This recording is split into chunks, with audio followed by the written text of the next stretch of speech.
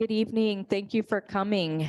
If you want to make a public comment, please turn in your green cards to me. Please make sure to indicate the agenda item number on the card and please make sure to write legibly. Buenas noches y bienvenidos. Si desea dirigirse a la mesa directiva durante el periodo de comentario público, favor de llenar una tarjeta color verde y entregármela. Favor de también indicar el artículo en la agenda sobre cuál le gustaría comentar. Gracias.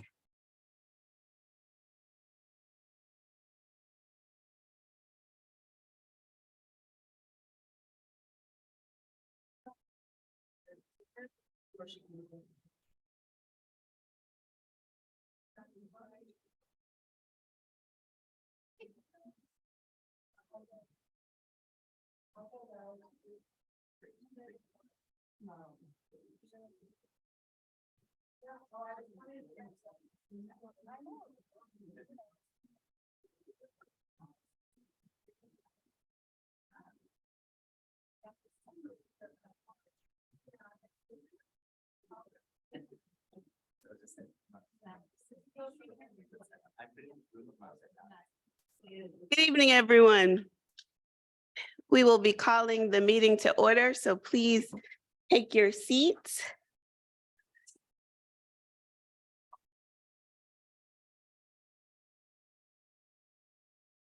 Thank you, thank you. I will officially call the meeting to order at 7 p.m. Ms. Barrios, can you call the roll? Yes. Director Mike Chang.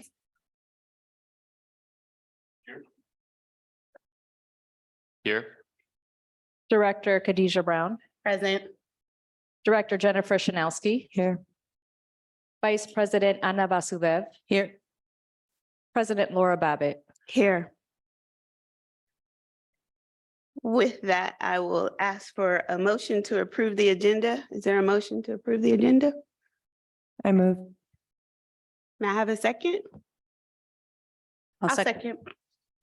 Thank you. It's been moved and seconded. Will you please call the roll? Yes. Director Chang. Here. Director Shanowski. Yes. Yes. Director Brown. Yes. Vice President Vasudev. Yes. President Babbitt. Yes. Now we will move to our first opportunity for public comment. Will you please give the instructions? Yes, I can. I would like to provide a brief overview of tonight's meeting. After a few procedural items, the board will hear 30 minutes of public comment. At the end of the meeting, which usually ends around 10 p.m., there will be another opportunity for additional public comment. So if you do not get to speak at the beginning of the meeting, you can stay and speak at the end. If you wish to address the board, please fill out a green speaker card. Speaker cards are located in the back of the room. Speaker cards will be organized by the agenda item, and the board president will prioritize in-person comments and take online comments if time permits. The agenda item, in order to hear from at least one person on each agenda item, please note that there's a lot of cards. Not everyone who turned in a card will get to speak. If your name is called and you wish to cede your time to another speaker, you may do so by standing up, stating your name and the name of the person to whom you're addressing the same topic you have written down on your card. By ceding your time, you give up your opportunity to speak on that topic, and no one later cede their time to your speak on that topic. We do not allow speaker to combine speaking time for multiple people. The board president will determine whether to set tonight's speaking time at 1, 2, or 3 minutes per speaker. On an individual basis, the board president also has the discretion to allow for extra time for those who need translation or have other speech needs. While you are speaking, please note that the light at the lectern will turn yellow when there is 1 minute left. When your time has elapsed, the light at the lectern will turn red and you'll hear beeping. If you are still speaking when your time is up, you are allowed to finish your sentence, but please try not to speak beyond your time. We understand that there are really important issues that many people feel very passionate about. However, in order to be fair to all speakers, and so we can hear as many speakers as possible, the board president will ask you to stop once your time has elapsed and will ask that the mic be turned off if it is necessary. Voy a proporcionarles un breve resumen sobre esta junta. Después de los procedimientos preliminares, un periodo de 30 minutos será dedicado a comentarios públicos. Luego habrá oportunidad para escuchar comentarios de partes de comités, uniones districtuales, seguidos por comentarios de parte de la mesa directiva y el superintendente. Al final de la junta, que usualmente puede ser cerca de las 10, habrá una segunda y última oportunidad para comentario de parte de miembros de la audiencia que no pudieron proporcionar comentario durante la primera oportunidad. Las tarjetas verdes recibidas para comentarios públicos serán organizadas por tema. La presidenta alternará las tarjetas a través de los varios artículos y serán alternadas entre comentarios en persona y en línea a través de los puntos de la agenda para escuchar al menos a una persona sobre cada punto de la agenda. Usualmente la presidenta llamará a los estudiantes primero y después le dará prioridad a las tarjetas recibidas antes de las 6:45. Por favor, tome en cuenta que si hay demasiadas tarjetas, no todos serán seleccionadas, ya que el periodo de comentarios públicos es limitado a 30 minutos. Al ser llamado, tiene la opción de ceder su tiempo a otra persona. Toma en cuenta que solo puede ceder su tiempo a alguien que desea comentar sobre el mismo tema, artículo escrito en su tarjeta. Para ceder su tiempo al ser llamado, por favor, póngase de pie, diga su nombre e indica quién desea ceder su tiempo. Al ceder su tiempo, pasa la oportunidad de proveer comentario y nadie más puede cederle su tiempo a usted. La presidenta de la mesa directiva determinará si votará 1, 2 o 3 minutos por orador. La presidenta también tiene la sección de otorgará minutos adicionales a quienes requieren traducción o cualquier otra adaptación especial. Durante su comentario se dará cuenta que la luz en el atril se volverá amarilla. Cuando faltan solo un minuto, cuando se haya acabado su tiempo, la luz se volverá roja y escuchará un sonido. Por favor, trate de no sobrepasar su tiempo. Entendemos que hay diferentes cuestiones que son de importancia para diferentes personas. Sin embargo, pedimos que respete el tiempo otorgado de manera que podamos escuchar a la mayoría del público posible. Muchas gracias. Thank you. Thank you. If you would like to speak on public comment and you are online, would you please raise your hand at this time? All of those online. Alrighty. And I think I have more cards. I'm trying to determine the time limit to offer everyone so we can hear from as many people as possible.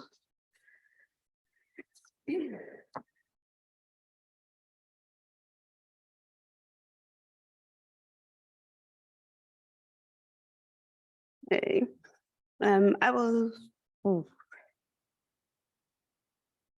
I think we'll go with 2 minutes. And we will start with Mr. Forrest Bory, followed by Diana Tasoy, or Soy, if the T is silent.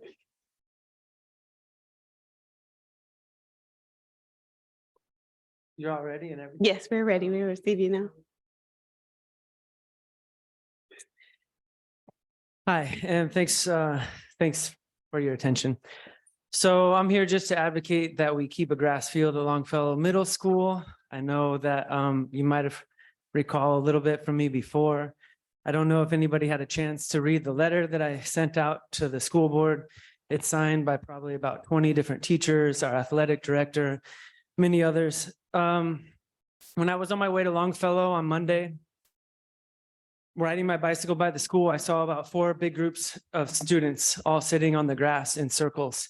And I thought how beautiful it is. And also thinking about, you know, the traffic on Sacramento and the particulate matter that does go into that area, and how when that grass gets watered, all that washes down into the soil. But in the future with an artificial turf, that's going to wash off into our community. It's bad for the environment. I would like to know where this idea came from in the first place, right? Where did it come from? Did it come from a teacher at our school? Did it come from a student at our school? I don't think so. We talk a lot about decolonization. And to me, a definition of decolonization is, well, colonization is taking without giving back. And that's what we're about to do. We're about to spend a ton of money on something that's going to become trash in a decade or 2 at the most. And then what do we do with it? What's the plan for that? It's going to go to a landfill. It's toxic. And so at least now, if we use water on the grass, it gives life. It cools down the temperature. The artificial turf is going to raise the temperature. It leads to more injuries. we know all these things. And I'm so surprised that in Berkeley, they're going to move forward with tearing out real life grass the kids sit on, the kids play on. They still have spontaneous play on it. And we're going to tear that out. And what's going to be underneath is going to be dead earth, right? That's what happens. And so this is a decision that's going to affect. I was on school site council for 3 years, right? I never had a chance to give any meaningful input to this. The last 3 years on school site council. I knocked on doors. I love all of them. I knocked on doors for 3 years. But I really hope that we can prevent this artificial survival. So thank you so much.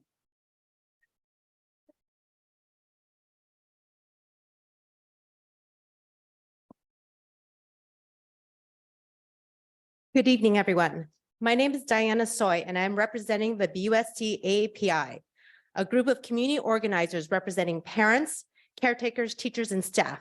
We are here again tonight to strongly encourage the school board to fund the proposed BUSD Ethnic Studies Initiative as recommended by the Ethnic Studies Advisory Committee and approve the MOU between Liberated Ethnic Studies Curriculum Consortium and BUSD.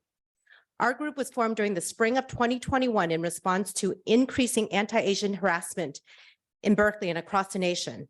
After surveying our BUSD API community, one of our recommendations provided to past and current superintendents is increased education and awareness of systematic racism in our schools and the impact it has on our students. We believe the Ethnic Studies Advisory Committee's proposal to provide K-12 ethnic studies curriculum will begin to address these issues.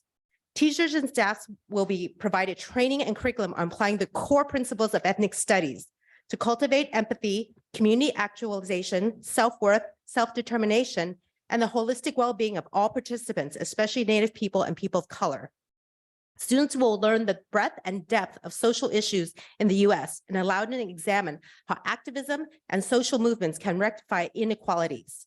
Students will have a curriculum that values their own culture, identity, while appreciating the differences around them. Representation of BUSD API representatives of BUSD APIs have participated in the advisory committee, contributing many hours toward helping to form the set of recommendations. We believe the proposal is reasonable, innovative, and essential as a foundation to create an anti-racist community within BUSD. This is aligned with the school board's own commitment to address racism and white supremacy and strengthen a community to racial justice. We respectfully request full funding and support of the proposed plan as provided by the Ethnic Studies Advisory Committee and approving the MOU between Liberated Ethnic Studies and BUSD. Thank you. Thank you.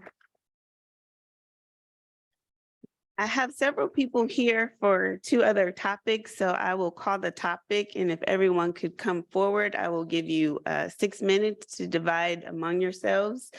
The first topic will be for the agenda item 12.1, which is around our literacy action plan. I have a card from Evo Levinson, Christine Atkins, Rebecca Levinson, Lindsay Nofelt, and Peggy Scott. If you all will come forward.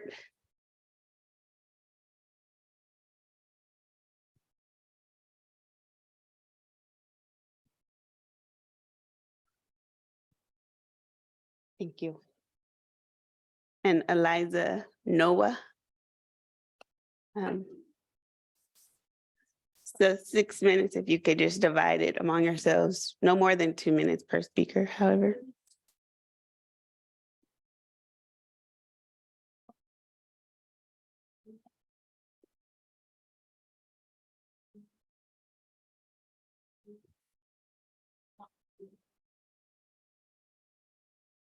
And I will do the same thing for the RISE topic if you all would like to start organizing how you speak.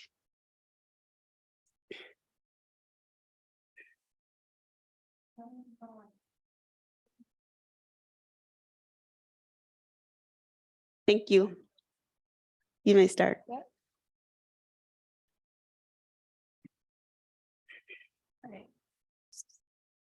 Good evening, board and superintendent. My name is Eva Levinson, and I'm a rising sophomore at Berkeley High. I've come and spoken to you before about the impacts dyslexia has on my life and my brother's life. Tonight, I'm here again because I have real concerns about the other little kids in our school district who are like me and their needs aren't getting met. I feel like BUSD's response to this lawsuit is like watching a game of whack-a-mole. Every time we think we have a win, like you started collecting the reading score data with Dibble's testing, the mole gets whacked again, because even though you have the data, you now say we don't have enough teacher training to interpret the data and use it to support students. We don't have teachers trained in the science of what we know works. Have you looked at elementary schools recently? Elementary school classrooms recently? How many teachers have phonics wall boards up? I was in kindergarten 10 years ago, and we still haven't fixed it. It's heartbreaking. I know what it's like to have test anxiety so bad I burst into tears in the middle of the class during standardized tests, including this year. No more students should have to deal with things like that. What are you going to do to change this next year? Massive teacher training, plans to support those teachers in their classes, adopting everything George Ellis tells you to do? I hope so. Thank you.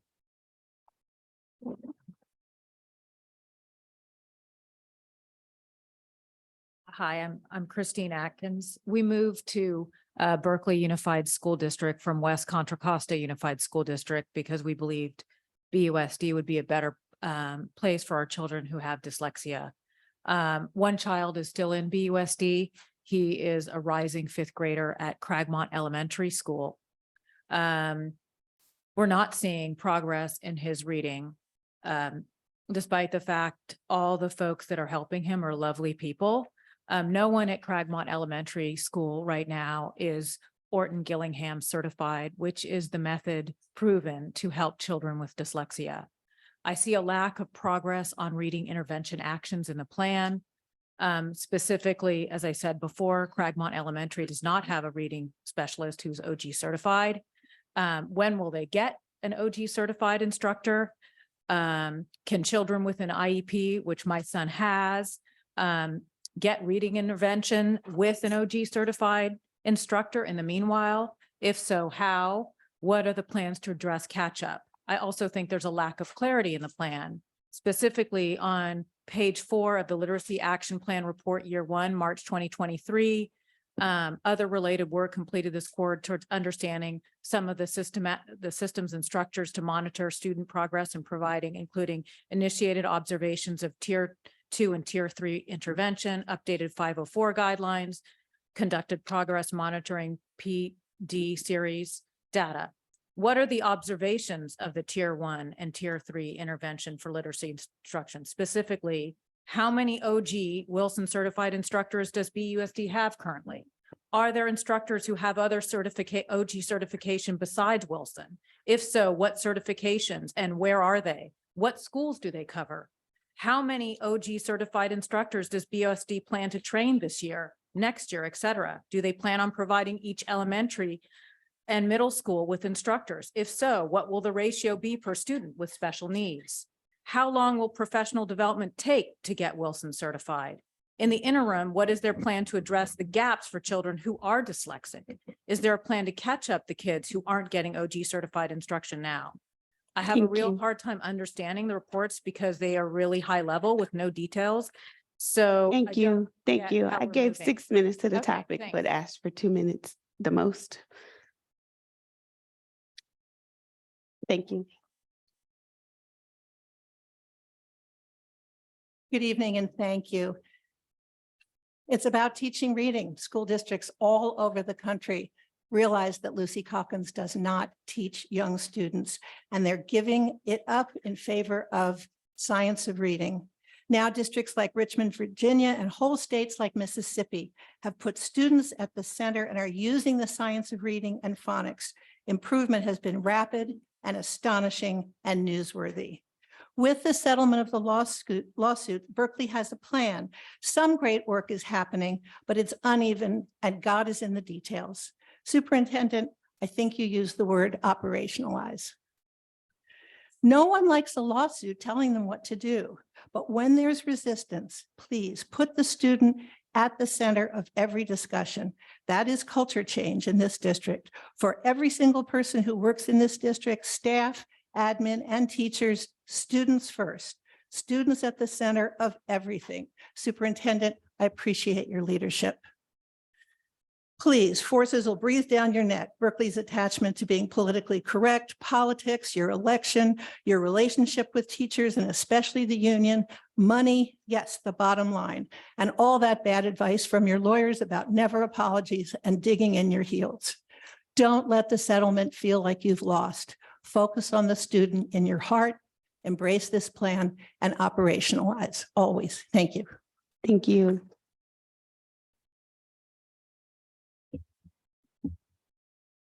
My name is Eliza No.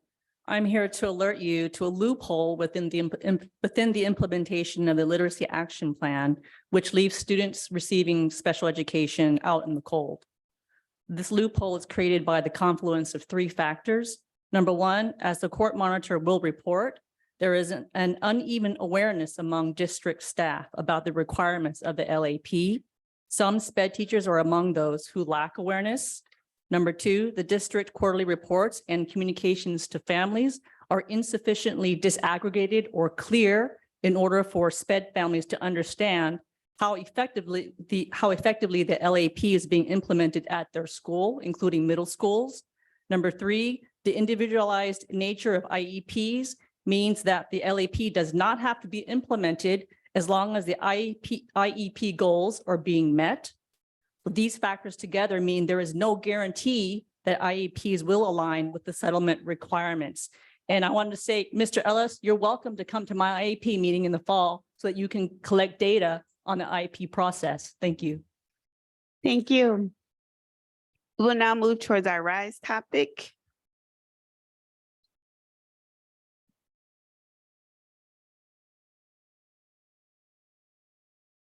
I brought our eye candy for you today, but I have 4 young women. I want to ask if we can divide it into 1.5. 1.5 times 4 is 6. Okay, Just perfect.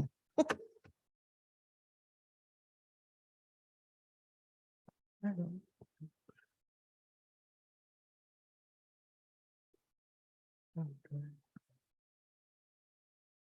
You can begin. Oh, okay, sorry. My name is Halima Mujahid. I come from a family of 9. With big families come struggles. RISE has been there for us through all of those struggles. I am not sure where me and my 3 older siblings would be without the support from RISE. We definitely wouldn't have made it as far as we have academically. As a student with an IEP, I am fortunate to have RISE. RISE is the place that gave me a space to talk, a space where I can be heard and seen. This year, I joined the RISE leadership team.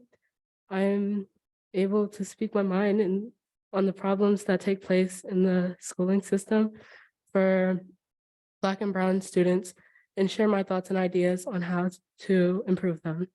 2 years ago, I wouldn't be willing to speak in front of you all, but with a lot of pushing to step out of my comfort zone, now I am.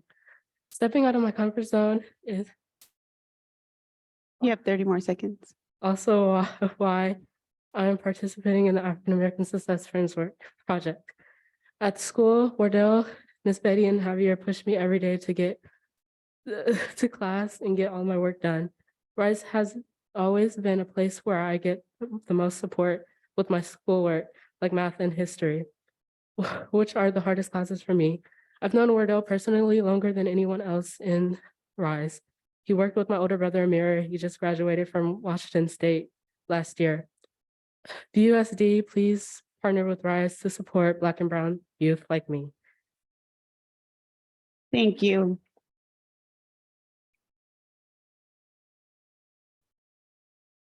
Hello, my name is Wintita Spaldet.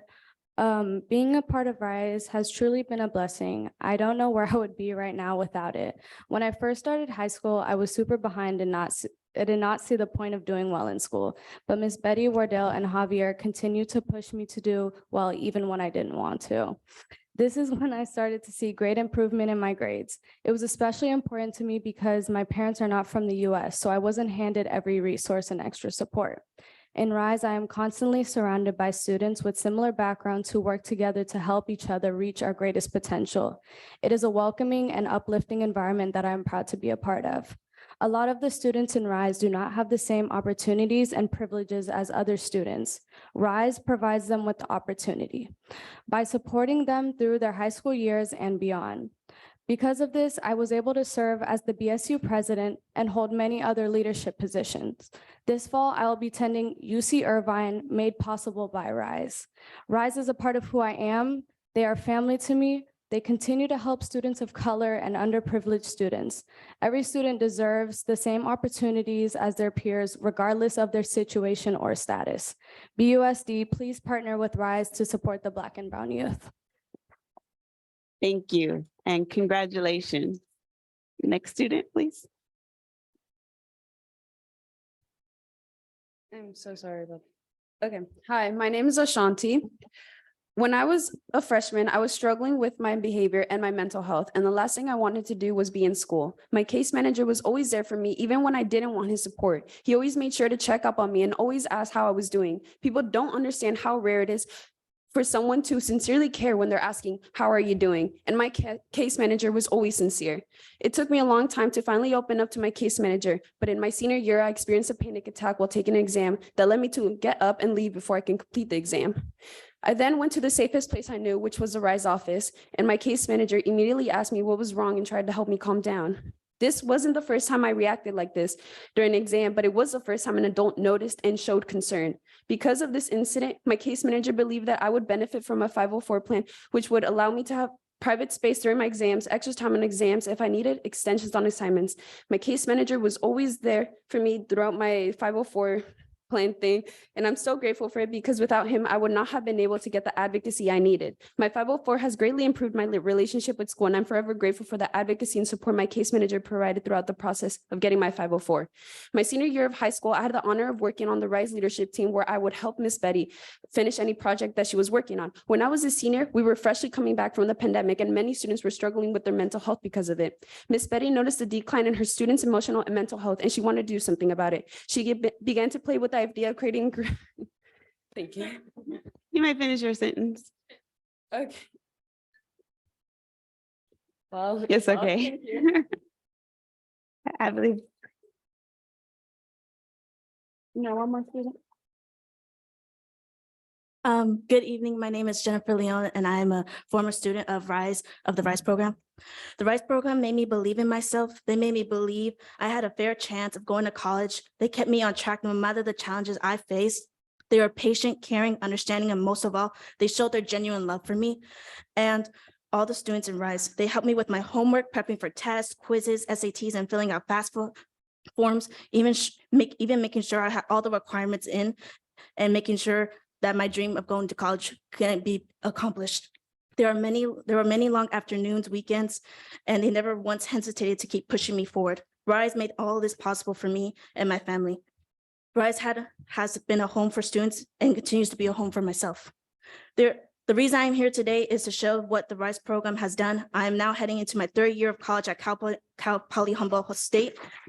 This would not have been possible for me if it wasn't for the RISE program. I will forever be grateful for their help and encouragement, and they did this through the pandemic. We all know that was difficult from 2020 they still fought for us through all of it. They were there then when I walked the stage to graduate, and they are still here helping me now through college, because once you are a RISE alumni, you will always be considered part of the RISE family. BUSD, please partner with RISE to support Brown and Black youth. Keep the RISE program alive means a better future for all BUSD students, because we are the future. Thank you very much. Thank you. Thank you all for coming. I'll say anything, but Ashanti just finished her first year at home. All right, all right. That concludes the in-person portion. We can now move to our online participants. We had 3 people whose hands were raised at the time of calling. So we will hear from Katie Reese, followed by Megan Potente, and then Mara Greenway. And they will also have 2 minutes.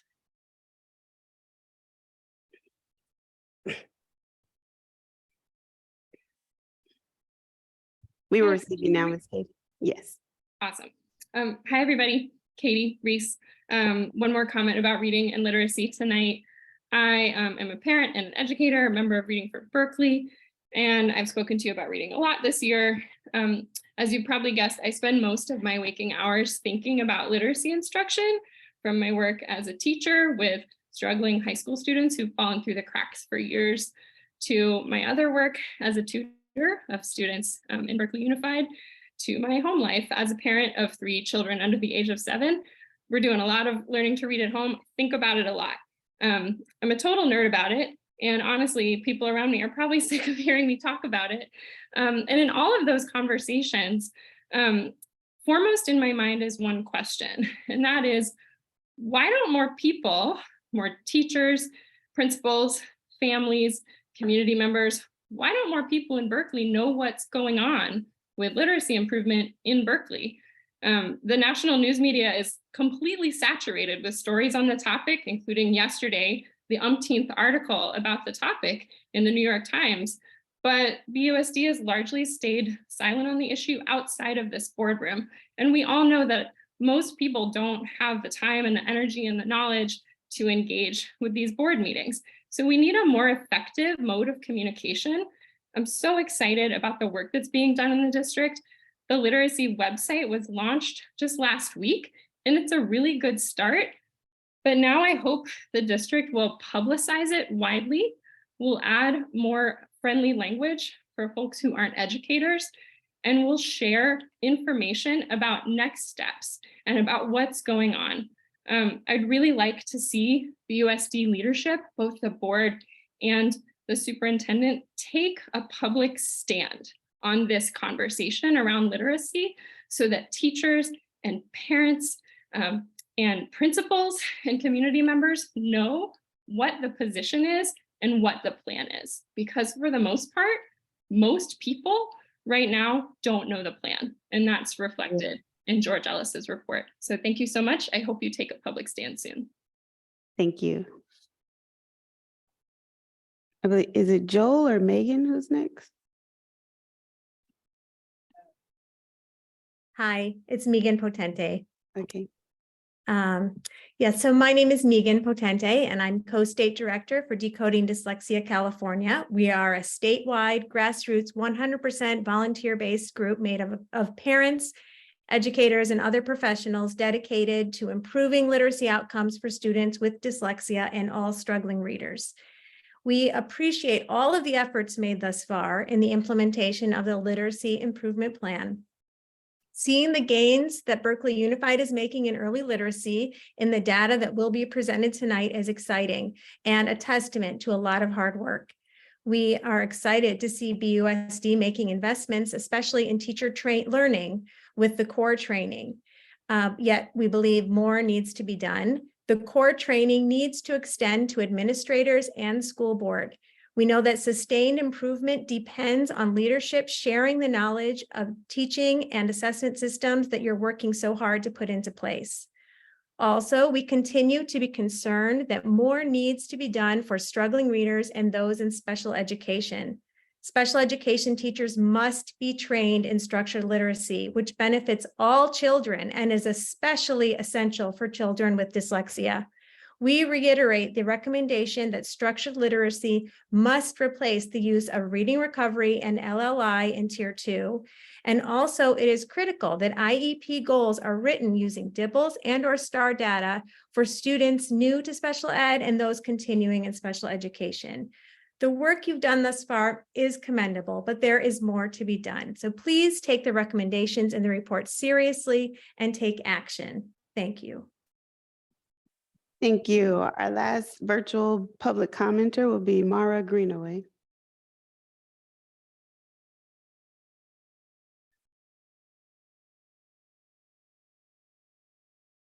You need to unmute. Okay. Yeah, sorry. Hi, I'm Mara, and I'm the mom of Max, a rising 6th grader at Longfellow, and Leo, who's a future Longfellow student. I'm here tonight to ask that the plan for the new synthetic turf field at Longfellow be reconsidered and that the school can keep its natural living grass. This feels like a no-brainer. I'm here in support of my kids and all of their classmates. I want them to have a bit of grass to sit and relax on, Grass is a natural stress reliever and it's good for middle school students' mental health, just like Mr. Bori mentioned earlier. I'm here for the teachers, counselors, coaches, the athletic director, who are all in favor of keeping a grass field and have reached out to the facilities and sustainability office with their concerns. And I believe they're some of the most important stakeholders involved. I'm sure there's a few soccer parents here, and we all know how hot the turf can be. It's also toxic, even with the cork-based infill that's been proposed. It's still synthetic on the surface. And that particular infill is actually a lot to maintain, especially during heavy rains, like this year's atmospheric rivers. The cork infill is displaced, it gets everywhere, it needs to be refilled. Also, the student athletes are not safer on it. And there's a lot of evidence around that. I'm also here for the community of Berkeley while our climate warms, and also for the natural habitat, including the wildlife that's living across the soil and underneath it, and the health of the soil itself. I'm pretty sure that grass would fit better with the current BUSD sustainability guidelines. According to the architect planner who I saw on Zoom, while the retaining wall and fence work is happening this summer, the actual field is set to be renovated next summer. So I'm here to ask that the plans be amended now to include proper drainage and a natural living grass field. I also sent a letter to each one of you this afternoon with signatures gathered just today from over 75 caregivers, students, community members connected to Longfellow who really care about this. Thank you. Your Thank time. you. Appreciate you coming out. Thank you. And that concludes public comment. Before we move on, we didn't do our report out of closed session. Vice President Vasudev, can you give us the report out? Sure. Closed session was called to order at 5:33 PM. All board members were present. For item 3.1, public employee appointment, it was moved by Director Shinosky, seconded by Vice President Vasudev. All board members voted in favor. Item 3.2.1 was moved by Director Shinosky, seconded by President Babbitt. All board members voted in favor. Item 3.2.2 was moved for approval by Director Brown, seconded by President Babbitt. All board members voted in favor. Director Vasudev recused herself. Thanks. Thank you. I'd also like to update the record to reflect that our student director, Tiara Brown, is here. And we would also like to take this time to recognize her, our graduate. Whoop, whoop, whoop, whoop. We have this certificate for you, which is proudly presented to Tiara Brown for your contributions as the 2022-2023 Berkeley High School representative to the Board of Education. We're gonna come down and take a picture.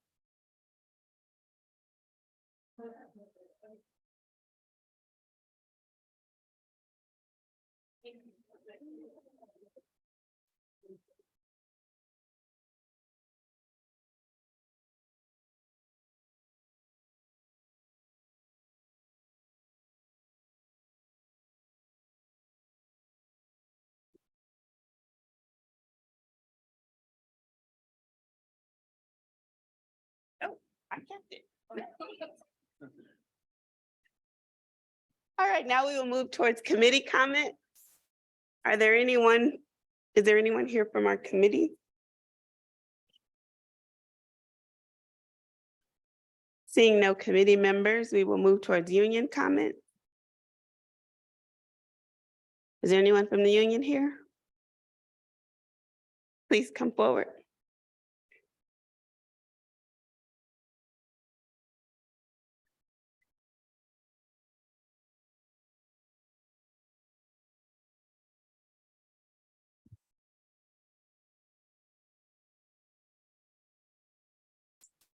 I learned my lesson. Sorry.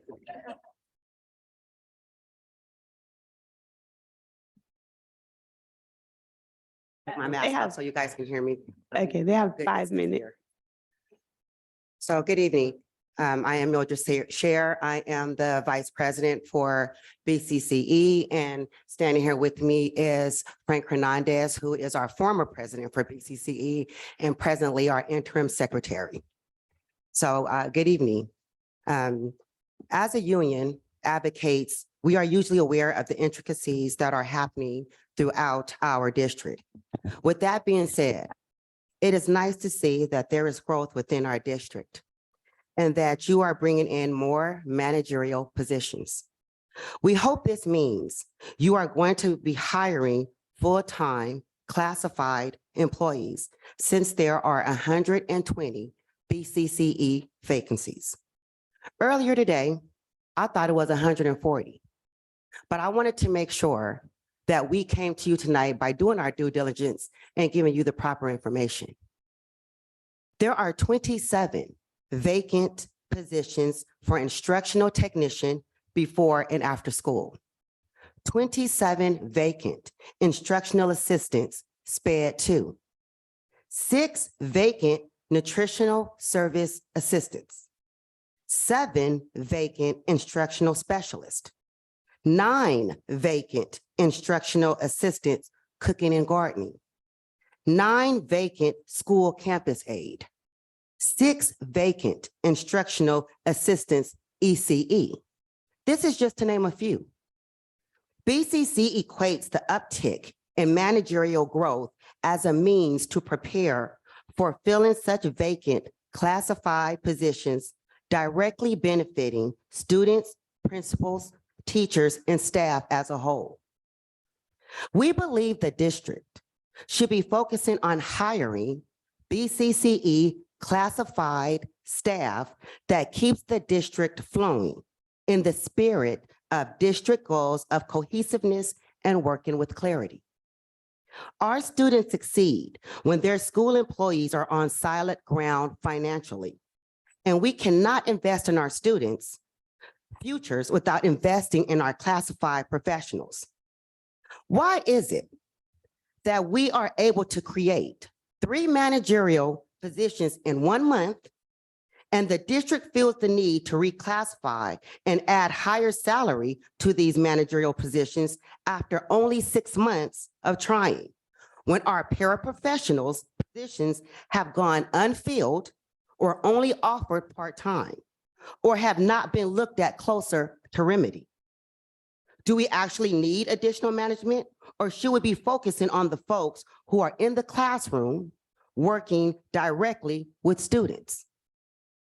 Who's going to be held accountable to make sure these vacancies are filled? We are here to say that we are willing to partner with the district and the Merit Commission to make sure these vacancies are filled in a timely manner, ideally prior to the decision of hiring more administrative positions.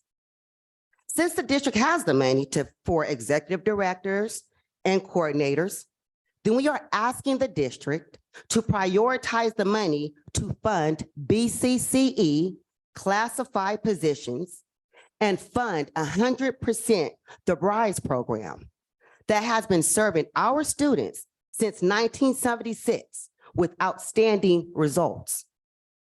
For your information, I'm sure you saw tonight what the RISE program stands for: responsibility, integrity, strength, and empowerment. A program dedicated to the social and academic advancement of at-risk students.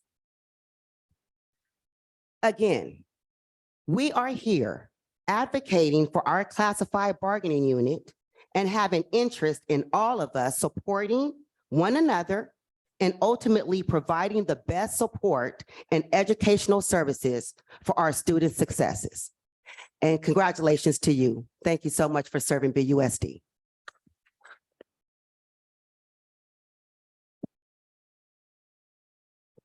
Is there any other union representative?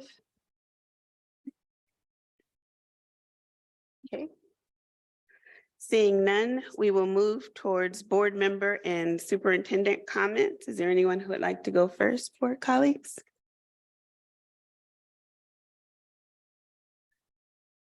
I guess it's your moment, student director.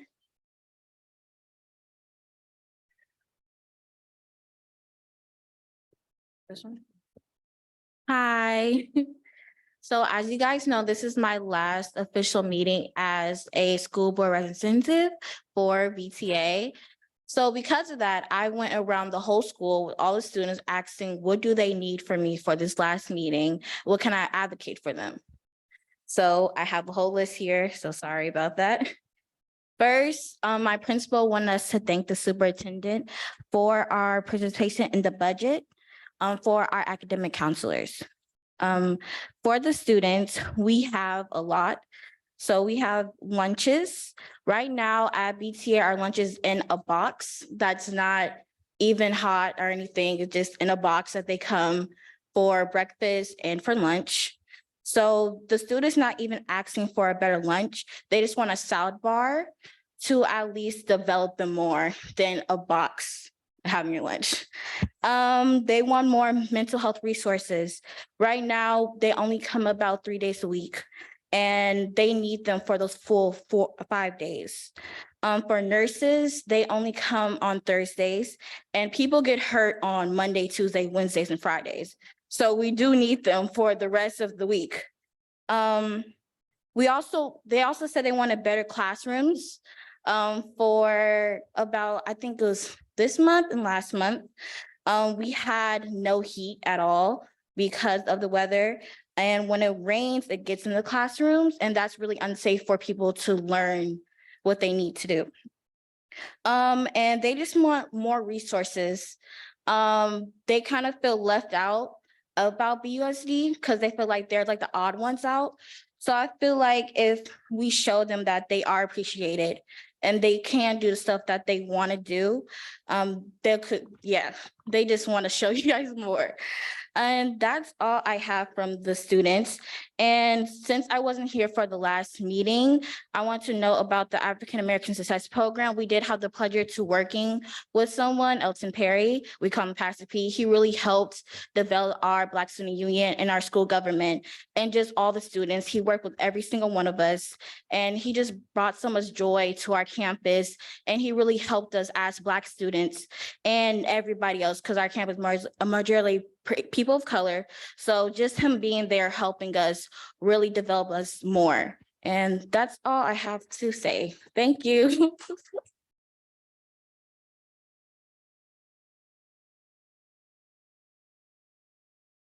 Well, that's a hard act to follow, but somebody has to do it. Okay, Dr. Shanatsky. I feel like I'm always first. Right, I have a lot of comments. Don't Can you cut put me 2 off at minutes 2 on minutes, the- Laura. Okay, so I just want to report out on a number of different events and meetings that I've been attending over the last couple weeks. So I was at the SBAC meeting last week, I think. And SBAC asked a number of questions about processes and particular programs. They were really interested in understanding the impacts and the costs of particular programs, how our various programs overlap, whether the programs are serving the same or different students, and how we need to really understand that in order to have a more robust conversation in the future. And then SBAC voted on essentially whether or not to fund each of the various proposals that had been provided. So that was really informative. And I think we'll hear some of the results on that tonight. I also attended the Citizens Bond Oversight Committee meeting last week, and I was really excited to be there and hear the receipt of the audit findings for measures I and G, and there were no audit findings. So that was really a testament to the work of the bond manager, executive director Khalees, and the staff in our facilities department. So congratulations to all of them and to all of us for having such a robust bond and facilities program. I was really excited to join the second half of the Berkeley High School graduation. It's such a privilege to hand diplomas to our students and watch just the joy of their families and the pride associated with that huge monumental event. Yesterday, I was at the CTE Advisory Committee meeting, and so we heard quite a bit about the CTE programs that we have in BUSD. Our CTE programs are all A through G requirement classes. So they're all college prep classes. So BUSD really did linked learning, if you hear that in the news, before it was a thing. And the outcomes and the diversity of the students that participate there is really incredible. I'm excited to partner with that committee to strengthen some of their programs, especially strengthening some of the relationships with our labor partners in the area to ensure that kids have access to college, and also for those who choose it, well-paid union jobs with benefits and pensions and job security. There also talked a lot about some of the gaps that exist and how we can better serve more students, especially students at BTA, and how we can make sure that our program is really fully inclusive. There was discussion about some of our English language learners and some of our students, our SPED students, and how schedules can be a little bit cumbersome to get them into some of our CTE programs.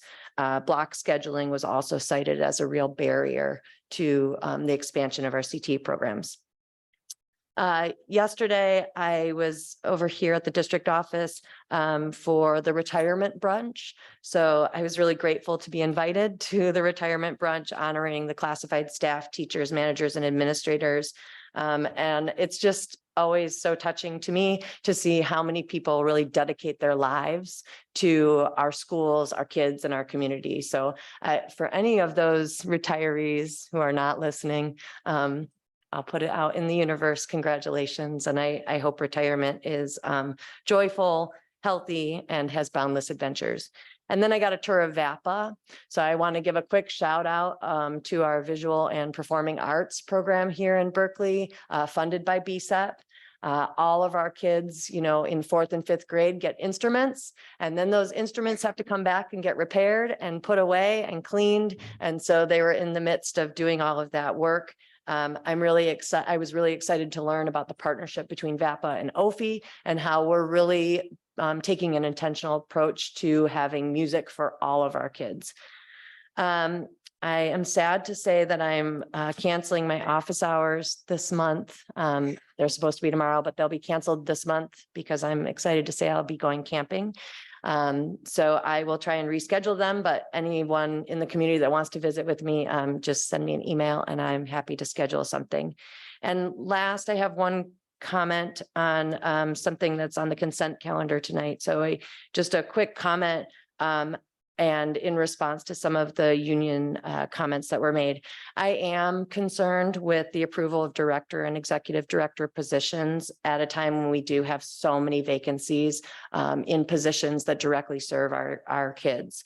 There is at the district level, I know, often a desire to raise salaries and titles for management so that we can adequately recruit and retain the best. And we should be doing that.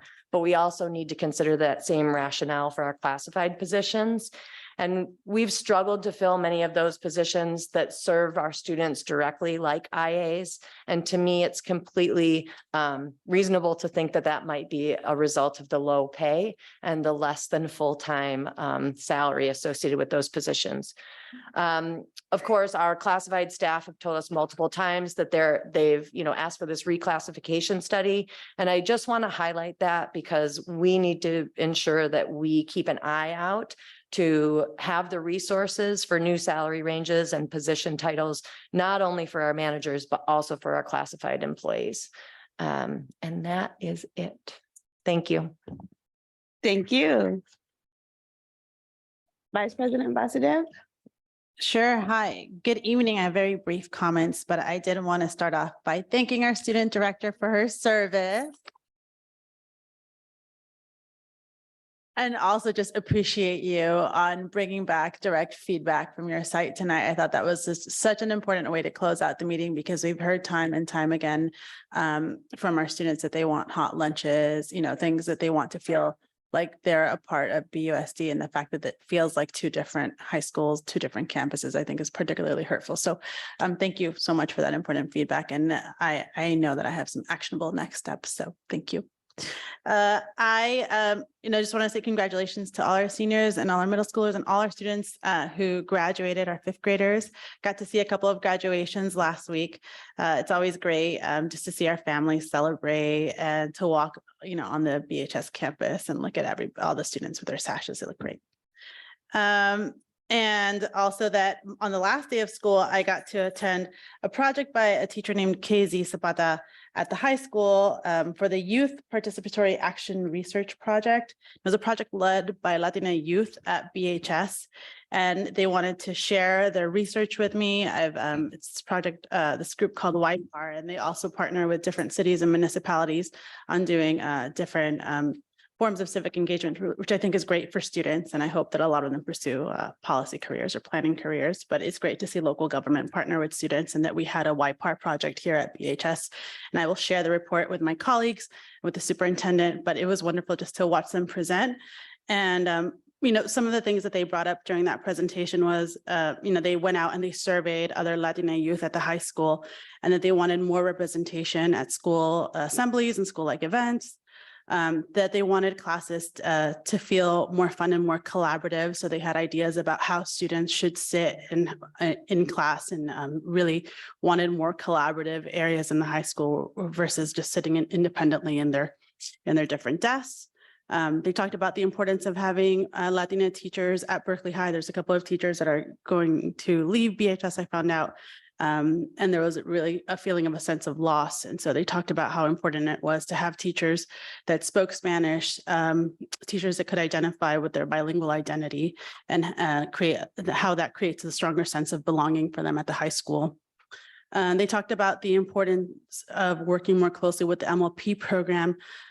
There's there's a wide variety of Latina students that either speak Spanish or are monolingual students and students that are coming, from different countries and how they want to work more collaboratively at the high school. It feels like the MLP program and the Latinx Club don't always have a chance to collaborate. So they talked about the importance of that and the importance of having more Latinx authors represented in literature classes at the high school and how that would help our students feel a closer sense of belonging. So it was great. They had a lot more recommendations for us.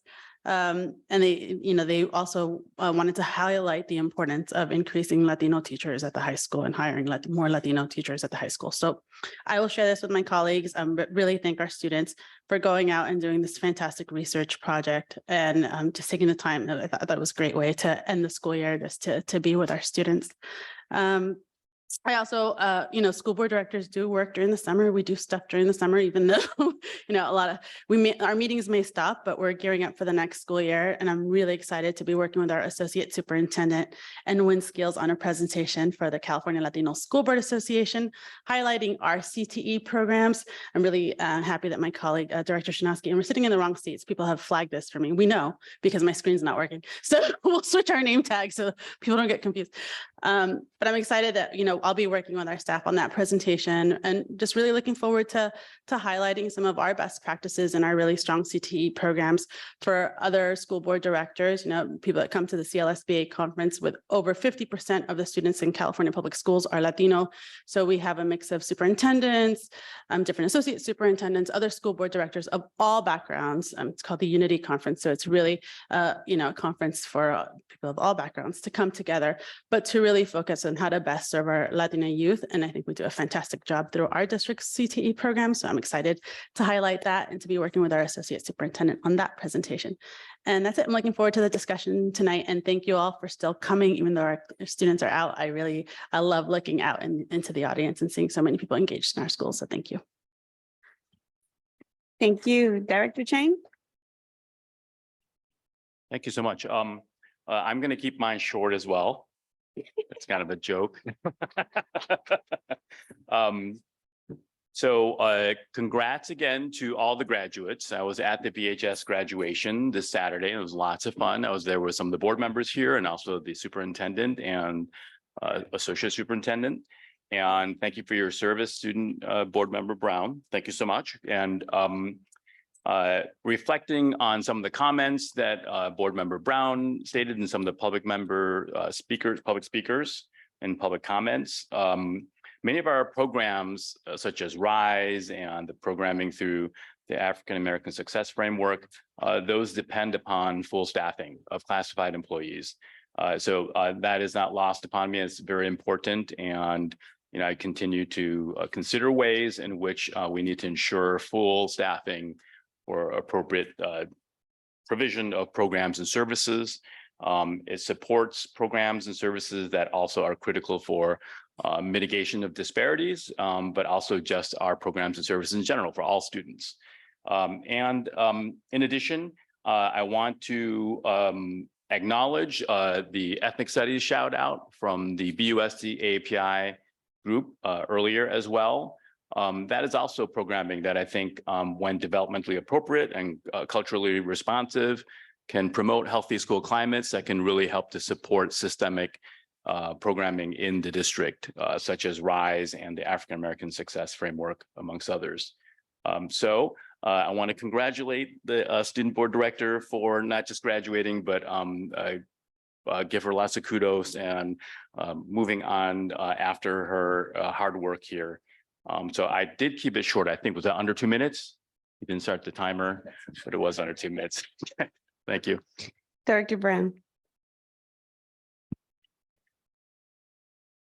I don't know if those claps were for Mike or for me as an introduction. I feel like Beyonce up here, but hello, everyone. Good evening. Thank you so much for attending our school board meeting, especially those who are here after school has already let out. We do not take your presence here today lightly, so thank you so much for joining us. I'd like to thank those who spoke tonight in regards to the turf field at Longfellow, ethnic studies, the vacancies in our school district, specifically our BCCE vacancies, RISE, and all of the others who spoke this evening. I'd also like to congratulate our board member. I said a couple words last week, well wishes. So whenever you are at college at San Jose State and you get a little homesick, you go back and you watch that meeting and you think on all of those well wishes. We are incredibly proud of you, the way that you have supported and represented BTech, the way that you've supported and represented all students in BUSD, and the addition that you have been to this board. We are absolutely going to miss your presence, but we know that your absence from us means that you are going to be present, serving and being a leader on San Jose's campus. And so we're very proud of you and wish you the best of luck in life. I was also happy to attend a lot of ceremonies this graduation season, which really helped to reflect and rejuvenate the spirit of excellence, I think, within me, within our educators, in our families, but most importantly, within our students. We in Berkeley Unified School District have so much to be proud of, from our graduation rates to our acceleration rates to closing the achievement gap this school year, which I'm sure you'll hear more information about, if not tonight, next meeting. There's so much to be proud of. And so I stand and honor all of our educators, all of our families, and all of our students on the excellent work that they have done this academic year. I wish you all the best and most rewarding break that you all could possibly have, and I look forward to doing it again next year as we start in the fall. Those are my comments this evening, President Babin, and I'll turn it back over to you. Thank you, and thank you so much. Thank you, everyone, for coming. I echo most of my colleagues' comments and would like to understand better how we can, again, participate at this point in ensuring we're heading in the right direction with the Sylvia Mendez construction, as well as with the Longfellow AstroTurf. I'm not sure if our facilities subcommittee is planning to meet again, or if that's a place where we could take a deep dive and to really better understand if we are responding to the community concerns as best we can. But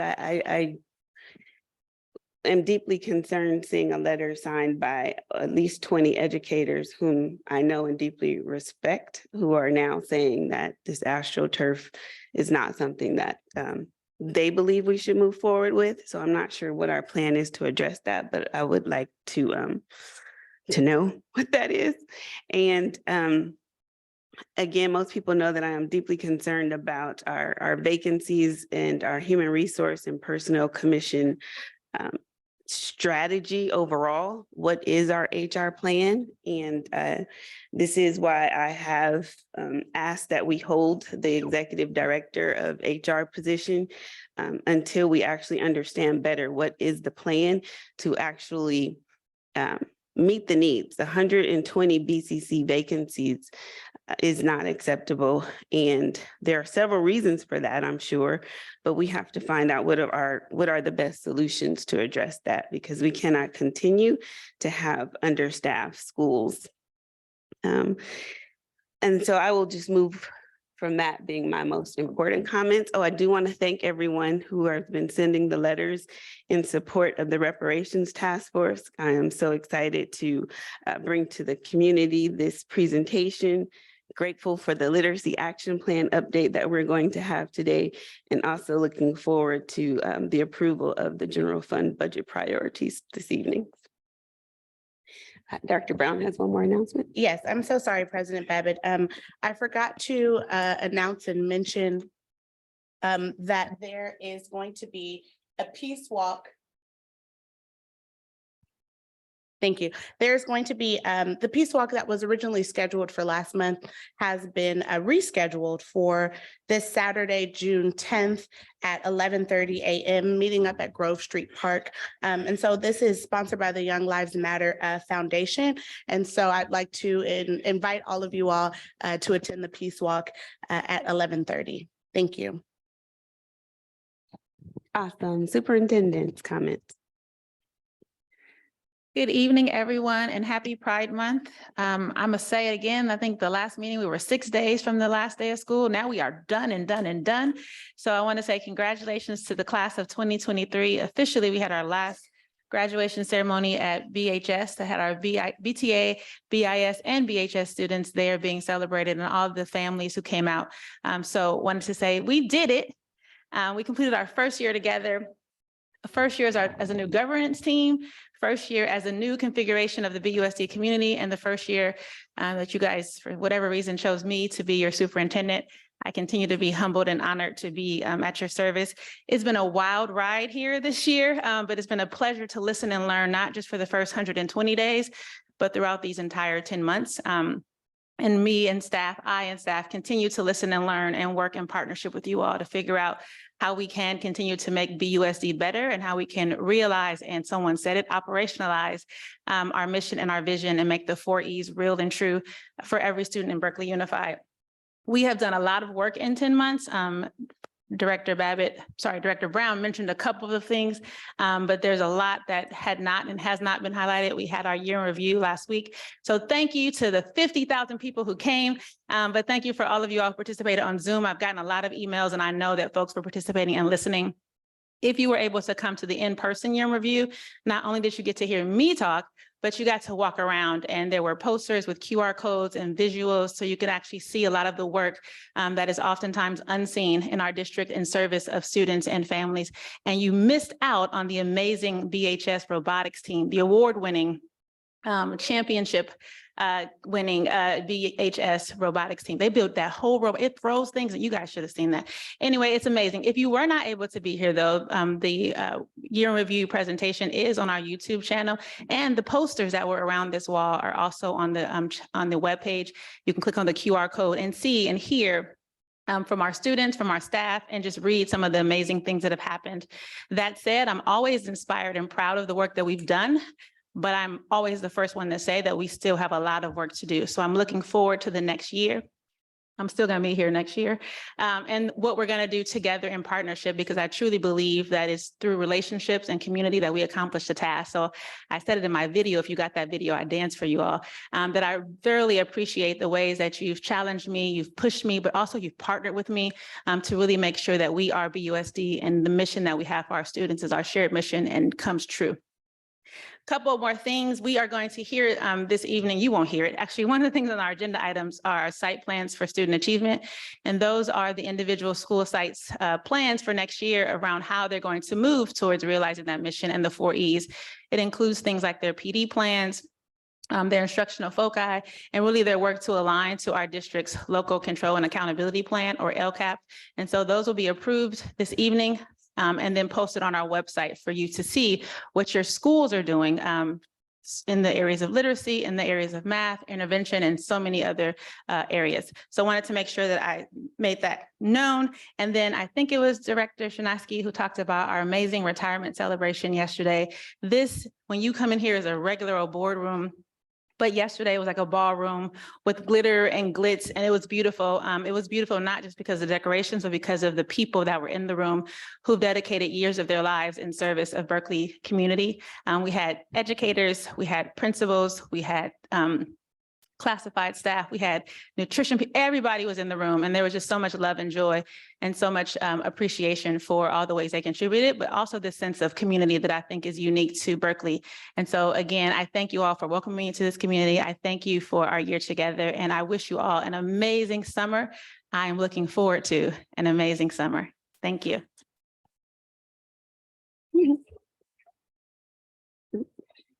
Thank you, and thank you all for your detailed comments tonight. I do want to piggyback on the SIPSA comment. It is 11.8 on our consent calendar. And to all the parent advocates, this is an exact place to make sure that words on paper actually come to life. But you need to really fully understand what's in the plan in order to help us ensure that the plan is enacted and implemented. So please take the time to read your school's SIPSA plan. It's very important.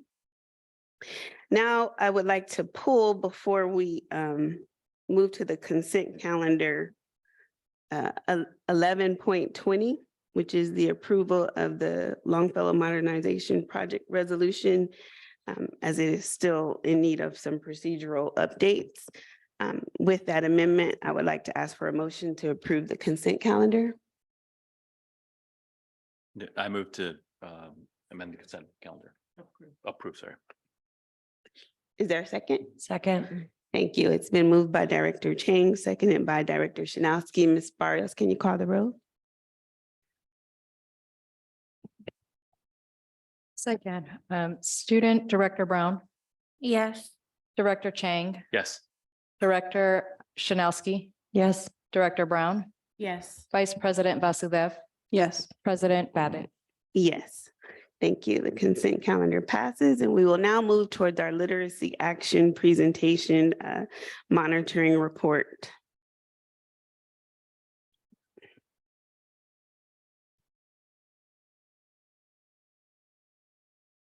We have 30 minutes for this presentation, and I just want to highlight that it is a presentation, so it will not be up for Q&A. Good evening, board, members of public. I'm Jill Hogendijk, the Associate Superintendent for Education Services. I'm joined here this evening by Mr. George Ellis, who is a professor at UC Berkeley and the director of the UC Berkeley Reading and Writing Project. He is our designated monitor for our literacy action plan work. He will be presenting 2 reports each school year. He presented the first one in November and is here again for the second and final report of the school year. So I will turn it over to George. Jill? Can you hear me up there okay? All right. Well, I'm glad to be here in person to present the second of the 7 monitoring reports on the dyslexia settlement agreement. I have the 18-page report that's attached to the agenda, which I'd appreciate if everybody read over. And I'm just going to be giving you an overview to some of the key ideas, so you'll have some background when you go to read the report, and hopefully will make a little bit more sense. And I'm going to focus on the 15 recommendations that came into this report based on the last 2 quarterly reports from Berkeley. Just a reminder of the role and responsibilities of the program monitor. This is what you all agreed to in the settlement. And I think it's important when we do talk about the dyslexia settlement that it was an agreement. So this is something that Berkeley Unified agreed to follow along with the plaintiffs. It's a plan that's been decided. And right now it really is largely a project management task, a huge one. But it's not something that's up for debate. It's already been settled and agreed to. So my job really as the program monitor is quoted here, just to report on the compliance and to monitor how well it's going. And the responsibility part of it, the accountability are the reports that I'm submitting to you all. I also meet with the plaintiffs to submit the reports and answer any questions they have. And what you're going to see in the reports is not so much an evaluation on the quality of teaching here at Berkeley Unified. It really is just, are we doing at Berkeley Unified what we said we would do? So it's just following up on those agreements. So there's 35 total actions in the settlement agreement. And in order to make the report more digestible for the general public, I took out the action items and separated them into 5 larger themes. So these are the same themes I talked about with you the last time I was here. So the first theme is an accountability, and accountability refers to how we are addressing the plan and communicating that to the public. So what you're going to see here is you have a band of evaluation that has 4 different parts. Substantial would be the highest band. Adequate would be adequate progress. And then anything where we see minimal or progress not evident would mean that we're not making progress or I haven't received evidence of that progress. Those numbers there represent the actual action items out of the 35. So what you notice here in accountability, we have 4 action items where there's been substantial progress. And then there's 5 where there's been adequate progress. So that's what we want to see. We want to see action items above in that substantial and adequate band. And what I added this time, I was trying to think about how best to visually show the progress since I last met with you in November, was to talk about the change in the bands here. So we're going to want to see in that top part, we're going to want to see more action items or an increase. And then in the bottom band, we're going to want to see a decrease. So in substantial, we went up 1 action item, and in adequate, we also went up 1. So that's wonderful. Minimal progress, we went down 2. That's what we want to see. Those 2 action items went from minimal to adequate. So that's showing growth. And then there was no change here with progress not being evident. So some of the highlights of the work that's been going well with accountability, it was mentioned a bit earlier from one of the speakers, the launch of the BUSD literacy website. And it's an important piece of accountability in how it communicates with the public, everything that's happening in the plan in a proactive way. So I'm glad that is up there. You'll see some recommendations next on how we can improve on that. And the second piece here with accountability, where there's been some growth, is the increased communication with local literacy advocates. I know that Superintendent Ford Morthell and Associate Superintendent Hogendijk have spent time meeting with some of the local literacy advocates. And that's also an important piece that deals with messaging and making sure that the public is aware of what's happening and listening to their concerns outside of these meetings as well. All right, so here's the fun part. We have 15 recommendations, this monitoring report, and in accountability. The first one is just building on the website.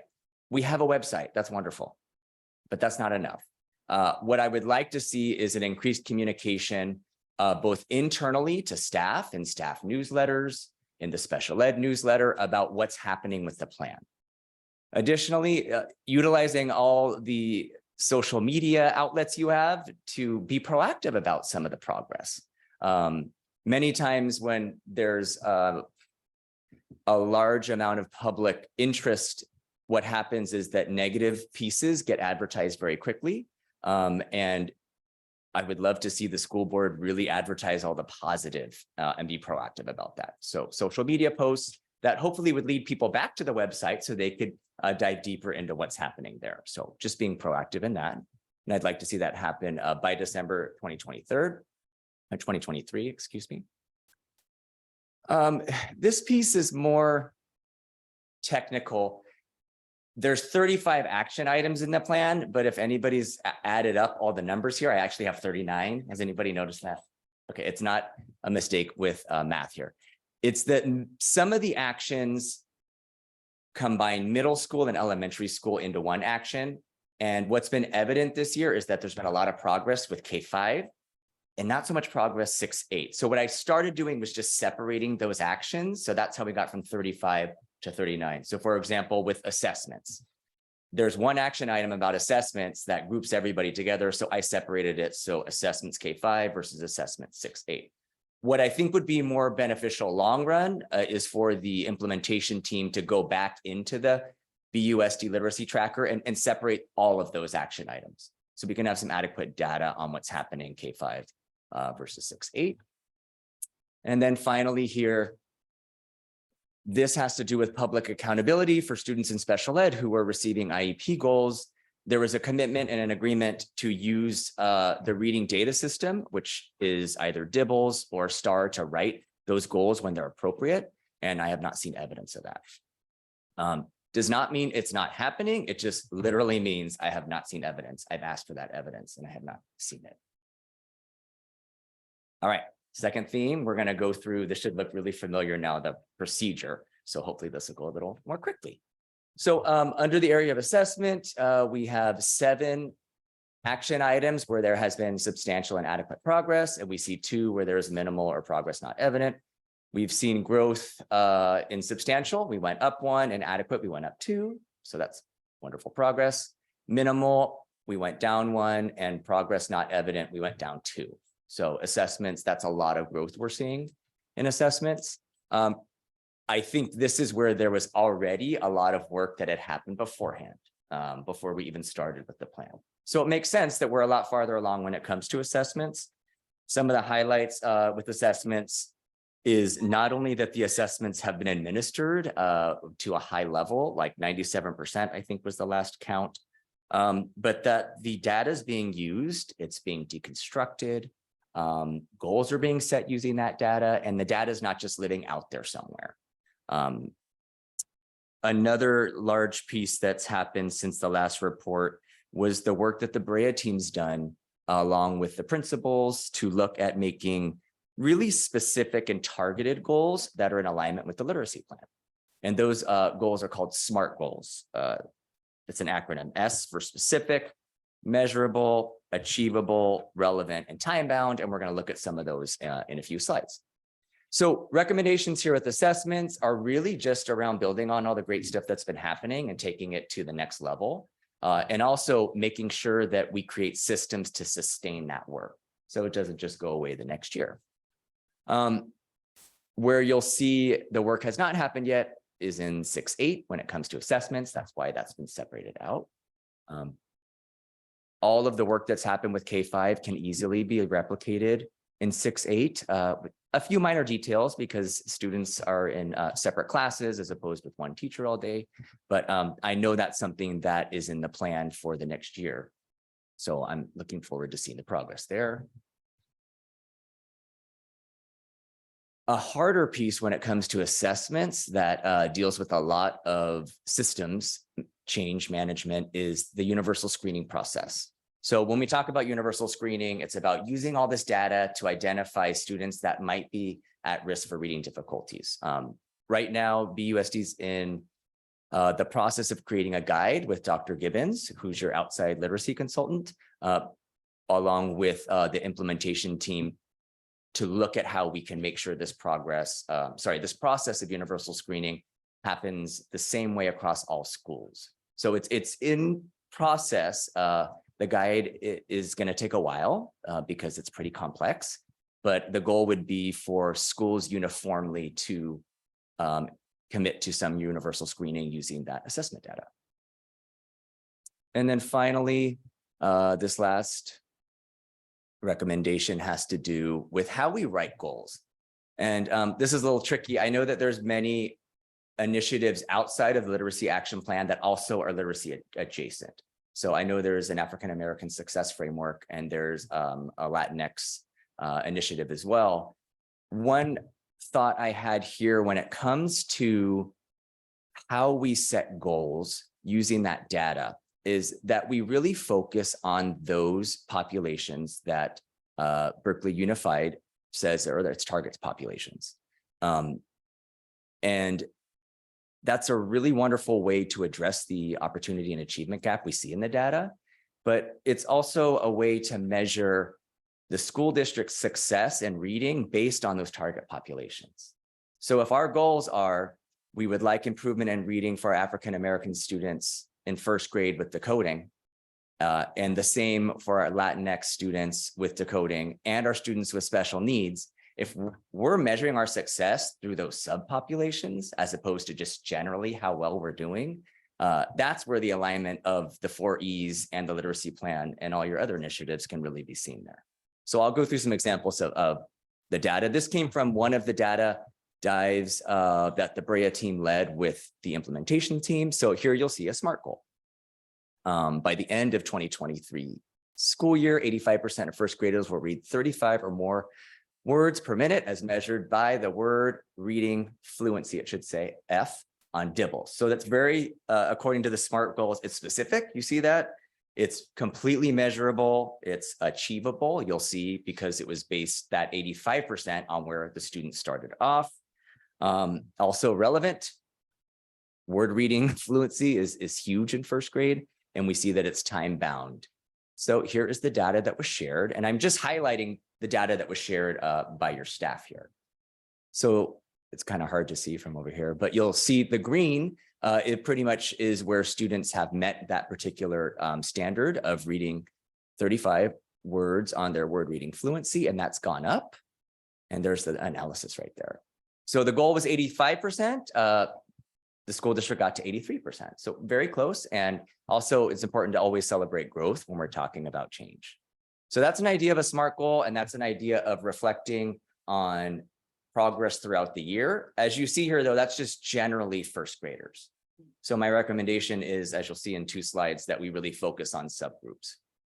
Another example that the team went over, this is also first grade data. I just chose it because first grade is really important, and I also only had 30 minutes, so I didn't want to go through all the data. So you see another SMART goal here. This is also 85%, and this has to do with reading nonsense words. Also a measure of decoding using DIBELS, which is the reading data system chosen. And there's the growth, and it looks like the goal was met, 85%, and that represents an 18-point growth. So this is a great start when it comes to writing specific and actionable goals. However, this is looking at first graders across the board and not looking at those target populations that we want to see the most growth in. So that's where you see this third goal here. This third goal is 80% of first graders identifying as Black, African-American, or Latinx will meet their composite score. That's the total score of all of their reading skills. And you see a lot of growth there. We also see that that 23-point growth is wonderful. The goal was not met. And we still see that discrepancy. If you were to compare that second goal we looked at to this particular goal, you're going to see an achievement gap between where these target populations are and where the majority of first graders are in Berkeley overall. So my recommendation would be focusing on this type of goal setting. In education, many times what gets taught is what gets measured. So if we're specific with our teachers that we're looking at growth for these target populations, and we're setting district level goals, schools are setting site level goals, and teachers are setting classroom level goals, then that can be pretty powerful for change. All right, that was assessment. I got 14 minutes left. When it comes to instruction, you see that there was some growth here. We had 1 item go from adequate to substantial, 2 go from minimal to adequate. And we also saw that 2 items went down from minimal and 1 went down from not evident.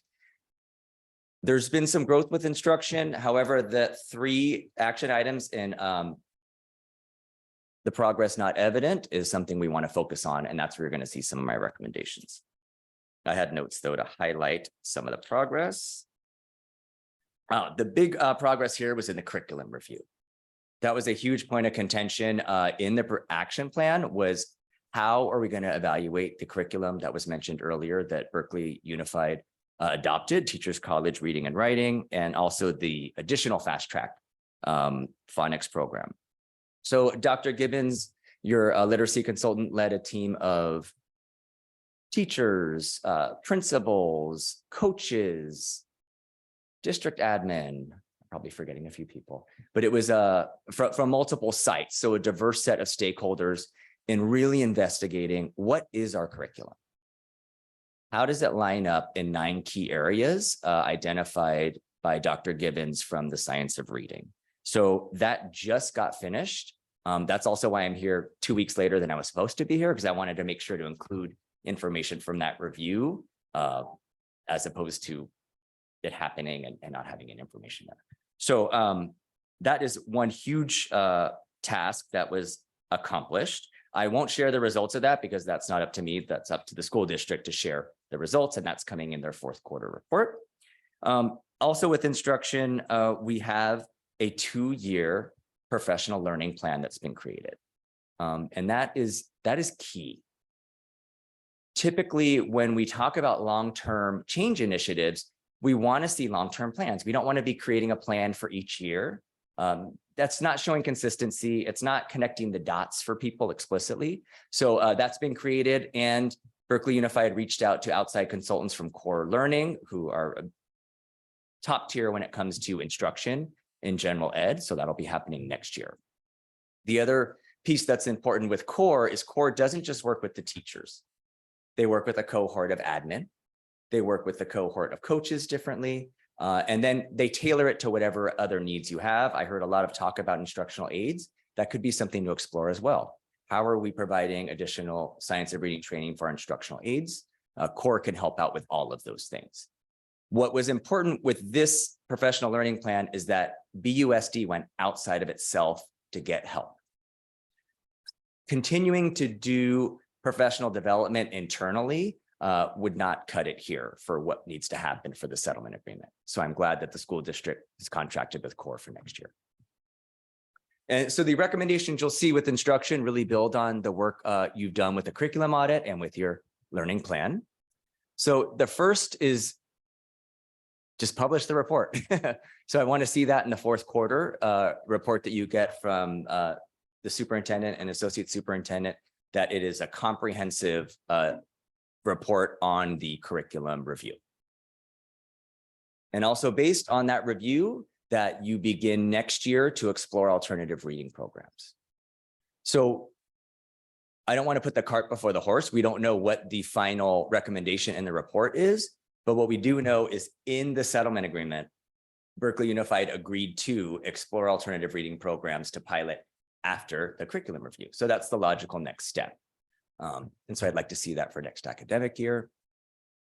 And then finally, in that Core Learning Academy, really identify how we can best help our middle school language arts, because that seems to be a theme over and over again, where we have progress that's not evident, and that's no news here. I think in conversations with staff here, prioritizing K-5 was really important, and there wasn't enough bandwidth to do the same with 6-8 at this moment. So these recommendations about 6-8 shouldn't be surprised, since K-5 was really the focus of the district this year.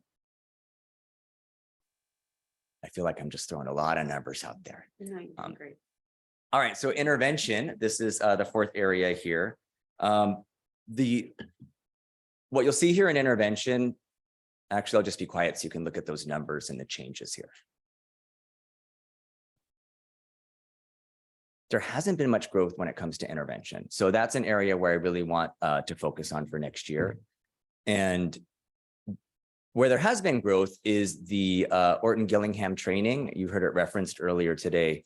30 of your staff went, actually it was a full class, the last week of May, to receive Orton Gillingham training from the Institute on Multisensory Education. That is the highest level of intervention training that you can get. So what that did is it allowed 2 things to happen. First of all, it gave a K-1 intervention curriculum to the district, because what they had been using before Wilson started with second grade. So there was a huge gap in K1. So we have materials for intervention that are in alignment with the settlement plan now. And then the second piece is the larger purpose of that training is to provide interventionists, both your reading coaches, your ELD coaches, your response to intervention teachers, and your special ed teachers with the background in structured literacy to be able to best implement Wilson. So 30 of the interventionists had the PD now, and what you'll see is one of my recommendations is that we make sure that everybody has it by the for next year as well. So and I know that was a huge task, getting 30 teachers to take 5 days off at the end of the year. And I think that's a testament to the interventionists that wanted to expand their learning. So that is, it's hard to get teachers to sign up for things like that. So let's see, here are the recommendations for intervention. So the first has to do with, now that you have the materials for kindergarten and first grade in alignment with the literacy plan, we need to discontinue the use of reading recovery and LLI, which is another program that Berkeley was using. This is not anything I'm recommending personally. This is what you all agreed to in the agreement. You actually said we will stop using this once we get different materials for K1. So I need to see that happening. I have not seen evidence. If anything, I have seen evidence to the contrary that LLI and reading recovery are still being used. It makes sense though, because the teachers just got the training the last week of May. So,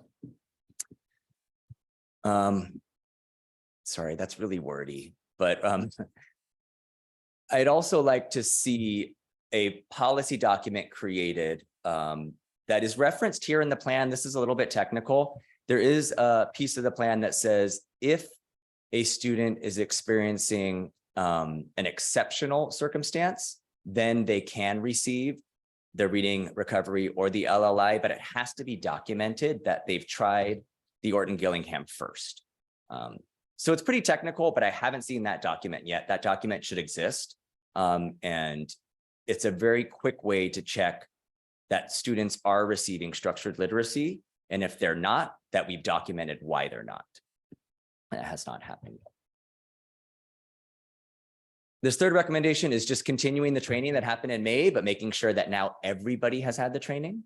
And I put IMSC Orton-Gillingham, which was the May training, or the Wilson Reading System. They're comparable. If you already have a teacher who's Wilson certified, they do not need to take the IMSC Orton-Gillingham training. So we don't want to duplicate work for teachers. And if you have a teacher, you have a few of them that are Wilson Reading certified, that says a lot that they were certified before the settlement as well. But who knows, give them the option. Maybe they want to attend the other training too, but I don't want to double the work for those teachers.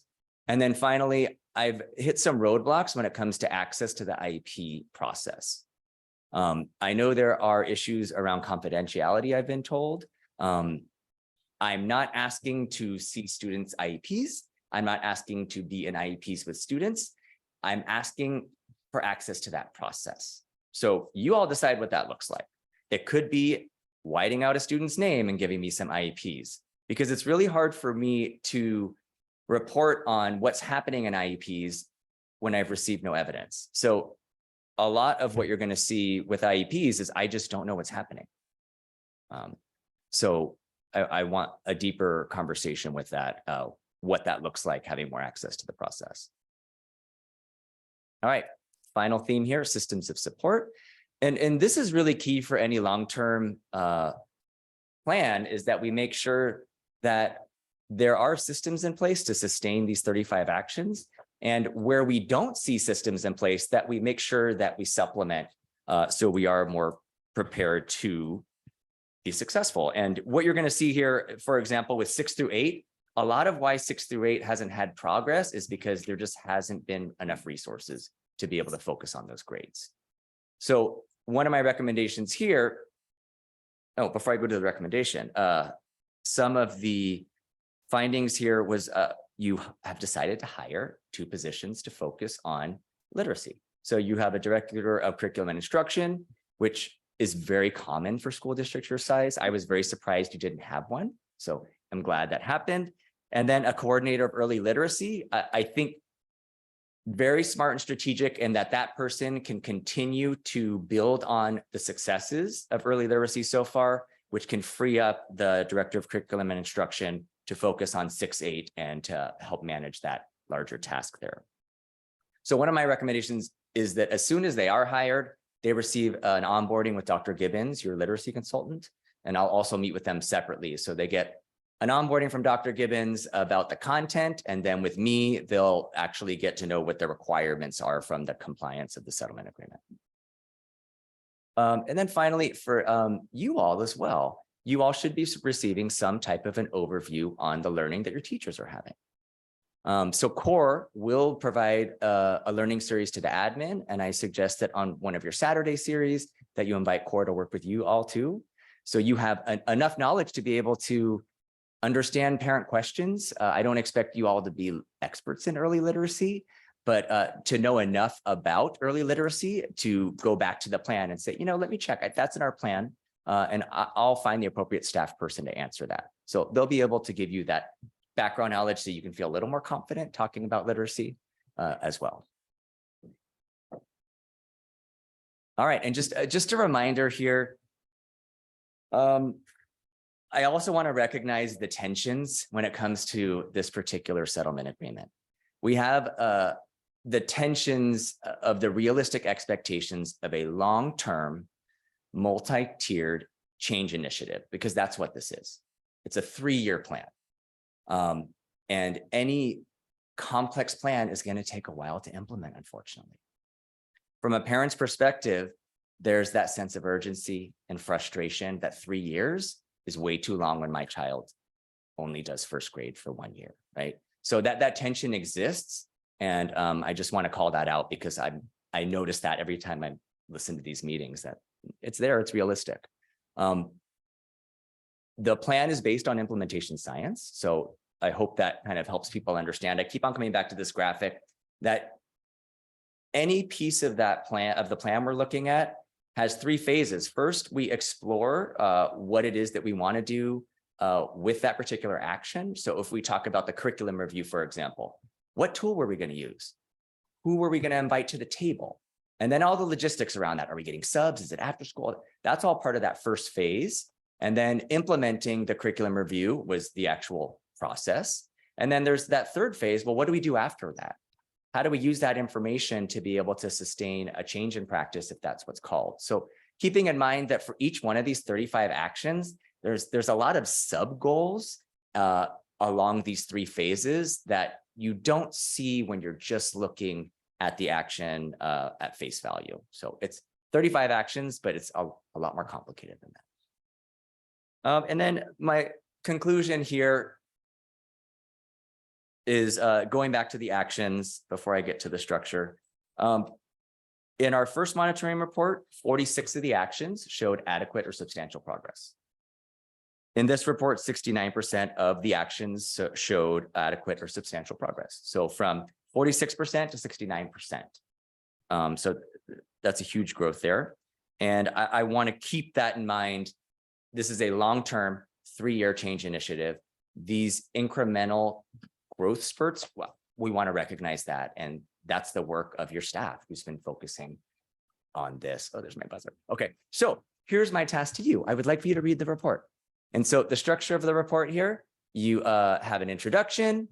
For each of the 5 levels I just talked about, you're going to have the name of the cross-cutting theme. You're going to have those 4 proficiency bands in detail.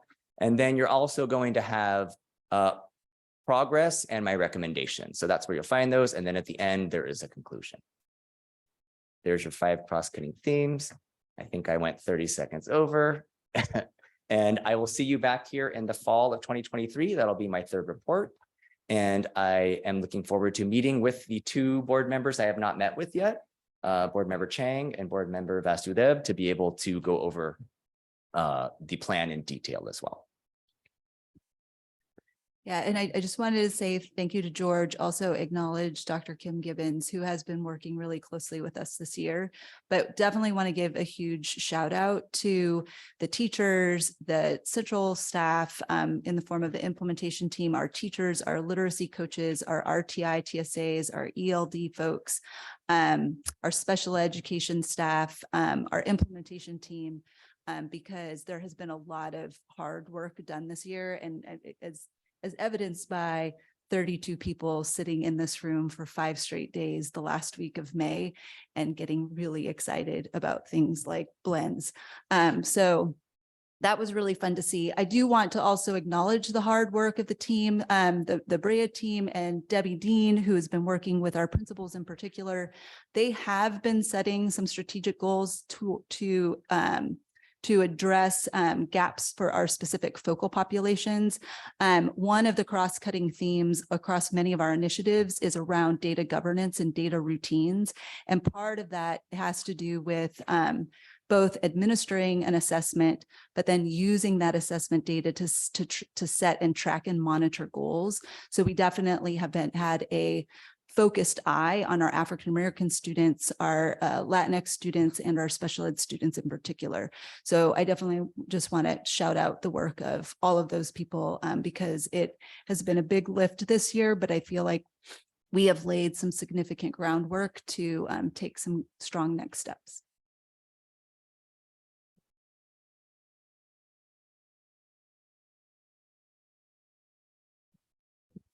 Thank you. Now we will move to item 13.1, our recommendation for K-3 adoption of science curriculum. You have 30 minutes for this topic. A break. We usually take a break close to noon.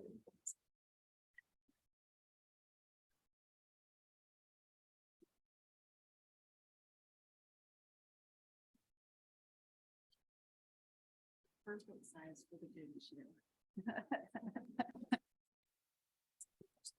All right, good evening again. I am happy to be joined here this evening by Director Debbie Dean and our teachers, Debbie Lentz and Abby Paskey, who have been so instrumental in the curriculum adoption process for our K-3 science adoption this year.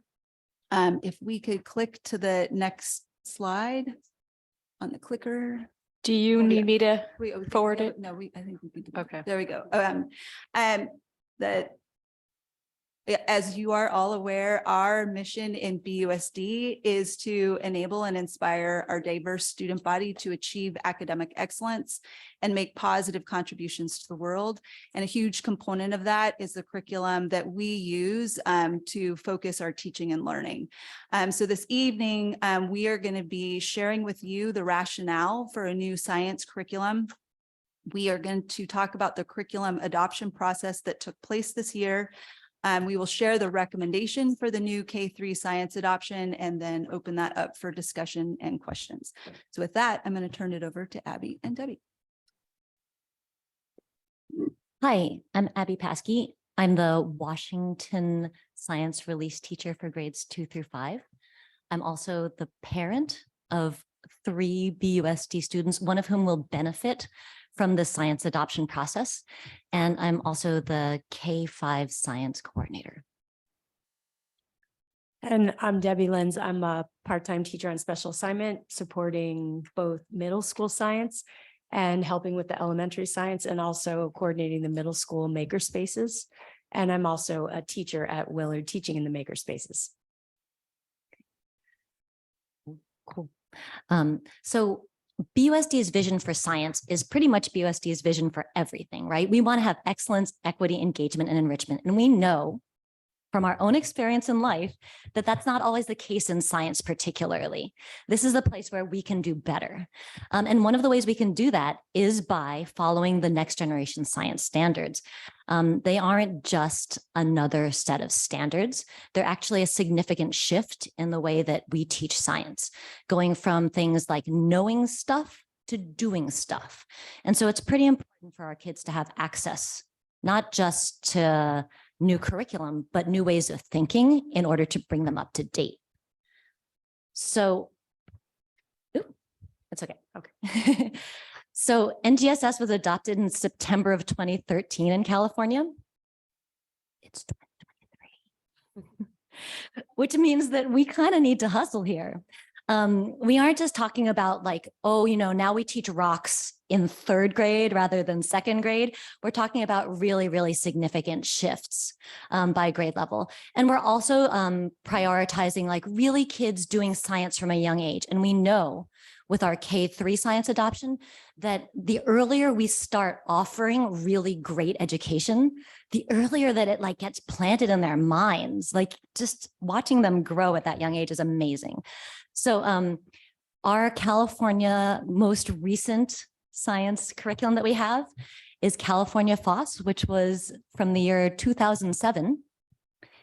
It's not aligned with the next generation science standards, and it's no longer supported with online resources.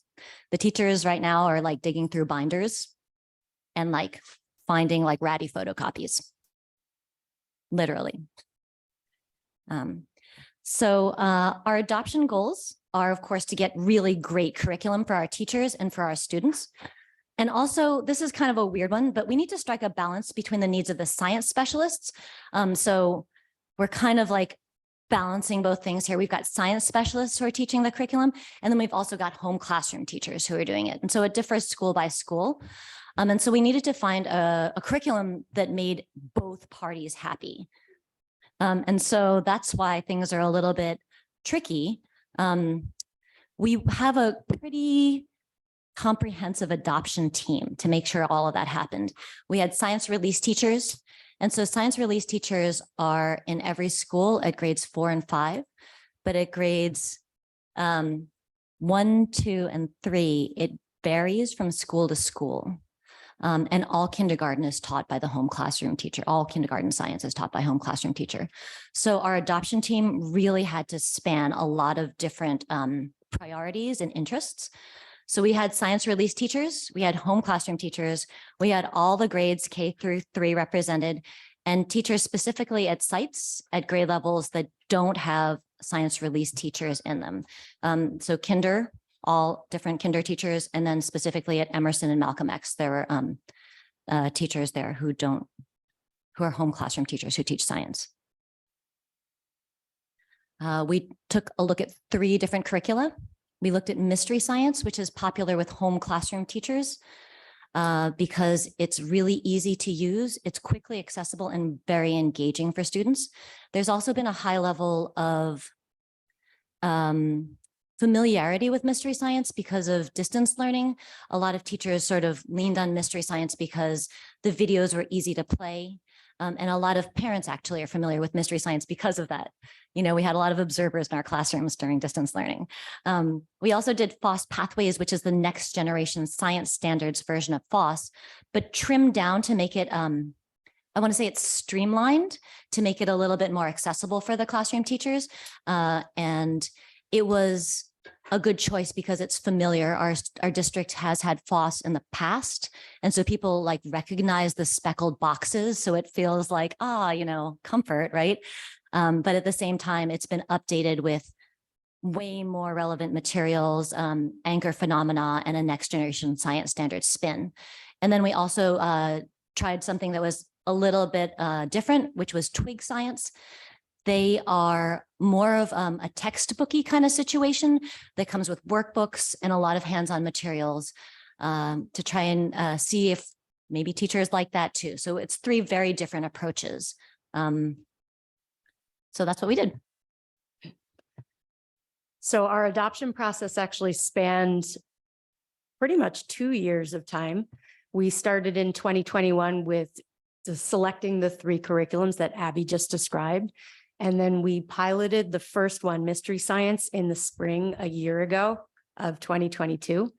We spent 6 weeks on each curriculum teaching the content. Before the teachers taught the content, there was a training from the publishers. After the 6 weeks had passed, all the teachers got together, did a post survey to evaluate their thoughts on that curriculum and their experience with it. And then the group had a discussion together to highlight pros and cons of that curriculum. We did that with our second curriculum in the fall of this year. And that was the FOSS Pathways curriculum following that same process. And then the third one we did later in the fall and into January, which was the Twig Science curriculum. After we finished piloting all three of those, the group, we actually made the curriculum available for about 3 to 4 weeks for community members and other staff in the district to be able to take a look at it, see what they could figure out, see what they liked, didn't like, and also to make comments. And then the science pilot group got together to discuss pros and cons across the three curriculum to be able to make a recommendation. Later in the spring, we also met with Debbie Dean and Jill, and I don't want to try your last name because I'm going to mess it up, Hogendick, to also really get a final decision in and to recommend FOSS Pathways for board approval, which is what we're here to present this evening. This slide has a little bit of information. Oh, I changed it on my computer, but not on your screens. My bad. This slide has a little bit of the information that we got back and noticed from the community input and any other staff input from that period of time that the curriculum was available. None of those folks piloted the curriculum, but they were able to make some observations either from what they saw in the curriculum or things that they know about it from either experiencing it, looking over their child's shoulder during distance learning in some cases as well. And there was comments, positive and negative, about different curriculums, but FOSS definitely popped up a lot in comments that were positive from the community. For the pilot team, this kind of sums up the highlights of why we selected FOSS Pathways. All of the curriculums we looked at are available in both English and Spanish, which was very important for us in considering our two-way immersion program in both middle and elementary school, but looking at K-3 definitely. And so that was an important piece. FOSS provides a very comprehensive teacher's guide, and it is available in print form as well as online, and it really walks staff through how to do all the activities. They also provide a lot of videos that show how to do the activities for somebody who might be less familiar with that. The teachers, as Abby had said earlier, are very familiar with FOSS in general and their general approach. The philosophy of FOSS about how they approach teaching, where they start from an experimentative point, you experiment with it, you try to decipher what the content is, and then we get to the content learning after that to support it. And often it's reinforced later on with nonfiction reading about it to support it. They kept that general continuity, but they've added some new things which focus on scientific discussion as a way to really support the development of scientific thinking. They've updated their content, as Abby said, to both next generation science standards, both in terms of what happens in which grade level, but also in terms of the approach to teaching science, where they're really thinking like scientists, interpreting data, making conclusions. FOSS provides really in-depth science content. It's really rich science all throughout, and it follows a theme going through a unit. They also provide tips and suggestions for diverse learners, from EL students to providing scaffolds, sentence frames, vocabulary instruction. And they also have a lot of connections and extensions to interdisciplinary content for English, for math. What's that? We're just about, okay. So this next one gives you a breakdown of the price, and I'll just talk about one of the grade levels. We're also looking at adopting third grade this coming school year because that is ready to purchase. And then FOSS should be done developing the Pathways versions of their kits in one more year and finishing up K1 and 2. Those kits are already in progress, but not ready yet. So it would cost us to purchase new kits for all of our third grade across the district, which would be used by both home classroom teachers in some cases and by science release teachers, would be about $59,000 to purchase the kits. This would supply the manuals, all the equipment, all the supplies, and then 7 years of access to the online content and the initial teacher training to get everybody started for it. We do have to pay for one small part of the training. We have to provide some sub days for teachers to get trained in this curriculum, and there are 3 science kits, so there would be 3 days of training, 1 for each kit, and that's the price. The $17K covers the sub costs to release teachers to receive that training. And then it costs us about $2,500 a year per grade level to resupply the consumable items and material and equipment that breaks each year to keep it going. So to conclude that, we are asking to consider adopting FOSS pathways curriculums for grade 3 next year and grades K through 2 1 year after that. And do you want to say state the And last it will piece? be agendized for board action at next week's board meeting. Yep. I think now it's available for questions. Is that what's next? Excellent. Thank you so much for that detailed presentation. I have 3 questions that I would like to start with. The first, you mentioned the pilot team. I'm wondering how many people were on the pilot team. Secondly, what do our neighboring districts or districts who have higher performances in science use? And then thirdly, with this curriculum, are there natural places where we can integrate the work of our climate literacy resolution?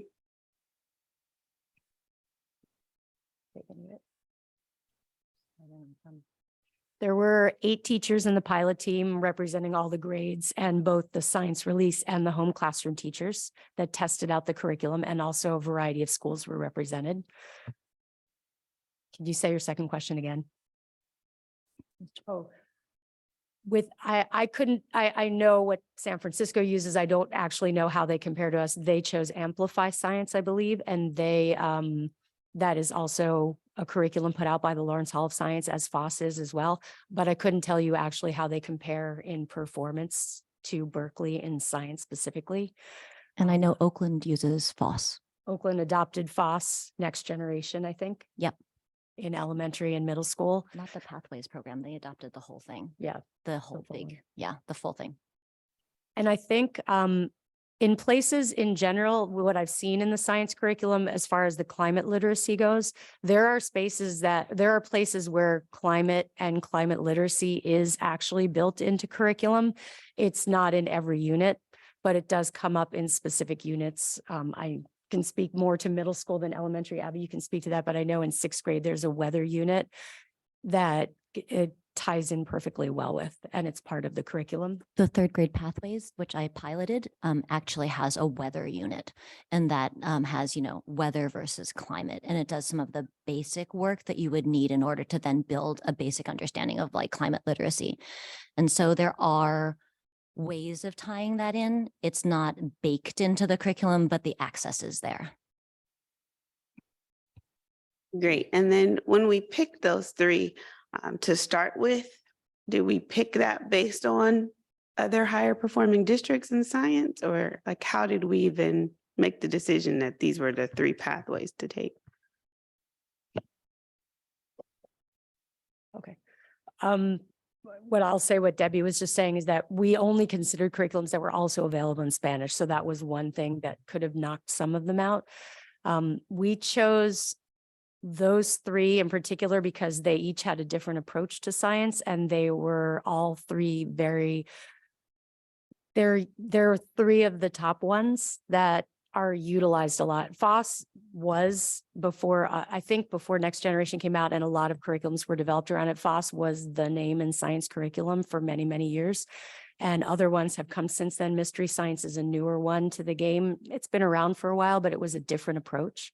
And both FOSS and Mystery Science were ones that were familiar in our district and people did like in the past. And we wanted to also compare that to something that was different. And the Twig Science one also had a very good reputation, which was one of the reasons that we chose that one. And there were a lot of people who had used it and spoke highly of it as well. Although that was a little while ago, and I don't know that I could name specific districts that use certain ones other than the ones we stated.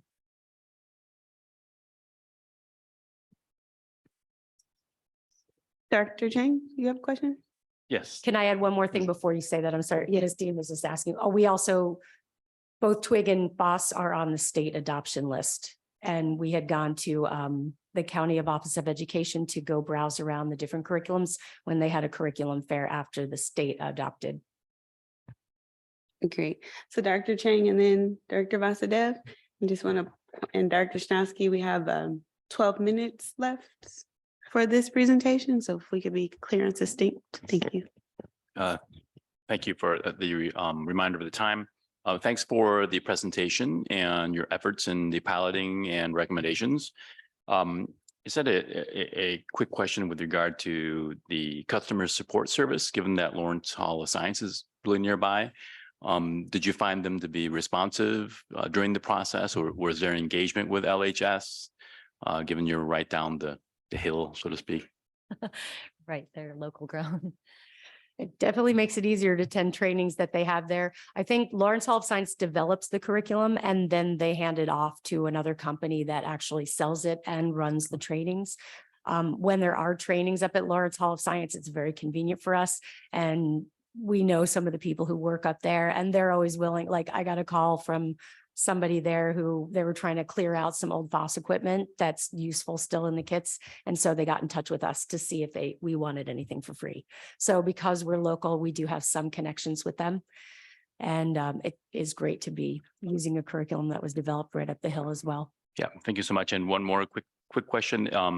You did note inclusive practices for diverse learners, which I'm really glad to hear, and scaffolding, English learner, sentence framing. Was that piloted as well? Was that something that you saw and that you were able to utilize in piloting? Yeah, for sure. I mean, you get the whole book, and when you write your lesson plans and you figure out what's going on, it's written right there. It's like, for English language learners, try this arrangement of your tables, to get kids to talk more. It's really nice. It's like right there for you. And it's not even, but I want to say, like, you look at it and you're like, oh yeah, it's right there. Here's what I should do. It's like right next to it, like, oh, breakout. You could also do it this way if you're having this kind of stuff in your classroom. It's nice. It's laid out well. Great. And it sounds like there's both programmatic guidelines, but also a degree of flexibility across some of the categories you described. A lot of flexibility. There's, especially in the FOSS Pathways program, they have these little like side field trips you can take, which can take you deeper into science. Or if your kids are really into like that weather unit, they can do sponges and like measure them, like there's lots of other things you can do with it. You can go as deep or as surface as you want. Great. Thank you so much. Yeah, I just wanted to thank you all for doing this great research. I know it takes a lot of time, and really appreciate all your research to get us to the best outcome for our students. My question is about parent engagement. Like, which of those 3 different curriculums did you feel had the best parent engagement component? Could you talk a little bit about it? And also, when we roll out new curriculum, it's exciting that we're going to start with the 3rd grade. But how are we planning to explain this to our families in the fall, and then when we roll it out subsequently for the other grades? Like, how are we also onboarding our families so that they understand the changes? Jill or Debbie, do you want to handle it? Go ahead.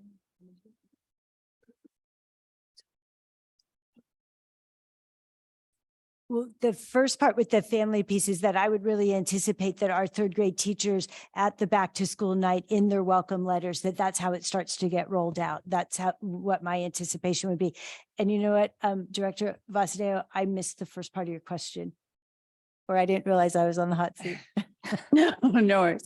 I think it's just like, how did you choose among like the 3 of them? Was there like a specific parent engagement component to those 3 curriculums that you also vetted? And so we did have a night where we invited parents to come and view the materials. That was on Zoom. That was actually, I think it was during one of the times that COVID was peaking, so we did have parents come for that. Then we did invite them that they could come in to, view the materials. But I also really want to highlight, we're really working in the district at vertical alignment. So when we've got 4 through 8 doing FOSS, it's not FOSS pathways, but it's FOSS. I think that there's a lot of interest in us really, when we're looking at new things in this district, to think about that vertical alignment. And I think that I'm going to preview that you're going to start hearing more about that, is like as far as a K-12 alignment, not just like, oh, this is what we do with the younger primary. And then when we're trying to really do that in a more systematic way. That's great. Thank you. Yeah, I just have a couple of comments. So I got to attend one of the parent Zoom meetings to check out the different options. So I was really glad that you all had that and allowed parents to come and see what was on the table. I'm so excited that you picked FOSS because it was my favorite. And as a scientist, I think it's really important that you took the approach to, think about teachers and how they're going to use the curriculum, especially non-science teachers. I think it can often be a little scary to teach science when that's not your specialty. And I think that that's one of the barriers to really diversifying sciences, both race and gender. And then the last thing I wanted to say is, Lawrence Hall of Science is known, their work in science education and the research that they do to really have robust programs. So I'm really thrilled that we're partnering with them because I know from my graduate work how much they invest in professional development and really looking at science education and thinking about robust ways to get kids involved. So thank you all for doing the work. And I'm so excited to see the rollout.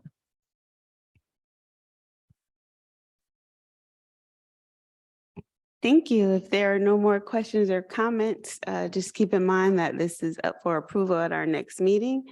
And we appreciate this presentation and all of your hard work. And I guess that I would just want to say at the end, I really do want to acknowledge Debbie and Abby, not just for the work that they did around the curriculum, but to put themselves out as teacher leaders. That's a very strong thing. It takes a lot of courage to do that. And I really appreciate it. And they stuck with it for 2 years. So thank you very much. Thank you.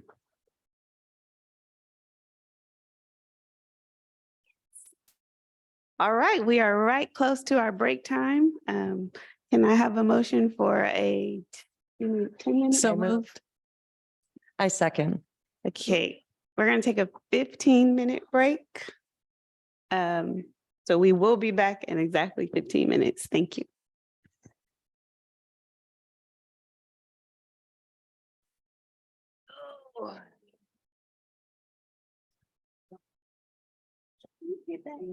I know somebody has a 30 a.m.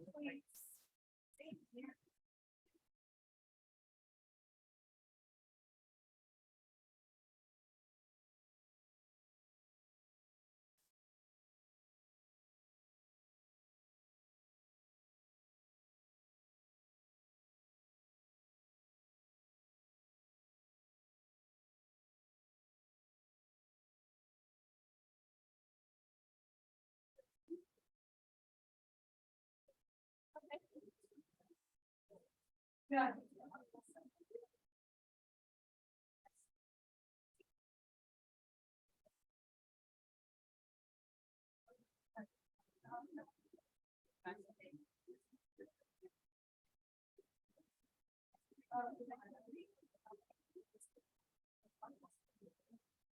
I mean,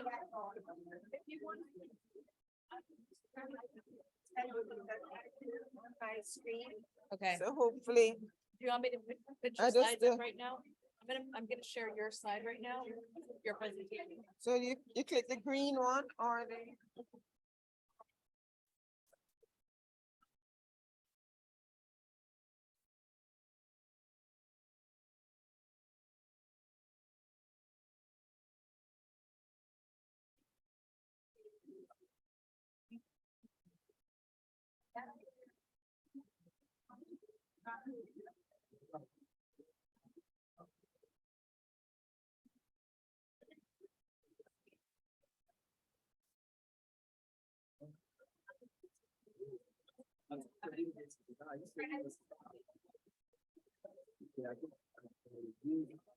Something that.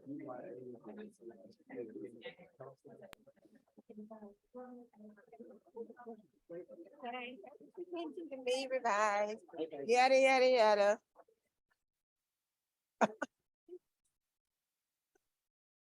Over the green? It cannot work.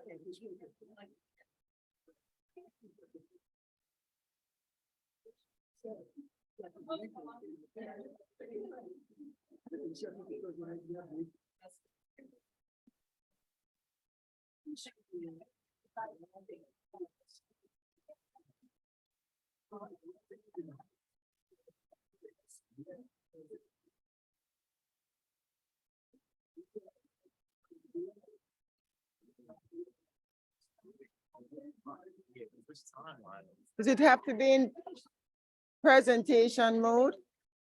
It has been presentation mode.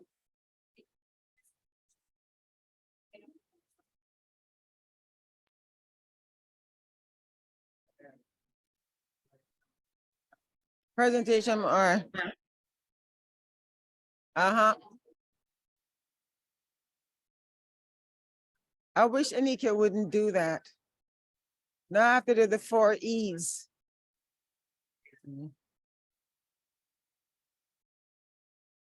Yeah, so it works. So I think, let me see if I can read it from here. I can't even read that slide. I'll have my laptop. I'll read it from my laptop. I just have to-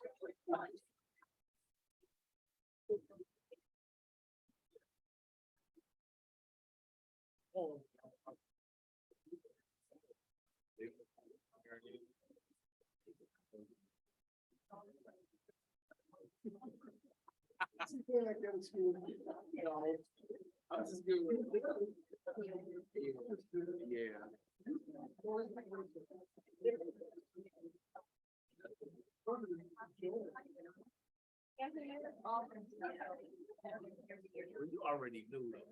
You played a little bit before.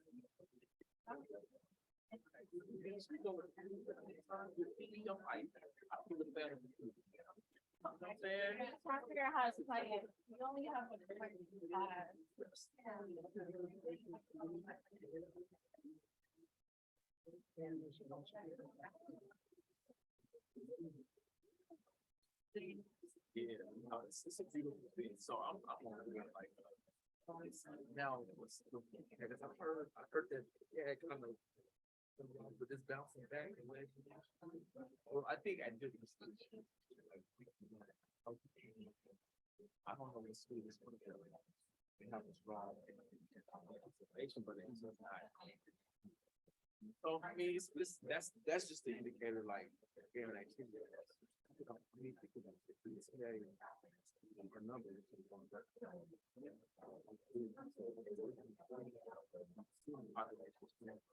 I'm not making excuses, but the parent information, right? So it's just kind of. That's like from the time I've been there, we had parents on piano. So we started out on this year, and it's just. Oh,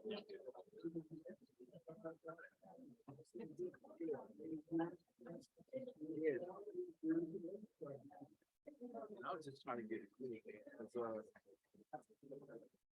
I'm thinking about the guillotine. Thinking about it. No, I remember one of the elders like, hey, you know, fighting, and I'm like, you just kind of said, just look out for the guillotine. I'm like, what are you talking about? It's like there's a guillotine. It's like sometimes you just make sure you're around. And every time like we looking at not us, it might just be us too. Man, everybody else is watching. And I was like, it was just the image in my head. So no fear, but just you know,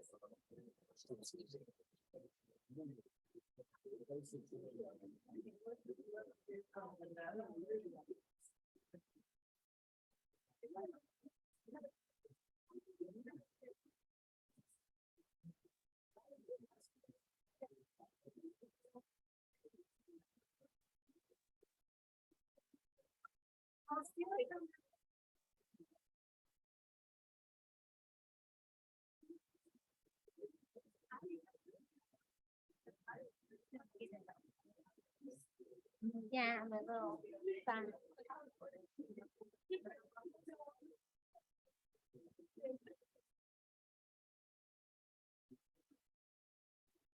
All right, thank you. Come on, guys. Sit, you're already being there, and then when I'm done, I'll switch with you. So you come here. We get to switch. Oh, wait, should we sit in order of our speaking? Because aren't you first? You could just turn this down. Yes, okay, yeah, there we go. There we go. Yeah, I just slid. Mess around and we stumble and all this. Falling. Yeah, falling all over. So, Anikia, she does the first two, and then we all introduce ourselves. She's gonna invite us to Give our, introductions. Self-introductions, and that's when you'll start. Wait, you start, Yeah. and then if you go to her, then to you, and then. So we go in order, do you want to sit over here? So that it's like, Yeah. no, okay, all right. Yeah, you start, and then I'll give my spiel. I wrote mine down. I know, but the thing is, it's all recorded. It's recorded. I might be not like super long, but a little longer than I was when we did our practice on Same. my why. Yeah, me too. I wrote my why down. Yeah. How is your lipstick all still perfect? Mine, everything fell off. No. I don't. Look.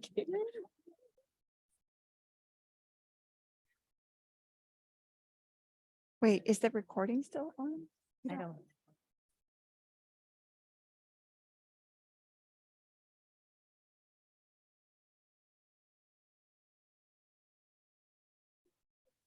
Oh, I can do the slide from here.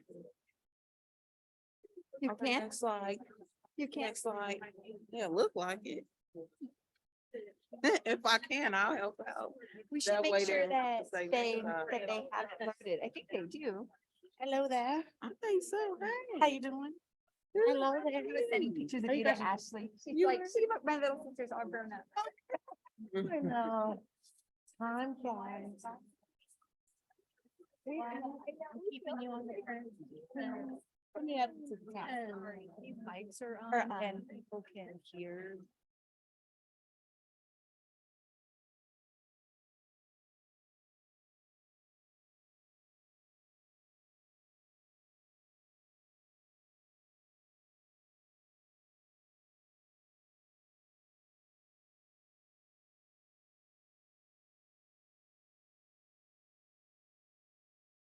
They're off now.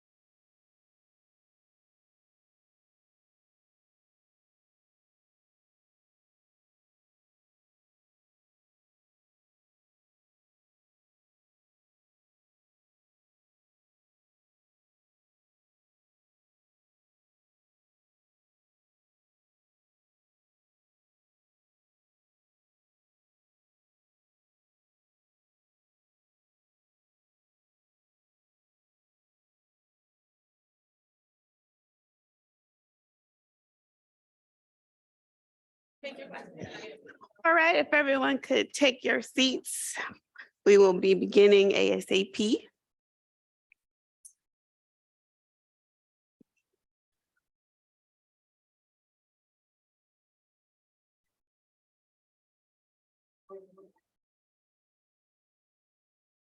Okay, we are proud to bring to you all an update on our reparations task force. We are right on time for our Juneteenth celebration this year. And as a part of that, we wanted to make sure that we also brought in the relevance of what we're doing in BUSD regarding reparations. So for item 13.2, we have 30 minutes on the clock for this update, and we will receive you now with gratitude.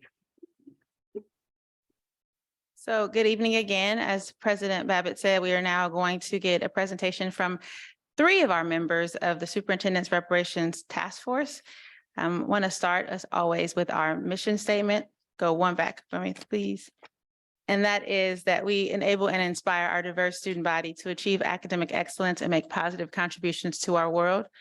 And so the purpose of this evening's presentation is really for our board and our community members to understand the purpose and the objectives of the Reparations Task Force.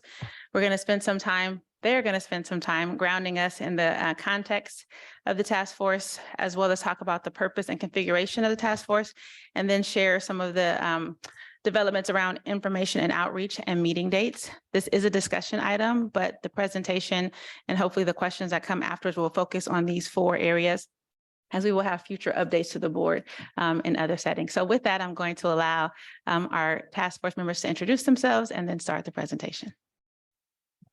Thank you, Superintendent. Hopefully, can you hear me, everybody? Okay, hi. My name is Carrie Gray. I am a parent of 2 Berkeley students. I'm also a resident of Berkeley. I have 2 students that went through Sylvia Mendez, and they are now both at Longfellow. I am also a psychotherapist. I've spent most of my time working with people of color for mental health and unhoused populations in Los Angeles and also here in the San Francisco Bay Area. I am very much interested and was interested in being a part of this task force, specifically because I have 2 sons who are part of the Umoja program.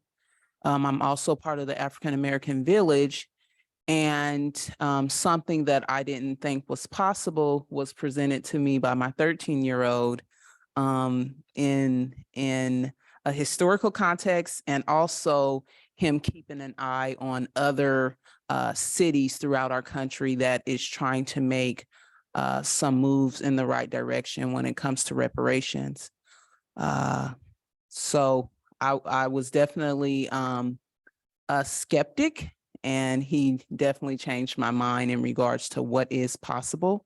So I'm happy to be here today and be a part of a task force that really will make history and have a change for the future, especially in regards to Berkeley. So I'll let Erica speak.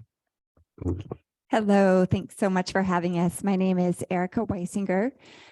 I have 2 biological kids at Berkeley Unified School District, a rising 5th grader and a rising 8th grader at King. And I have 7 bonus kids who have come through Berkeley High. So one of them was with me today, Juliana Harrison. So thanks for being here with us today, Juliana. So I come to reparations as an educator. I'm a professor of public policy at the Goldman School of Public Policy at UC Berkeley. And I teach a class there called Race, Ethnicity, and Public Policy. And I call it a truthful telling of US history. And one of the things that comes up every year is the topic of reparations. And for my students, mostly undergraduate students, once they learn about our history, they come to really believe in and support and advocate for reparations. So I started this process 7 years ago, and it was really only in the summer of 2020 that I too started to see a monumental shift in terms of what appears to be possible in this country, with a lot of that happening with localities. So yeah, oh, in terms of my why, why do I care about this? I've given you some some background, but my research was in children and families in foster care, and that's also some of what I do in my personal life.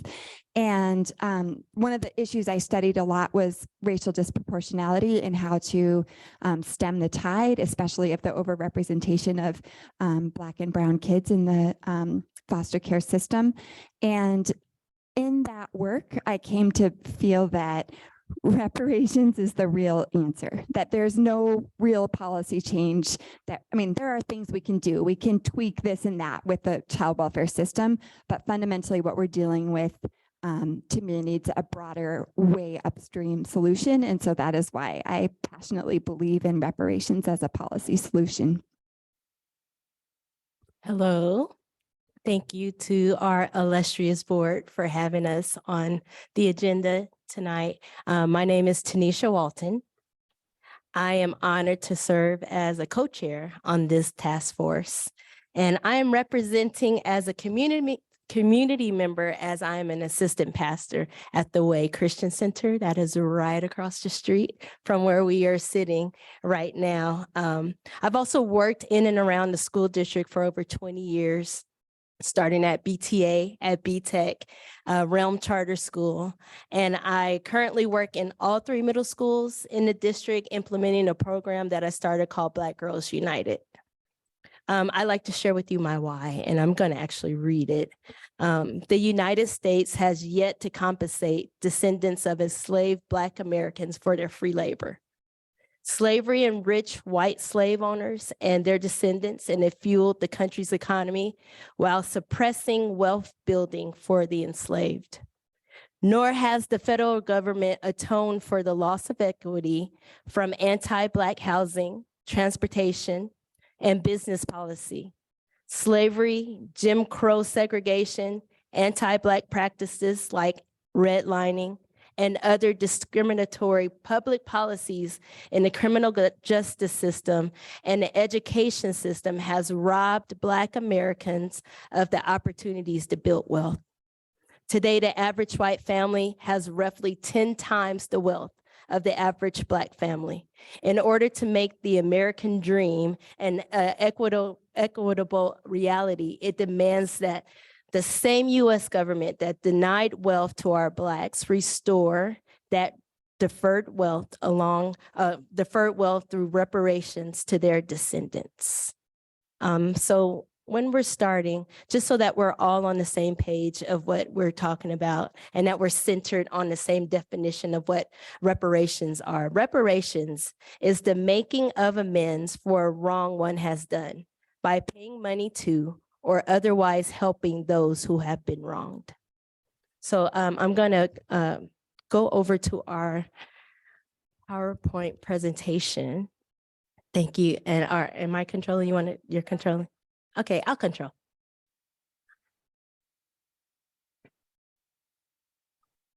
Or maybe you're control. Yeah, I'm going to slide 3.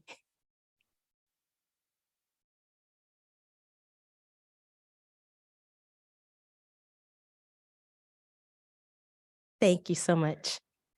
I would like to quote, read to you a quote from Ta-Nehisi Coates that reads, "The crime with which reparations activists charge the country implicates more than just a few towns or corporations.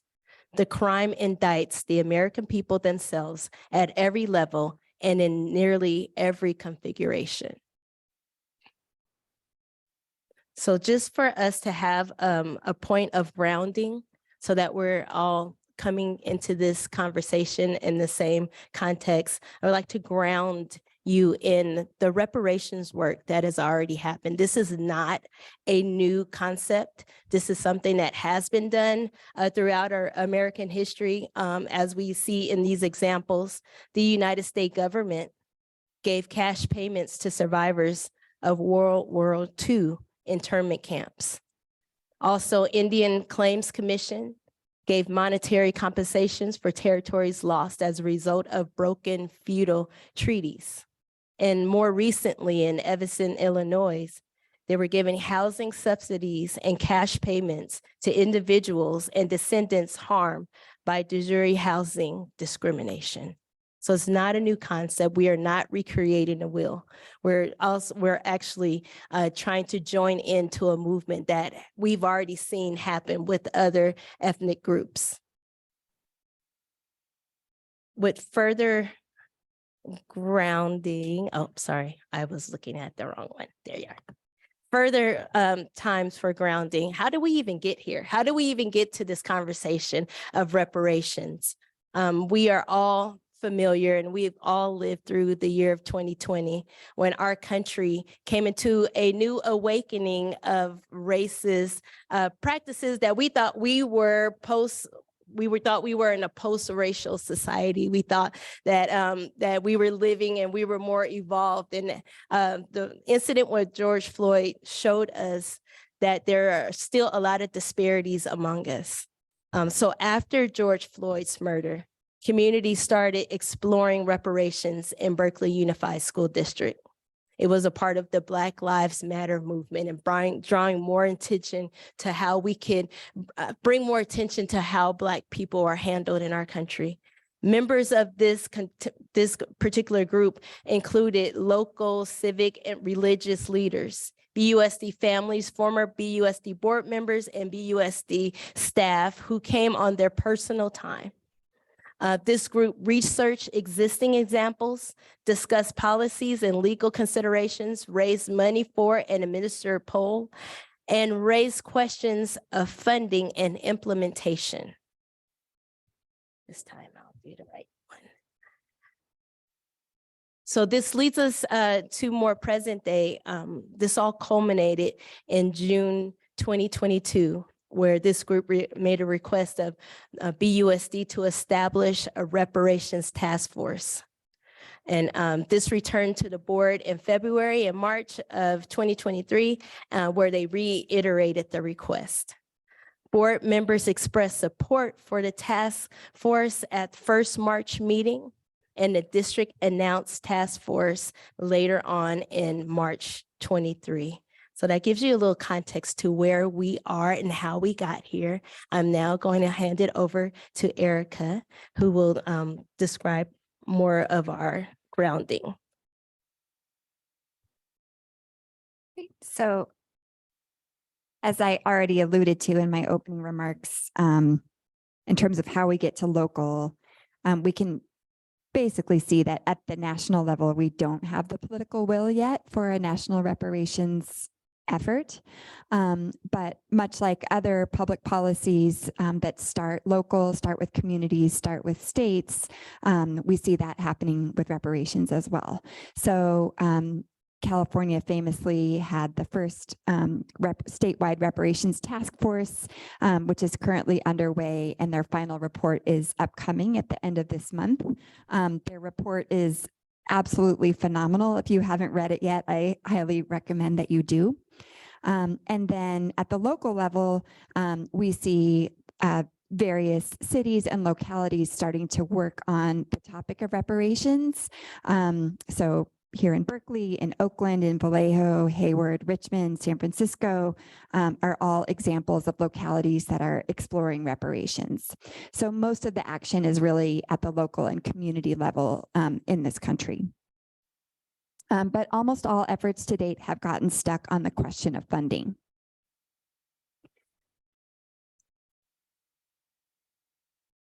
So in terms of the purpose of this task force, now we've just gotten started. We've only met twice, but as recommended by the community, that we more deeply explore and make recommendations on how BUSD could fund reparations. What might reparations look like? How can and should BUSD implement such a program? And all three of these questions really influence each other in terms of how we might answer them. In terms of outside resources and expertise that we have available to us, we have a relationship with the Othering and Belonging Institute at UC Berkeley. We're familiarizing ourselves as a task force with the California Reparations Task Force publications. We also have access and future meetings planned with outside experts, including legal, policy, financial, and other. And we also have a community input process. And with that, I will hand it over to Carrie to talk about the task force composition. Okay. Thank you, Erica. So you may be wondering, how did we come up with our task force? What does it look like? So I'm just going to talk a little bit about the composition of the group. We have 10 community members. They are all volunteers, subject matter experts in very diverse areas. And they mirror the community of not only Berkeley, but also the surrounding areas, because we know that quite a few families that are of African-American descent may not live in our area. We also have 3 BUSD students, and they are coming with a lot of expertise on what it is like being a student of African-American descent in Berkeley. And then we also have 5 BUSD staff. We have a volunteer facilitator, Cad Smith, who has facilitated most of our meetings, well, the last 2. And then we have Other and Belonging Institute at UC Berkeley. We decided as a group on 2 co-chairs to help prepare the meetings, agendas, and also to facilitate. So you met one today, Pastor Tanisha. And then we also have Adina Ishii, who is our second co-chair. And then when it comes to the meetings, we've had 2 as mentioned, and we're also, okay. Just so I don't tear anything up here. Okay. Oh, you want me to do it? Okay. Yeah, so we've had 2 meetings, and this is our proposed schedule of meetings. And we also anticipate that we will have recommendations by December 2023. And then let's talk about engagement and outreach. So when we talk about subject matter experts, we do have a carve out of folks who is part of our committee, our task force, who will be making sure to be as transparent as we can without hindering the work. So we have our BUSD task force website. On there, you'll see the initial information session information. We have our agendas, our presentations. Also, we have a FAQ coming soon. There is plans, and this is the least, let me say that first, at least 2 community forums in the fall. And then we are going to consider additional outreach efforts and transparency and info sessions and things like that, so the community is engaged. And then we also will be providing updates here. This meeting is part of the community, and so we will be providing information at this meeting. Also, we have board members that are participating in the task force and in concert with some of the ideas and making sure that the community is aware of next steps and what the task force is all about. If you want additional information, we have the berkeleyschools.net /reparations-task-force, and you could get more information there. Okay, so we are at feedback, questions, and discussion.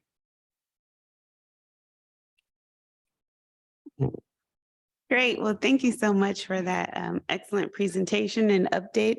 I will take questions from my colleagues. Director Shanowski. Yeah, first I want to thank you again for volunteering your time for this. And I want to start by restating my commitment to reparations and support for reparations. So I'm really grateful that we're doing this work. As I've said before, as a labor leader, I really do believe that we must pay for the stolen labor that this country's built upon.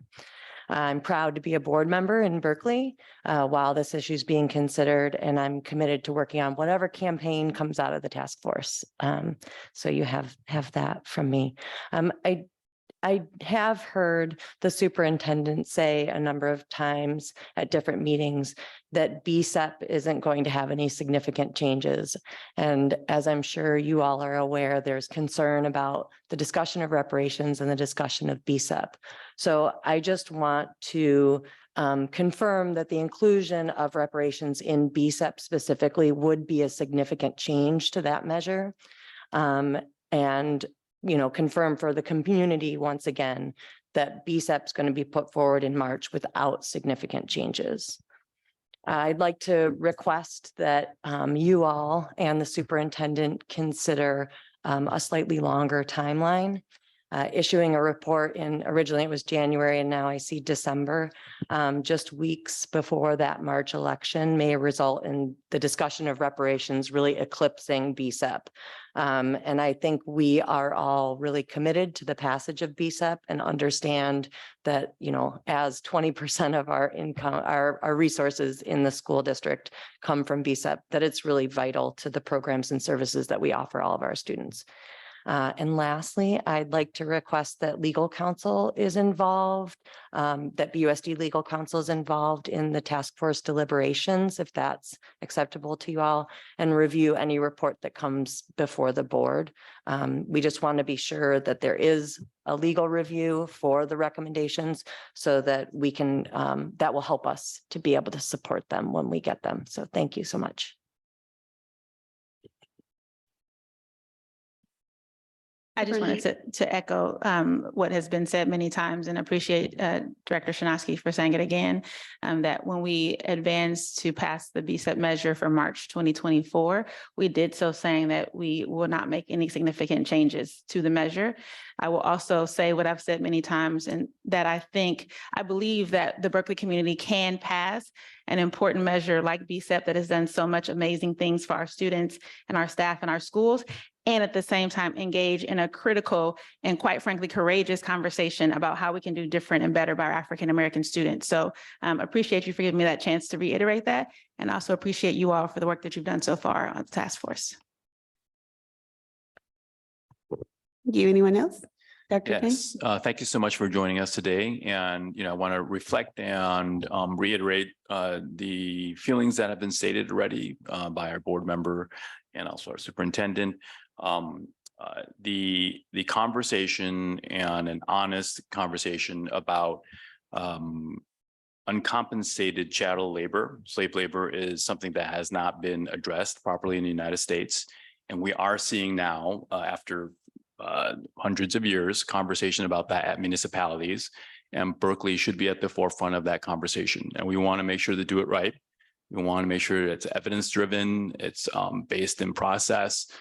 So no perception or accusations of lack of process or bias. And part of that, I think, is the awareness of the complexity around this. As I'm really glad to see the co-chairs and the composition of the task force, and also the invitation of all board members to the task force. And I think many of us will be planning to join. But the complexity around this issue as has been reflected across policy, legal, and politics. I think you guys are all very familiar with this. And I fully support a full-fledged and robust reparations conversation that is then aligned with remedy. And the invitation to have an attorney is really important to that, to have legal counsel. So part of my questions would be, in terms of a municipality and locality-based conversation, you also have the city of Berkeley engaging in a committee with a consultant. Has there been conversations about or thoughts about how you would engage with the city of Berkeley with their committee, or whether or not there would be some type of alignment between the two, the task force and the committee? Thanks. I just want to reiterate that we just got started. So that is, I appreciate what you're suggesting, and just that we're just getting started. Thank you. I would just like to say that in addition to them just getting started, I think it just goes back to Tanisha Coates' opening statement that all municipalities have their role to play, and we've all played our part in this systematic oppression of Africans in America. So we can partner, but it doesn't mean that everyone doesn't owe their lane for reparations. Director Brown. Yes, I just wanted to say thank you all so much for presenting this evening.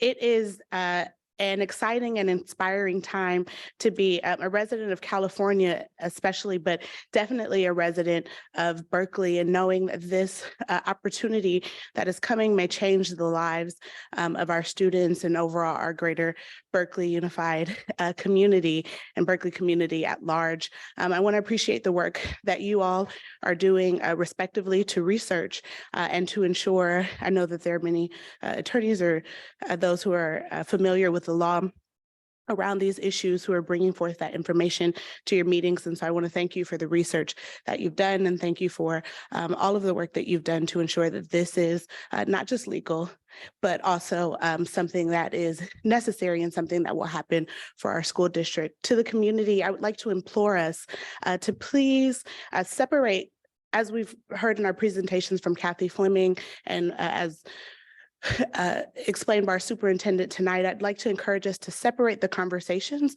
of BSEP and reparations, as when we put them together, it waters down one of the other. We've already said, and as a board voted, that we will not make any changes to that measure, and it is my understanding that the task force still has to decide the funding source or the ways in which you will raise money to even provide reparations. I think it is important for us, as we separate the two from the conversation, it's also important for us to give the time necessary to the task force to continue your research, to make those determinations and decisions about funding sources, and to respect that process. And so I'm very grateful to hear that you are not only going to be presenting and giving updates at board meetings, but that you will also engage the community as well. And I encourage any community members, either who have given public comment in the past or who have shared in conversations outside of board meetings, to please attend those updates to the community. And I am sure that they will also be placed, and it would encourage and ask that they also be placed on the reparations task force page on the website, so that folks can reference them at their own time. But overall, I just want to say thank you all so much. And I'm really excited about this opportunity and look forward to the upcoming updates. Thank you. I would also like to just extend my gratitude and to say that just being in the first meeting was such a awesome and revealing, and also a painful experience for those of us who really live this and who can feel this in our DNA, and who can really understand and know from our life experiences the hurdles that we've had to overcome because of being literally compared as if we're supposed to be able to reach the same bars when we never started at the same starting point in this race. And so I want to thank all of you all, and all of the members and all of the staff who are really volunteering their time. Everyone is working with a sense of dedication and purpose to this cause. And I want to thank you all. And I also want to implore the community to understand that we are the elected leaders, and it is not the task force members' job to respond to community concerns or complaints. It really is your elected leaders, and we are the ones who will ultimately be making these decisions, who will ultimately be needing to make sure that we understand all of the legal counsels and legal advices from our attorneys. So that is something that I definitely want to make sure that we put out there, because some of the emails that we get, everybody in Berkeley does not feel that way. And so I want to make sure that people understand that we are your elected leaders and not the members of our task force. And thank you for your service. And President Babbitt, sorry to double speak before giving Director Vasudev the opportunity to speak, but I just wanted to join my board colleagues, Director Shinosky and Director Chang, in offering once again my full support for reparations. And I'm sure Director Babbitt, you would like the opportunity to do so as well, but I just want the record to reflect that we have offered our support. Thank you. Well, thank you so much. It's really great to meet you three and to just hear what brings you to this task force. I think that's always really important whenever someone gives a lot of time to our district's work. I just want to say thank you because that's time away from your families and you're doing it out of love for our students and out of love for our district. So thank you very much. My comments tonight are just, to thank you for taking on a very challenging conversation, a very complex conversation. We're really fortunate to live in a state like California that I think it's, tried to do the right thing with the report and have as many, open conversations as possible because it's such a complex issue. Couple of questions. I was really happy to see the community forums, the 2 community forums. I think that's going to be great because when this was first announced, I think that, definitely we got a lot of concerns from the community, like, why can't we attend? What, it's an opportunity for us to also take part. And we live in a wonderful, very diverse and very progressive city. So people are really passionate about this topic. And so I think that will be great. My suggestion would be to maybe add one more forum, I think, just because it's such a big topic and transparency is a core value of our district. And so I think being as transparent as possible and allowing the community to come and to see and to engage and to hear perspectives and just like listen to your story of why you're involved, right? Like, I think that's really important. So we want to make sure that we're thoughtful and that we're really, valuing the transparency as one of our core values in the district. I also wanted to make sure that, I echoed some of the comments that have been made by my colleagues to really separate this from BSIP. I think that's really important. I think the longer timeline will help too, because it is a complex topic, like looking at how long it took San Francisco, it's taking San Francisco and is taking the state to really figure out implementation for their recommendations. I think that shows me that this is beyond, that our timeline might seem a bit ambitious, right? Like, we're not going to beat San Francisco, we're not going to beat the state. So lots of amazing people on those task force too. So give ourselves the grace and time to really be thoughtful about this. And I know that, as part of that, I think you cited the June 22nd meeting, and the direction of the previous board at that point was really to try to join forces with the city and to come, to work more collaboratively. So I look forward to seeing that, because I think that was pretty clear instruction that the board had given the previous superintendent. So I would love to see, and it sounds like you're working towards that. But that was pretty clear. And so I'd love, and I realize you're just starting, but I'd love to see that happen. And then lastly, I think it's really disempowering to community. I'm a city planner. So when I go to community meetings, I like to be straight shooter with the community. This is what's up. This is what's possible based on our constraints. And so I think that's why legal review becomes very paramount, right? Like, we need to know from our education lawyers what really falls within the legal purview of a school district. I think we're all learning and getting educated on that issue. But I think, as much as we can, involve legal counsel, because it is disempowering to community to come up with recommendations. And then here at the tail end of this process, right, where you've given your time and your love to our district, can't do this, can't do that, right? So I think, as soon as we can, having those guardrails and that legal review becomes paramount to making sure that this isn't just, really great high level politics. This is something that actually can be operationalized. So thank you very much for the time that you're giving to this important work. Thank you, Director Vasudev, for your comments. And if I may just share, I think that including legal counsel, maybe as a review or even before the information is presented, would definitely be necessary. I think our one of our main jobs as board members is a fiduciary responsibility. So when we talk about inviting legal counsel to every single task force meeting, that accrues a cost that may not be necessary to the district. So I just want to remind all of us of that as we move forward and make a recommendation. I know that wasn't yours, Director Vasudev, but it was mentioned by Director Shanaski. So I just want to remind us about the impacts that may come along with that as well.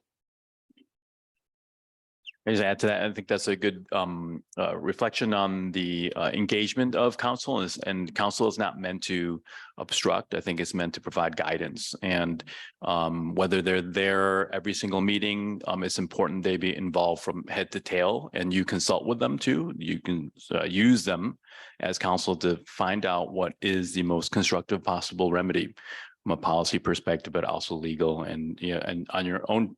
In your own task force conversations, you are also going to be having conversation about the political questions that are involved too. Thank you. And finally, I think it is important to share that this is the tail end of what is a 3-year process, and that the original committee combined of the community task force did go through the process.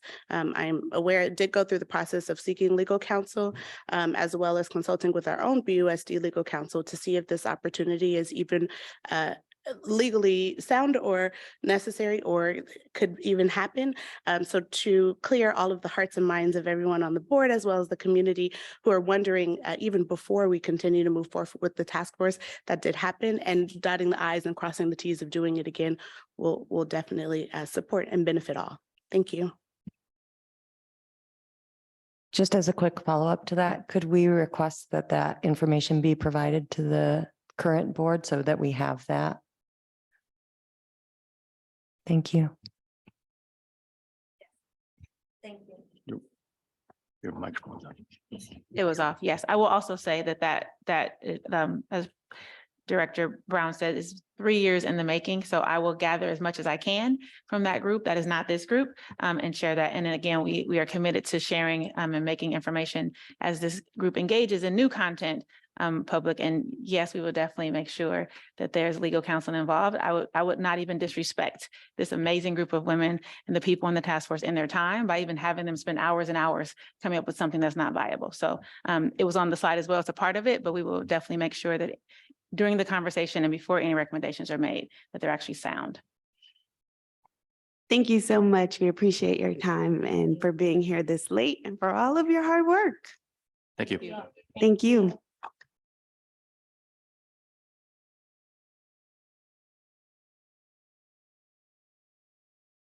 All right, budget time. Let's go, Ms. Pauline.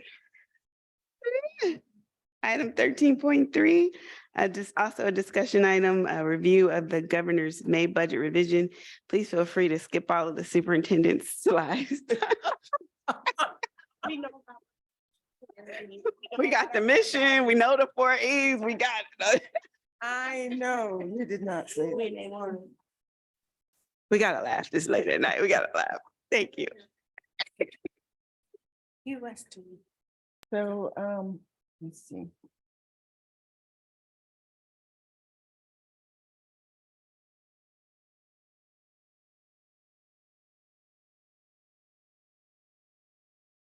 Ready? Okay. So I will be presenting all my slides on the governor's May revise. And we are grounded in the district's mission, and we do say that at all our, and I can't move it. Oh, wait, here we go. All right, I think I'm doing it now. So we're grounded in our mission, which is stated here. And to remind everybody of our 4 E's, we do focus on our 4 E's as we think about a budget and present all our presentations. So next slide, and I think you're gonna have to help me. Probably put it in. All right, let's see.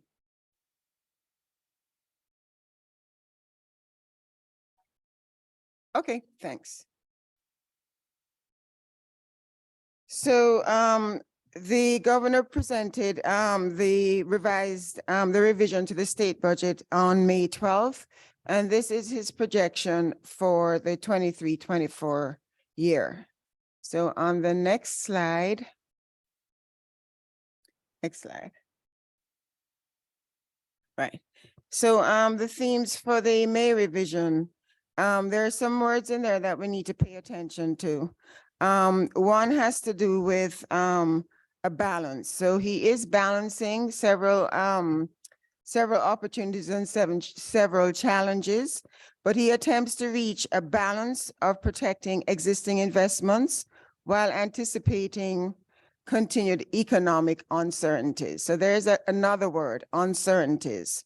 So despite the uncertainty, education does fall into the category of an investment that he's going to protect.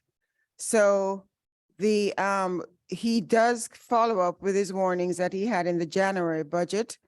And he does state in summary that should broader economic risks materialize, there will be deeper reductions will be necessary. So the theme is one of caution, one of balancing various resources, but one of also warning in terms of the broader economic risks. So we're no longer in the realm of super colas. We're now in an era of uncertainty and risk. So we just want to make sure that's clear. In the next slide. So what changed since the governor's budget, since the governor's January budget? The COLA had a slight increase. It went from 8.13 to 8.22. There was a further reduction in the arts and music instructional materials discretionary block grant. And for the first time, he proposed a reduction to the Learning Recovery Emergency Block Grant as well. So this little summary at the bottom of the slide, he's actually relying on $2.8 billion in one-time proposition funding to actually fund our LCFF. So he's doing what's not really good fiscal policy. We're using one-time funds to assist with ongoing expenses. Other things, next slide. Other things that's changed since the May revision.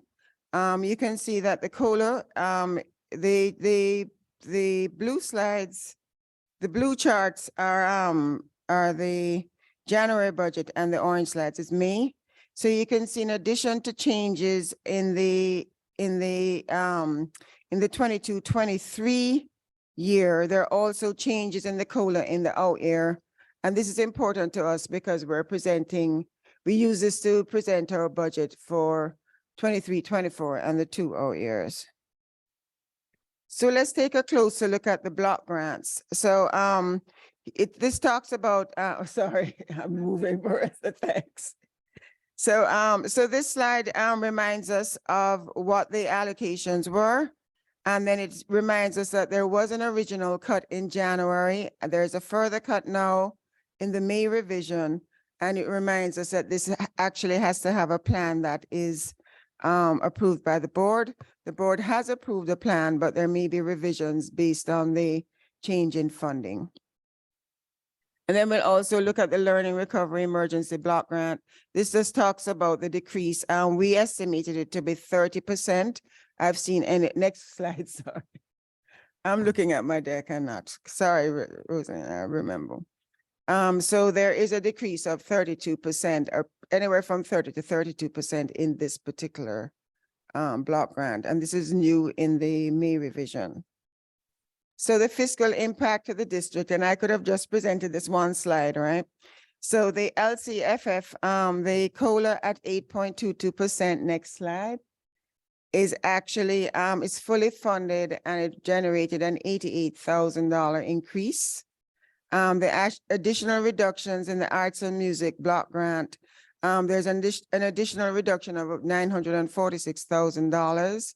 And we estimate the reductions in the Learning Recovery Block Grant to be 30% or $2 million. So instead of us getting $6.5 million in the Learning Recovery Block Grant, we're going to end up with $4.5 million. Next slide. So I'm going to wrap this up with just the key takeaways from the governor's May revise. Remember, the May revision is used for us to determine the adopted budget for the district. And as I mentioned earlier, the cost of living, the days of the mega cost of living COLAs, they're coming to an end. And it does require careful and ongoing fiscal monitoring as a requirement. Lots of uncertainty. There's that word again, uncertainty. So we do have to be very aware and look out for what's going to happen when he enacts the budget. And again, this is just reminding all school agency leaders to stay informed about state level education, finance, and policy decisions as it impacts our programs. And of course, on the next slide, and this is an unusual warning. We don't usually see this. It says, as always, probably more than in recent history, the May revision is likely not reflective of what will be in the final state budget. So this is another area where he's saying it may get worse, it's pretty bad, and it may get worse. So again, we prepare our budget based on the May revision, and if there are significant changes, we're required to bring that back in 45 days to the board.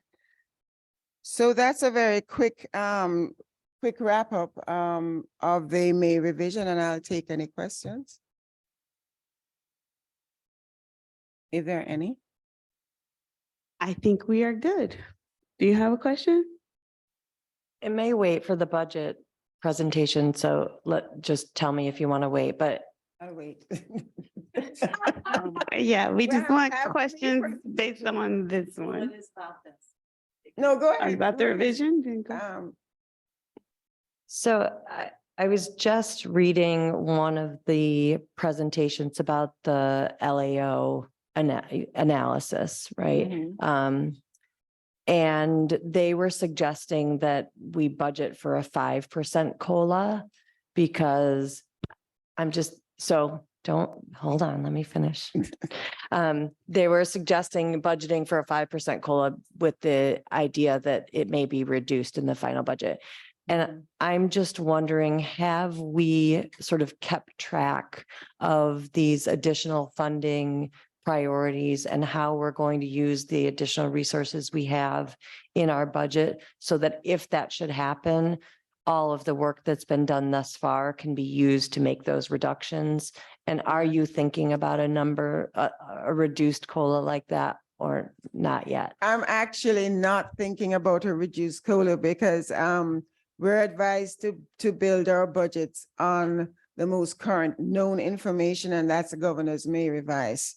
When the enacted budget comes out, it should be before the end of June.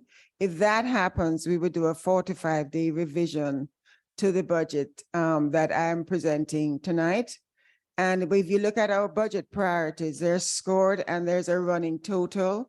So if for some reason the funding isn't all materialized, we'll kind of cut it off where we know that, okay, here's 4 million we're gonna get. So we'll fund above that line. So that's our process. So, okay. Okay, I think we can move to your next presentation. Oh, so I'll just sit here and just do the next one. Okay, so let's queue up the next one. And that's actually a good segue because we're now going to look at our priorities, and let me change my slide deck. Hold on. Pauline, this time you can skip the mission statement just to be nice. I think I'll have to say the mission statement. Let me try and find I thought I was gonna get a break so I could at least change my slides. No, I just can't seem to see, not even with. All right, just give me a minute to find the,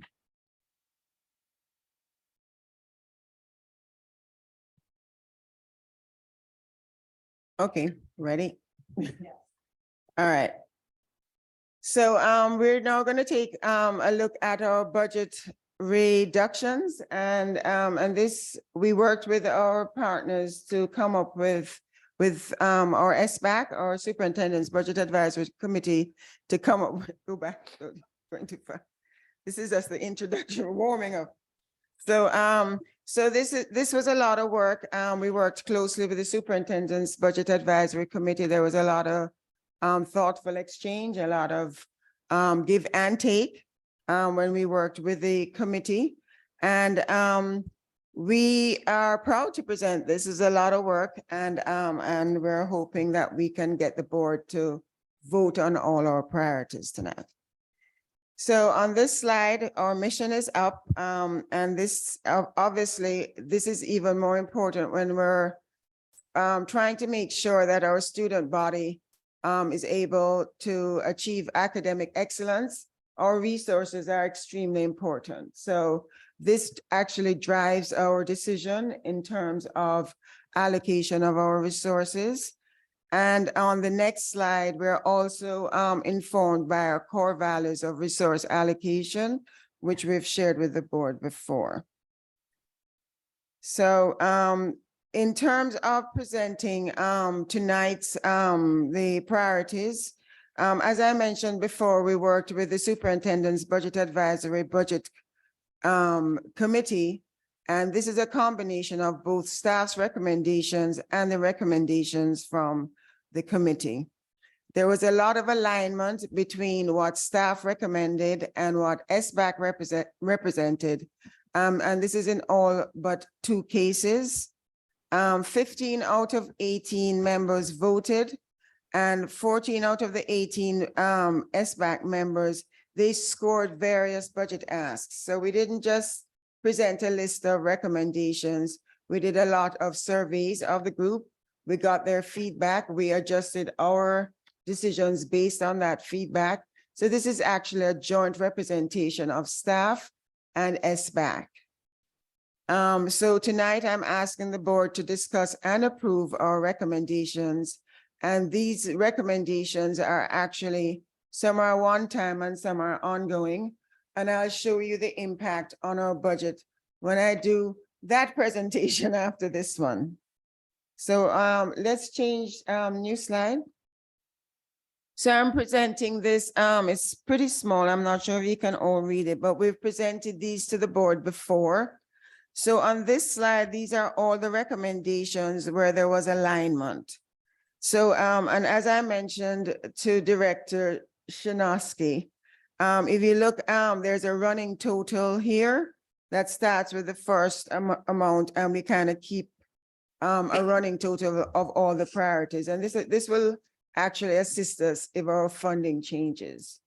So these are, like I said, all in alignment, and the first few lines are compliance items. So these are things that we kind of have to do. There are not a lot of options there. And then we go into other priorities on the slide. So I'm not going to spend too much time on each priority because I've already shared this with the board. But I do want to take us to the next slide, where you can see all of these items here are also in alignment, staff and SBAC. So we're up to 2.5 million of $2.5 million in amounts that were actually in alignment. And then on the next slide, we're at $3.192 million of asks where there was alignment. And on the next slide, we can see the items where I think there should be additional discussion or just an explanation as to what, where the differences were between the staff and SBAC. So with the Step Up Academy, you can see staff recommended it to be funded at $150,000.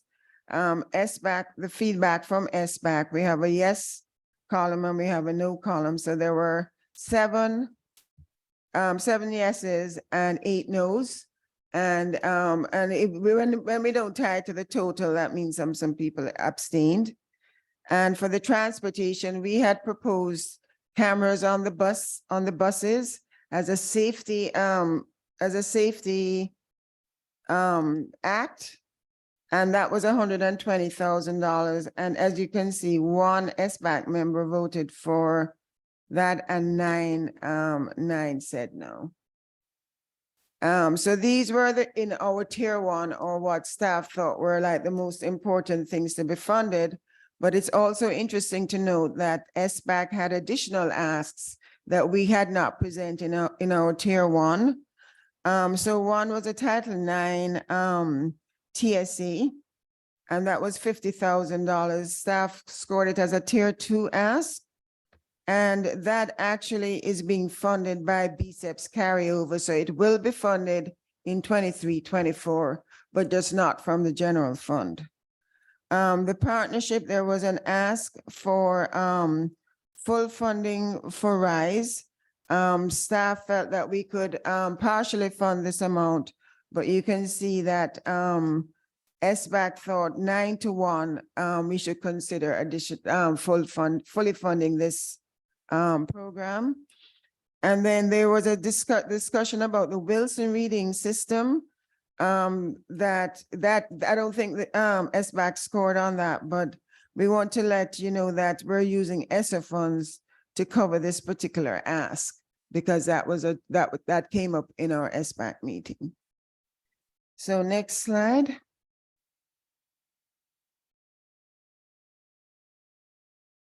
So key takeaways, we do have a balanced budget, and as I shared before, but I didn't really say it was a tight budget.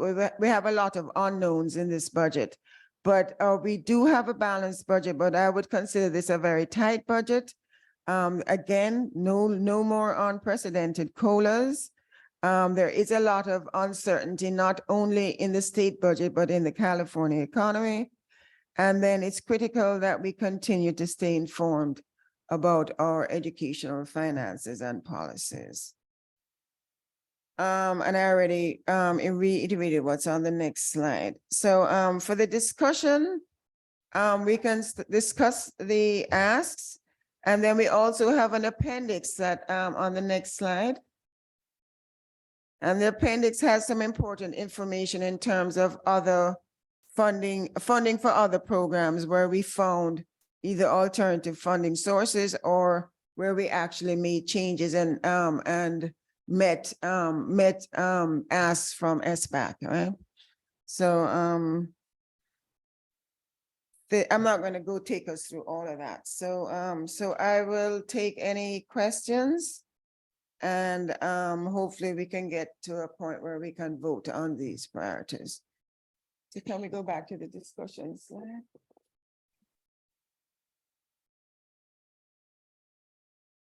Director Brown. Thank you, President Babbitt, and thank you so much for this presentation. I did want to make reference to the first presentation. It is so disheartening to hear about the reductions to both our arts block grant and our learning block grant, knowing that those are we knew they weren't going to be around for forever, but at least the hope that they were going to be around at least till 25 and 26. Yeah. So to hear those reductions are very discouraging. And I'm excited about conversations that I could have with my board colleagues about what advocacy we need to do at the state level to fully fund education, because this is not the time to be making these types of reductions, especially with the learning block grant, knowing how much learning loss we've had since COVID. So I'm very discouraged by that, but thank you for sharing those numbers. I do have a couple of questions. The first is about the staff recommendation for the reduction for in funding for RISE. I saw there that SBAC voted to do something different, but I wanted to learn a little bit and unpack the rationale behind staff reducing it from $234,000 down to $117,000.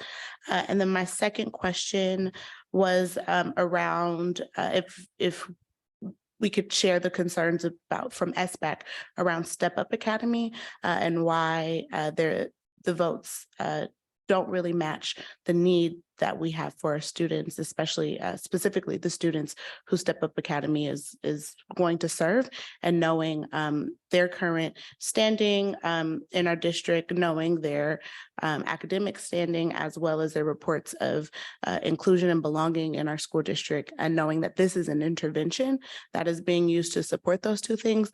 I'm very curious how anyone could not be supportive of that. So I'm going to turn it over to our superintendent and our associates. I just lost the first question. I think the first question, yes. Right. So as Pauline, as Assistant Superintendent Philosophy said, we did a lot of kind of back and forth and negotiating and conversation with our SBAC members. Originally, we had RISE on there as a possible tier 1 fully funded. And then we had a lot of feedback and engaged with our community and BTA. And we did not have the BTA counselor as a tier 1. And so it was more like you can do anything, but you can't do everything. And a conversation that we were trying to do a little bit of both. And so funded and moved the the BTA counselor up, and then said, because we made that move, we cannot fully fund RISE. And so we offered to pay for 1 person instead of the requested 2. Also in my communications with Ms. Betty early on, she had mentioned how several times she had tried to come and get funding for RISE and really just appreciated that we were even considering. And so I was really transparent about, we're going to try to do our best, but we might not be able to do it all. And so this was one of those negotiations of how do we maintain, or how do we meet two very big and significant needs that both serve our communities of color and our babies who are oftentimes underserved. So that was our rationale, that, you know, staff's rationale for originally having both and then coming back and saying, maybe we can do partial funding for RISE and then full funding for one of the counselors.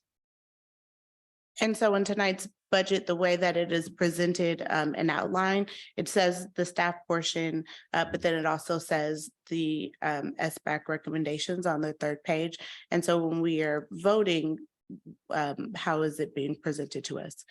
So you'll be voting on staff's recommendation for 50%, but the board can then say we prefer if it's fun. You can vote for either one. Okay, thank you. And then the second question. Right. So the concerns about Step Up Academy were varied. Initially, we think there was some confusion about what Step Up Academy is. And so we tried to clarify that it is not just a summer program, but you know, essentially it's a year-long program that starts in the summer and supports students through the following summer. However, I think there was my own fault in how it was presented, because it was a very direct comparison, meaning it's a 2-week program, it's a 2-week summer program.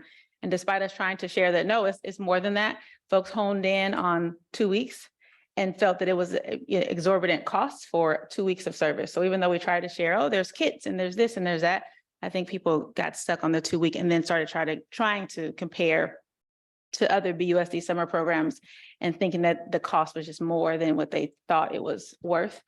We did share numbers at some point about the number of folks who were registered and number of babies who were served, but it was still just a point of contention that I think with more conversation, SBAC would have. I think with more conversation and more information, they maybe have gotten further, because I would say, honestly, in the initial conversations, Step Up probably had more questions and less support, and over the many conversations and sharing with more information and detail, there was definitely an increase in the support. But that was the main one, was how many students are participating. And again, that this felt like a high cost for a 2-week summer program. And some argued a higher cost than our other programs that we have during the summer. Thank you so much. I will come back to other questions, but I just wanted to add from the audit committee meeting that I learned very clearly that many of the SBAC members were concerned with the number of students that were being served by Step Up. And just for your understanding, the number currently enrolled is 109. So that cost for 109 students over a whole year is very reasonable for BUSD enrichment and intervention services. Is there anyone else with a question before we come back? Excuse me. To this Step Upper who won't step back? I need clarification. And so for the summer program that you were referencing, it is not a 2-week summer program. It's my understanding that they'll have 8 weeks in the summertime, and then they will follow students throughout the rest of the year. So I just want to confirm. You are absolutely correct. So that was a change. The initial program dates that were shared and offered was the 2-week in-person program. What SBAC did not know and did not have time to really consider and weigh in on is that there is an additional 6-week virtual program. So we talked about the learning kits. We did as much as we could, but it did not click. People again stuck with that 2-week in-person versus it being an 8-week program, 6 weeks asynchronous, forgot that word, 6 weeks of asynchronous using those learning kits that we did share with SBAC, with 1 day a week or 1 session a week of synchronous learning with an adult, and then the 2 weeks of in-person. So again, like I said, with more time, I think they would have, with more time and more information, they were slowly starting to understand, but they were really stuck on the number of weeks that they thought, and then comparing that or thinking they were comparing that to the other programs. And then there's Saturdays during the year. Yes, we shared that as well. Director Shanowski, then Director Vasudev, and Director Chang, are you in queue? Okay, great.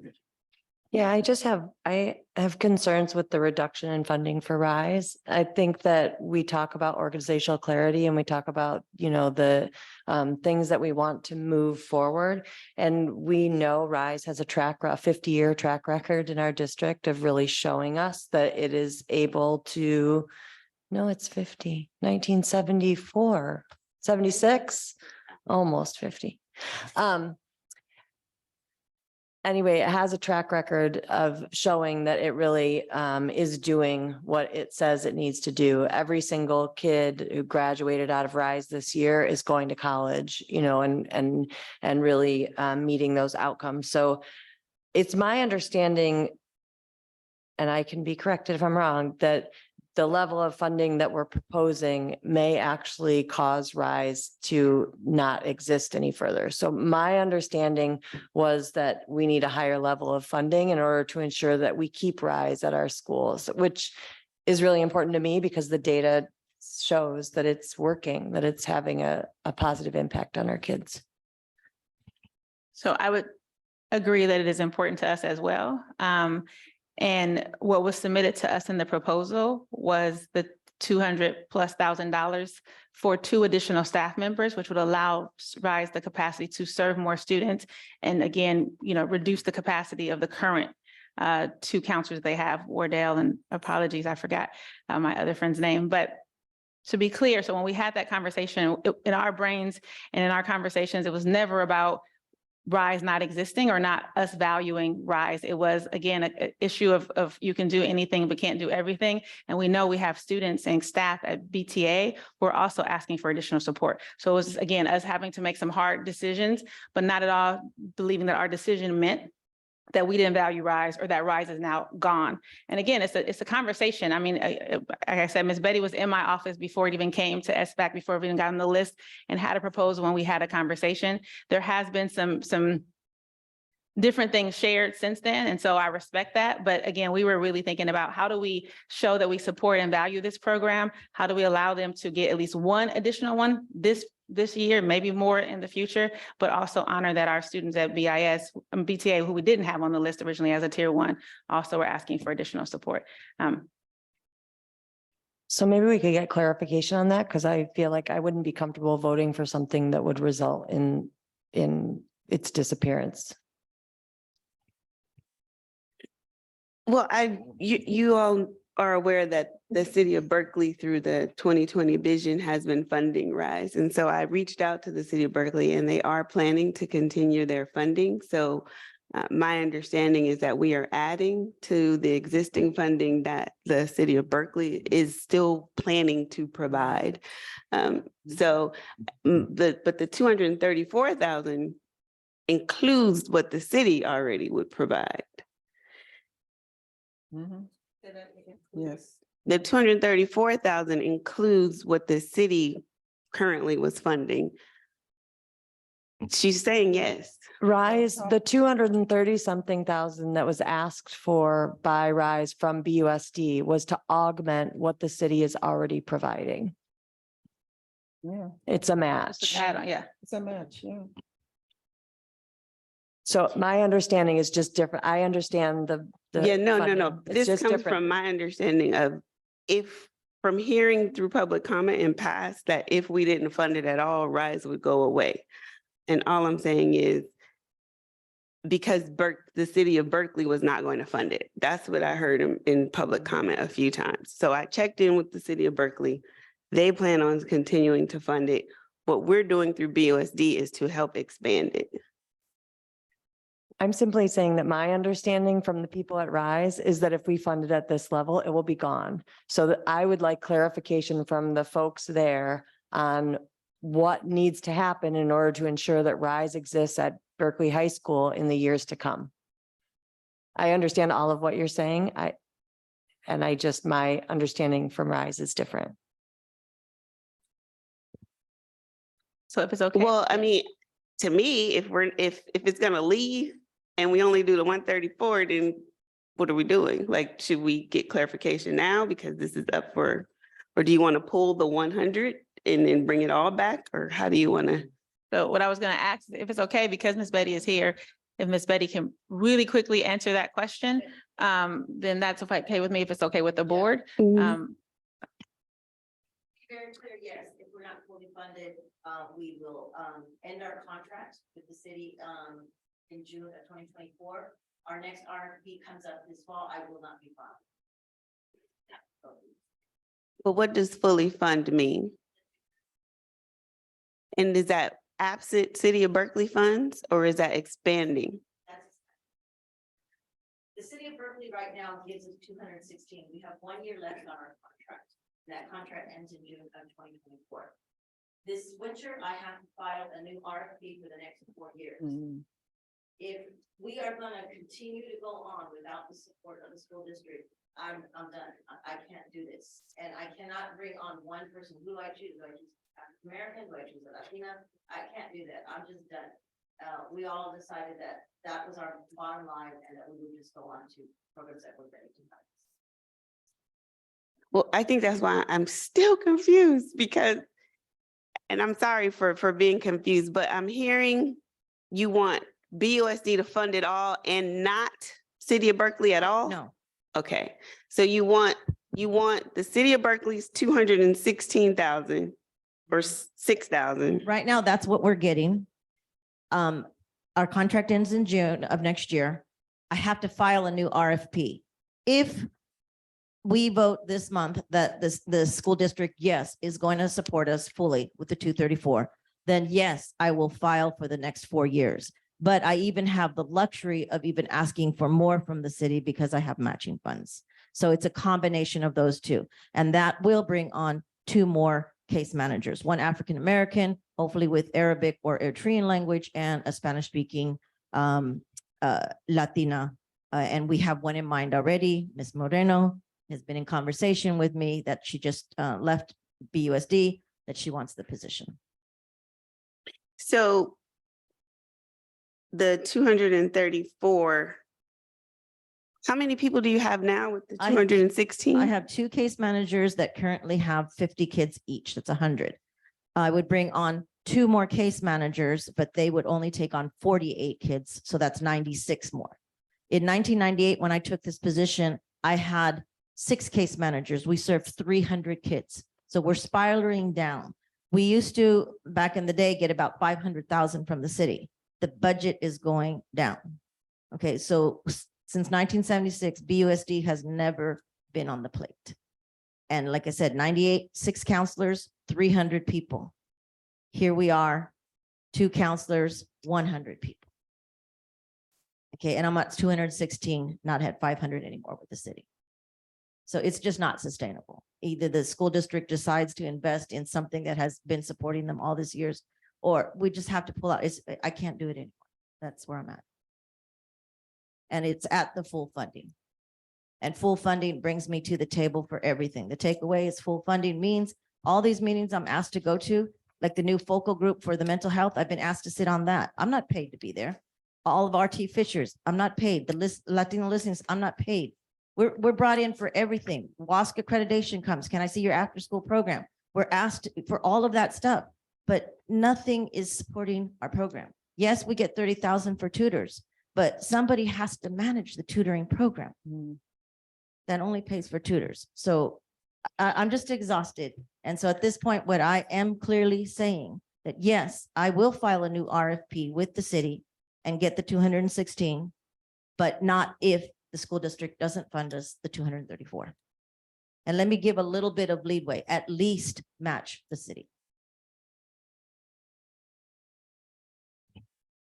So the answer is no. So we're out. 216 is your bottom line. If we don't budget for Exactly. 216 in this budget, We close our doors in June. Thank you.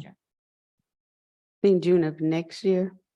We have 1 contract, I'm sorry, we have our contract with the city ends in June of 2024. So we need to finish that out. What would be happening this fall is we would be writing the contract for the next 4 years. The RFP for the next 4 years. So what you're really asking us is a 4-year commitment then of 234K. I think that was clear on the form. It says ongoing. It doesn't say the number of years. It just says ongoing. Okay, I just want to clarify that for everyone. No, that's a good here. clarification point too. So I'm sorry, you thought the bottom line of 216 per year over the next 4 years. And can I understand a bit, Superintendent, how this is competing against what we've heard about the necessity for a counselor at BTA?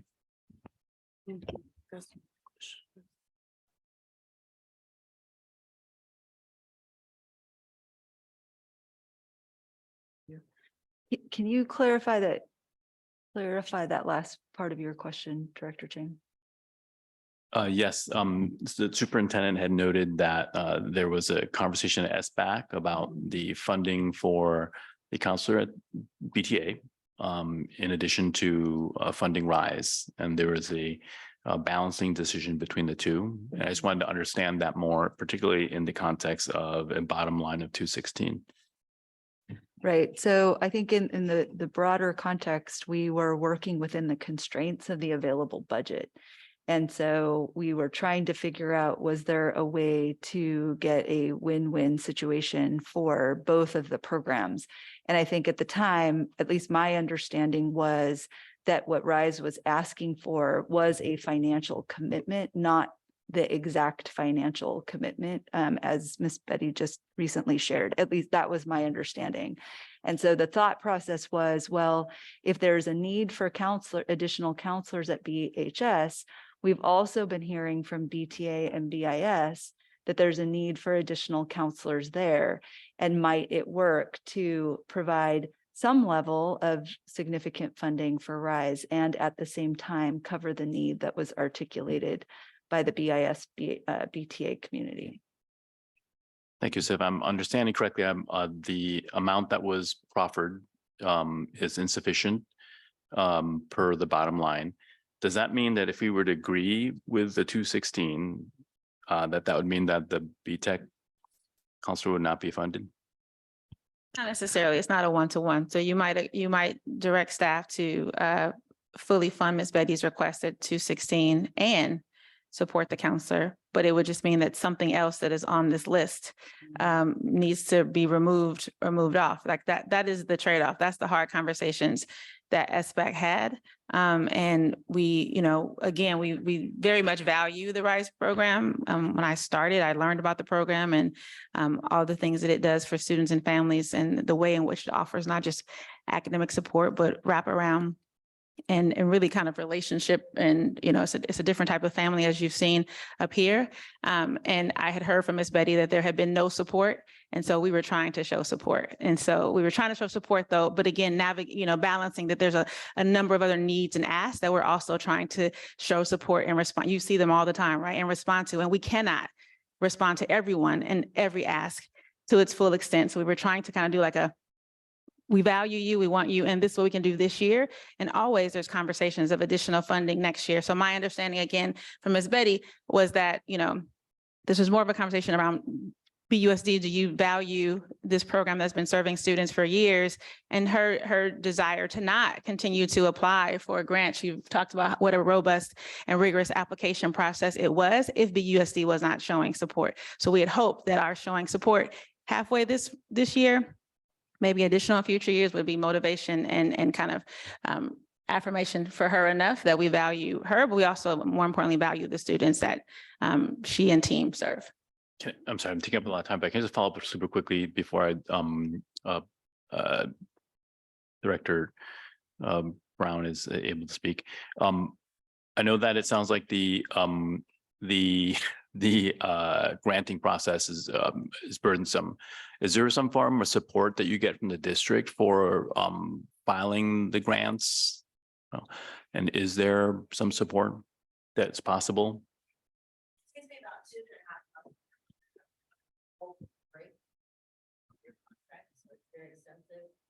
I get nothing at all or from the school. There's no assistance, there's nobody to help me with it. I have to do everything myself. Every grant I have to do myself. I mean, imagine being a teacher. You had to write grants and everything to take from being a teacher. It takes away from me being in front of the child. So if I'm gonna spend 2.5 months of my life writing this and giving up my whole winter break, this is the match that I have to have for it. Okay, thanks. Sorry, Miss Betty, do you want to come up to the mic here so it's on record?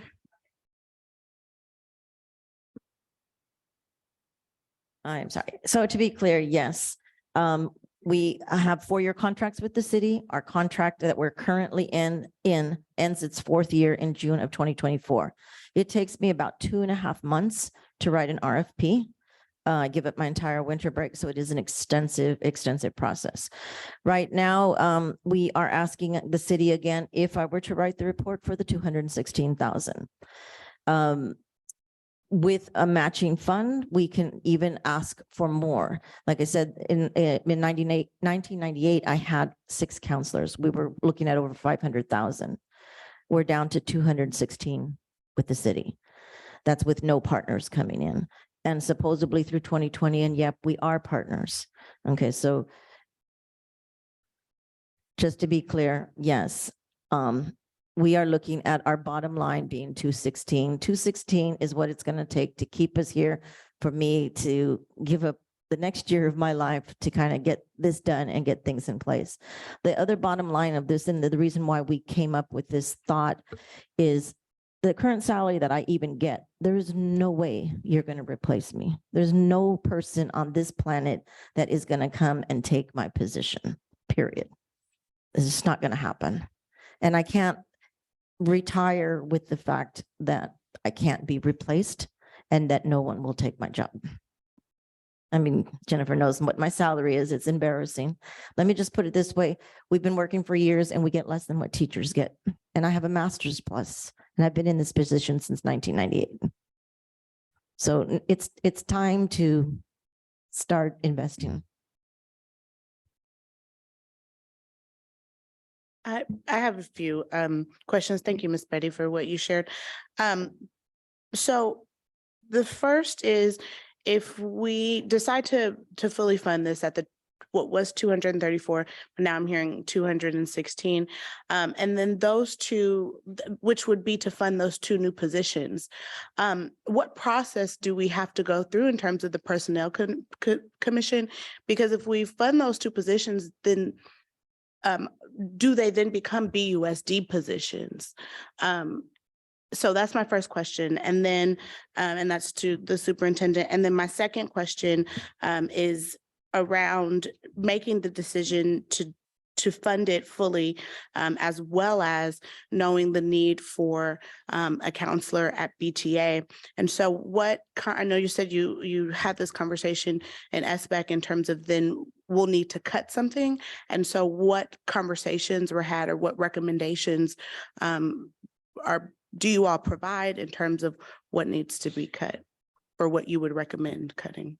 So we did, so the first question you asked about the staffing, that would be a conversation that we were planning to have in collaboration with Ms. Betty and team. Currently, Ms. Betty and team, though they serve our babies at BHS, and many more of our students and are housed at BHS, they are independent from BHS in the sense that they're not BUSC employees. We have an MOU with the high school. Right. So and so what our thinking was to continue in that capacity, just because there is a lot of flexibility that is then allowed to Ms. Betty and team in terms of what they do for students and families, how they respond, et cetera. And as you've heard, they do a lot. So that was our thinking, but that has not been finalized at all. We were, again, though, thinking to just do the MOU, but we did have to get more clear once we get approval on what the actual pass-through looks like. And then now hearing that the funds might be used to increase, just a little bit more clarity about what the funds are for, because we were again thinking these are funds for 2 positions, and it sounds like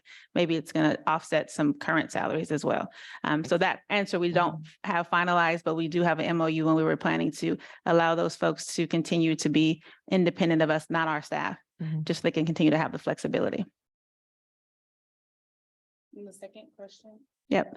But I just saw your face. So, but that is not the final. That was just what we were thinking. Again, it's going to require a conversation. This is a different setup. But in terms of the second question you asked about recommendations. So we had our SBAC team engaged in 2 surveys. Basically, they got a survey and they looked at staff recommendations, and for all the things we recommended for tier 1, they would say agree. If they disagreed, they would say move it somewhere else, move it to tier 2, to tier 3. For things that were not scored, they might say, as you saw on the slide, move these things up, or this is how we score them. We did that twice. And the last one, what we did is we reminded folks we could do anything, but not everything. And we asked them if we had to make cuts, what would be the top 3 to 5 things that we should consider for cutting for tier 1. And so we have those survey results. And so that would be where we start when we're looking at making some changes, which is again why Pauline was showing you what SBAC recommended we move, because we anticipate there might be this discussion that might require us to make some changes. And so we already have SBAC's feedback around where they would make those, what would they move out of tier one if they had to move something. You would like to know some of the, so the first one that they said was the cameras on the buses. The next one that they said they would move was the administrative assistant that is for the equity, achievement and belonging department. The third one was the curriculum instruction director. And the fourth one was Super Science Saturdays. And so again, we value SBAC's input, but that would definitely be a conversation that we would need to have, but that was their immediate response. I'm not sure if anything else came from the actual last SBAC conversation, but that's what the survey results show. I have just a question, but do we still want to stay on the topic of RISE or can I change? All right. So my question is about just the Puente revisions. And I have a question about, just those categorical dollars and moving it to a combination of AMIM, Learning Recovery Block Grant, and BSTEP. Those funds, do they end? Do they all have different timelines of when they end? Like by saying this, they do. Okay. So I'd love to know that the timelines for that. And I just want to reaffirm that doesn't mean that Puente funding ends when those categorical funds expire, that next year it's a different conversation to see how you fund the program, right? Is that okay? That's accurate. And that's our core value of sustainability and stability, right? And so for those things that are definitely priorities or aligned to resolutions, promises that we've made to our community and our families, we assign them a funding source, but we're always having to think about ahead of time, how do we maintain? And if that means keeping on that funding source, and that's great, but it sometimes means changing funding sources, but we're ready to have those conversations because we've already flagged those things. And that's again, one of our core values. Okay, so we're funding it at the same amount. And the amount hasn't changed. It's been $295 consistently, right? The true up cost. All right. Thanks.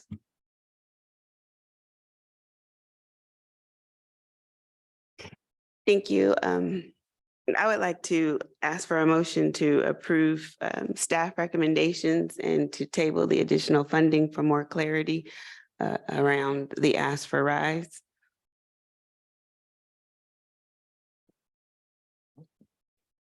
I don't understand the motion. The motion is to approve staff recommendations for the budget priorities. And I'm just acknowledging your concern around the additional funding for RISE, but I would like to give staff more time to respond to RISE overall and really do the research and really understand with clarity the ask. So that's why I'm not amending to increase at this moment.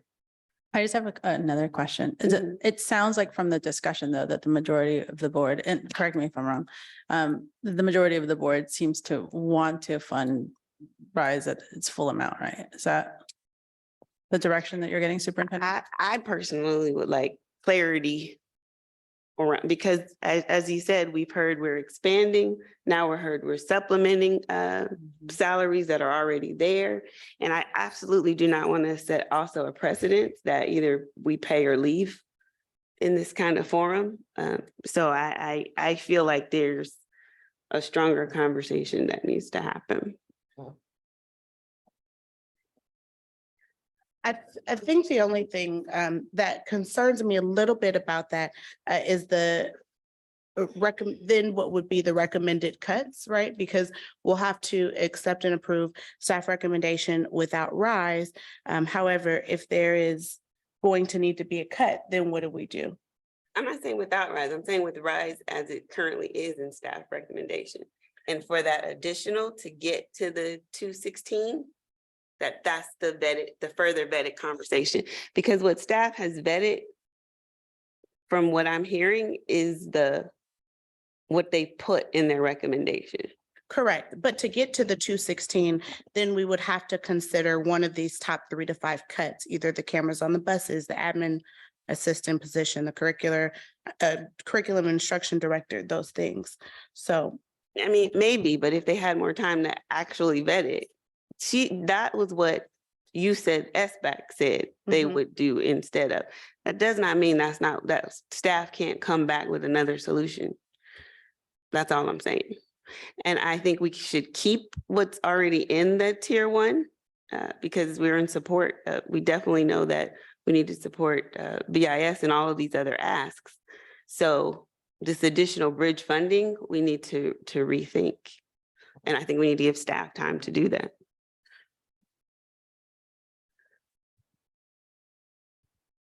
So are you making that motion? She made it. So I'm making the motion to approve staff recommendations. Is there a second? I guess the motion doesn't And- carry. Okay, I think we're still open for discussion on it. Superintendent, can you respond to? Yeah, trying to pursue. So what I would actually recommend and what would be helpful for us is I understand from at least the majority, from all of you all, that you would like us to kind of get more information about RISE. There is clearly support as it is from staff of the RISE program and continuing the RISE program. And so going back to get more information is something that we can do to see if there is a way for us to fully fund RISE. I understand that.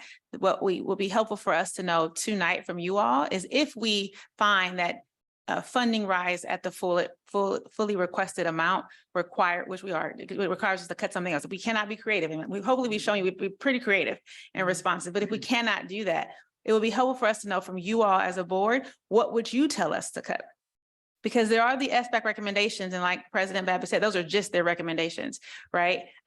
You have some more information sometimes than SBAC has. So it will be helpful for us, particularly because we have a very short turnaround. Our next meeting and our approval is next Wednesday. And so if you all can engage in that discussion and give us that direction, that would be helpful. We will be able to come back with you with, hey, we figured it out and we can fully fund RISE without cutting anything from tier one, very unlikely. Or we can come back to you and say, we're able to fully fund RISE, but here's the thing that we are going to have to cut based on your recommendations. And even we could look at the feedback from SBAC again. Looking at it as like a comprehensive package of everything, or just looking at the RISE piece? Comprehensive package. Okay, and so then the recommended motion on the floor would be to then table this vote to bring it back next week as a comprehensive package. Is that what you're asking? I want you tonight to tell us what you want us to cut. Well, if we have to cut, what do you I would want us to take cut? the administrative assistant from Espinosa.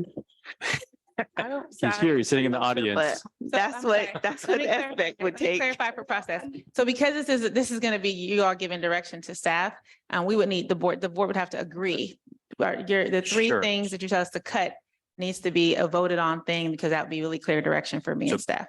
I'm willing to have a conversation about that first and then determine whether or not there should be a motion. The four different cuts, and part of the governance deference to SBAC is to recognize the priorities that have been set. I can't tell if there's an order of them. I would be very concerned about cutting the director of curricular instruction out of T1. That's very concerning. So I need to understand a bit more if the SBAC, in terms of our deference to their governance authority, if their prioritization of those four, if there is a prioritization of those four. And I would think there would be, that they're not all equal, but I haven't heard that yet. The votes are clarifying. listed. Oh, sorry. I'm sorry, are they listed there? The votes are listed here. Okay. Yeses and. Can we review that openly so that everybody understands, including myself? It seems based on the votes, superintendent, correct me if I'm wrong, cameras on the buses received the most. I don't know what I'm trying to figure out what you all are looking at. So I did share out the four things that SBAC said they would cut. Would you like me to share those again? Is that what the ask is? Is there a rank order? Dr. Shinosky said that there's a vote count on them, which I don't know what that is. Right, so I read them out by instead of rank, I would say I read them out by which had the most votes. The specific question was, if we had to make cuts to tier one, what 3 to 5 things should we consider cutting first? Of the SBAC members who voted, the majority of them said the first thing for us to cut or consider cutting was the cameras on the bus. Mhm. The second highest was the 1.0 FT administrative assistant for the Equity, Achievement, and Belonging Department. And the third was the Director of Curriculum and Instruction.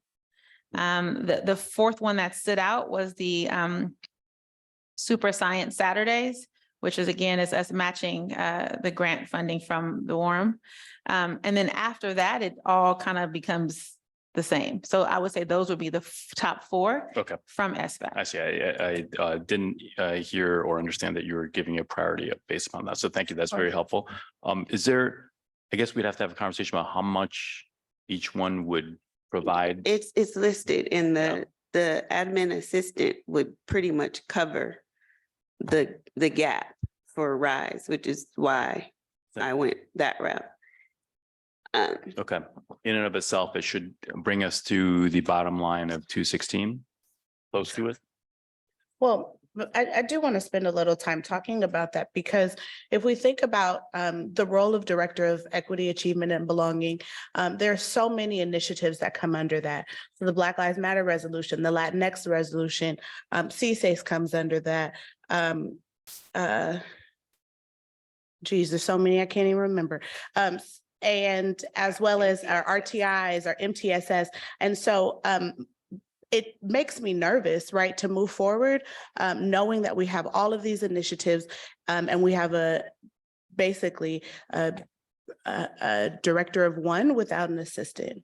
And I know that we had conversations earlier today about vacancies and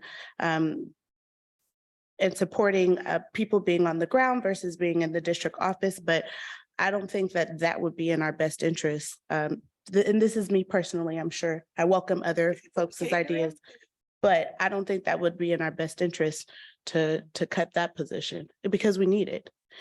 And Dr. Espinosa, you're here, so you can speak to that if you'd like. Well, in the interest of time, I appreciate it, but what she is asking for is direction on what if we change our priorities, right? So we're saying we can't do everything. But we have a heart to do everything, but we can't do everything, right?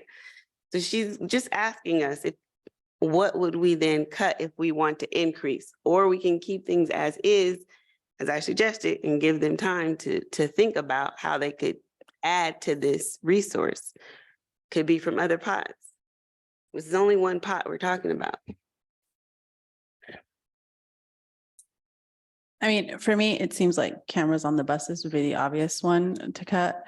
I missed Director Shanowski's. Well, you know, it seems that it has a high number of votes. And then regarding the administrative assistant FTE, is there a creative solution where that could be just like a partial FTE versus a full-time person? Could it be someone, you know, doing it 50% of the time, or a shared position?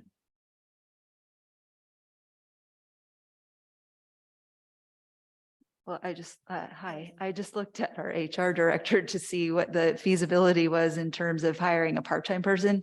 I think, you know, in the context of this work, I appreciate Director Brown's comments. We created a brand new department with a significant responsibility over priority initiatives and didn't actually build out an operating budget or any of the operating support that would take to run that department.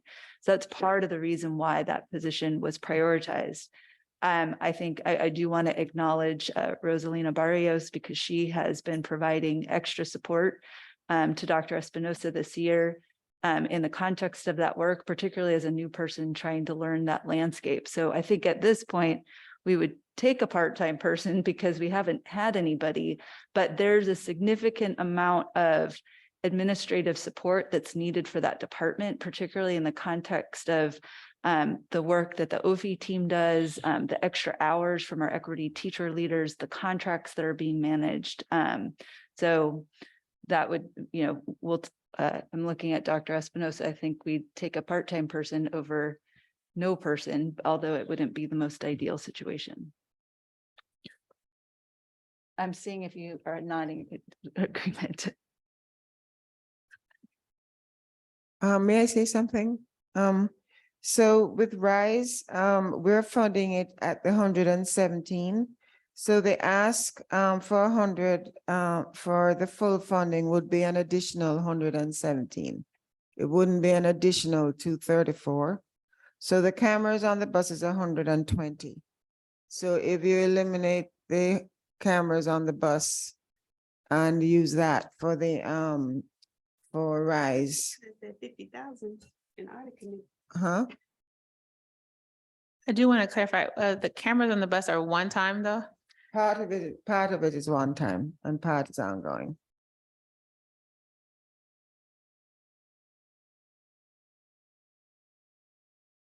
Well, should we say what's off the table? Since we can't say what's on the table, I think we all agree that director of curriculum should be off the table. Yeah, I agree with that. But do we need to do? a Okay, vote we about have it? 3 nods on that one. Super Science Saturday should be off the table. Do you need to do like a motion or something? I just want to. No, we're just giving her direction. Oh, I see. We're not making a motion, we're giving her direction. Super Science Saturday, we agree should be off the table. Okay, so we're back between cameras and administrative assistant. And I'm sorry, my recollection from audit committee was cameras on the bus was 50,000. You're saying it's more than 120,000. 10 10,000 ongoing and each year. 10 one time. So can you tell for us the need for the cameras on the bus? It's a safety issue. We've had a lot of issues with parents and students on the buses kind of acting up. So actually, we have no cameras to kind of see what the incidents were. So we've had quite a few complaints actually of students' behavior on the bus. So cameras on the bus will kind of document what's going on. So it's a safety concern. is it a document? Sorry, is it a documentation or is it a ability to have perception of what's happening, or is it both? It will be both. Yeah. Okay, thank you. Not to dig too deep in the weeds, but the current process right now to alert or inform parents if a student is on the bus and having some behavioral challenges, what's the current process or what happens? The bus driver actually would let central office and the transportation office know, and then they would contact the parent. So, but without, I mean, we've had parents come to us at transportation and actually to the board before saying, you know, well, why is my kid told he couldn't ride the bus? Because there's usually a disciplinary process. And we've had a lot of well, he said, she said. So the cameras would eliminate that. We would see exactly what happened on the bus. And is there a disciplinary consequence process that actually happens? For example, first time a warning, the second time a parent is invited to join the bus, or what is that? Yeah, there's a process, I think.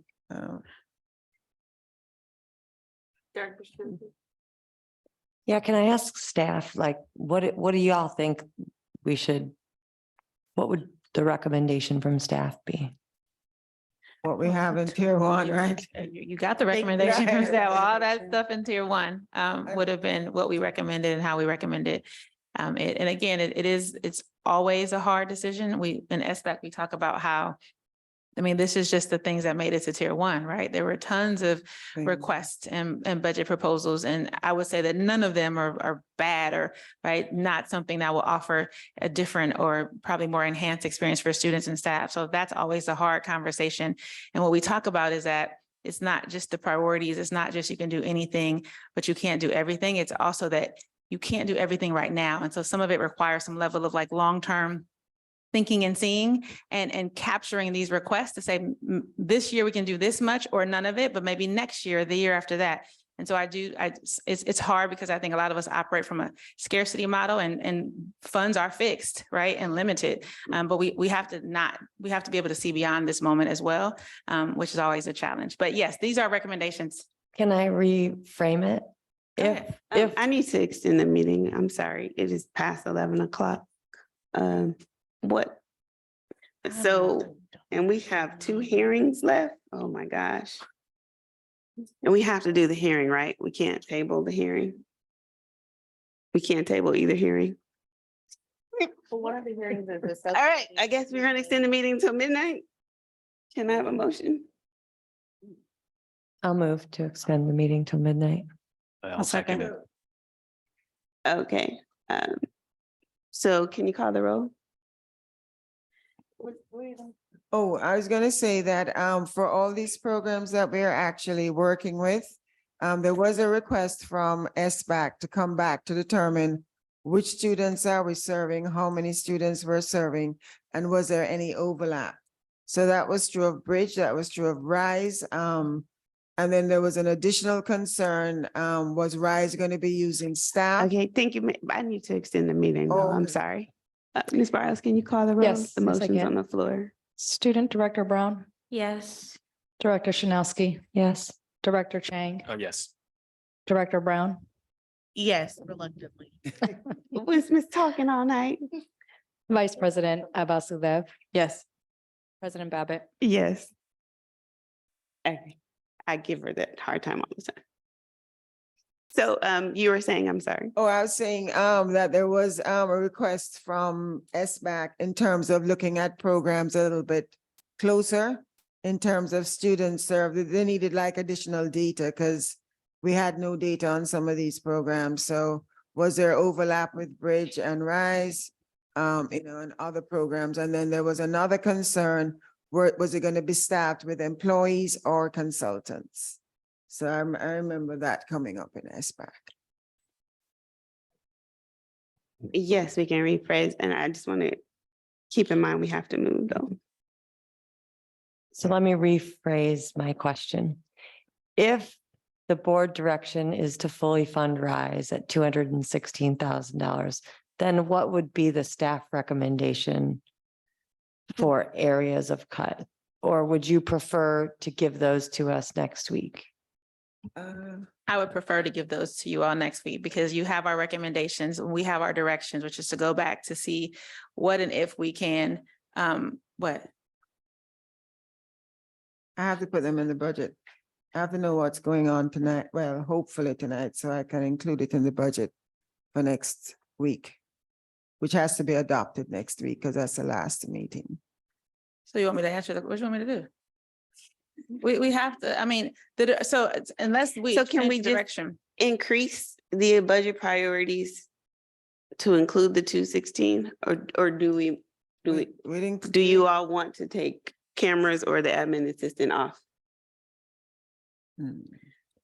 Yes or no? I need just like a yes or no. Take cameras or admin assistant off tonight, or just increase it and we go from 2.1 to 2 in our ending. I know that's not ideal. It wouldn't be my choice, but. So that's what I was trying to avoid. So what I would like to do is, again, it's $100,000 difference. Our direction is between now and Friday to figure out how to make up that $100,000 difference by pulling something out of a hat or by making a cut. I feel like I have you guys' direction around what not to cut from what SBAC recommended and what you might recommend cutting. I think we can turn this around quickly so that we will be able to have the final recommendation ready for you to vote at the next meeting. Versus what President Babbitt was starting to ask, which is that we increase the pocketbook. No? I just want to get out of this meeting. Yeah. So would you like a motion to do that then? I'm sorry. Is that, So you're asking us to approve staff recommendations. That's what the ask is. And That's not what I to do understood. so next Wednesday, next week? So my understanding, if I may, I want to come up with a motion here, is that my motion would be to fund Rise at 216,000 for next year and use the input that we have all provided in this discussion to find a way to make appropriate cuts to ensure that we have a balanced budget to vote on next week. Is that right? Is that a correct? Yeah, but we would need a decision before making this decision has to be made before next week because I have to include the final thoughts in the budget.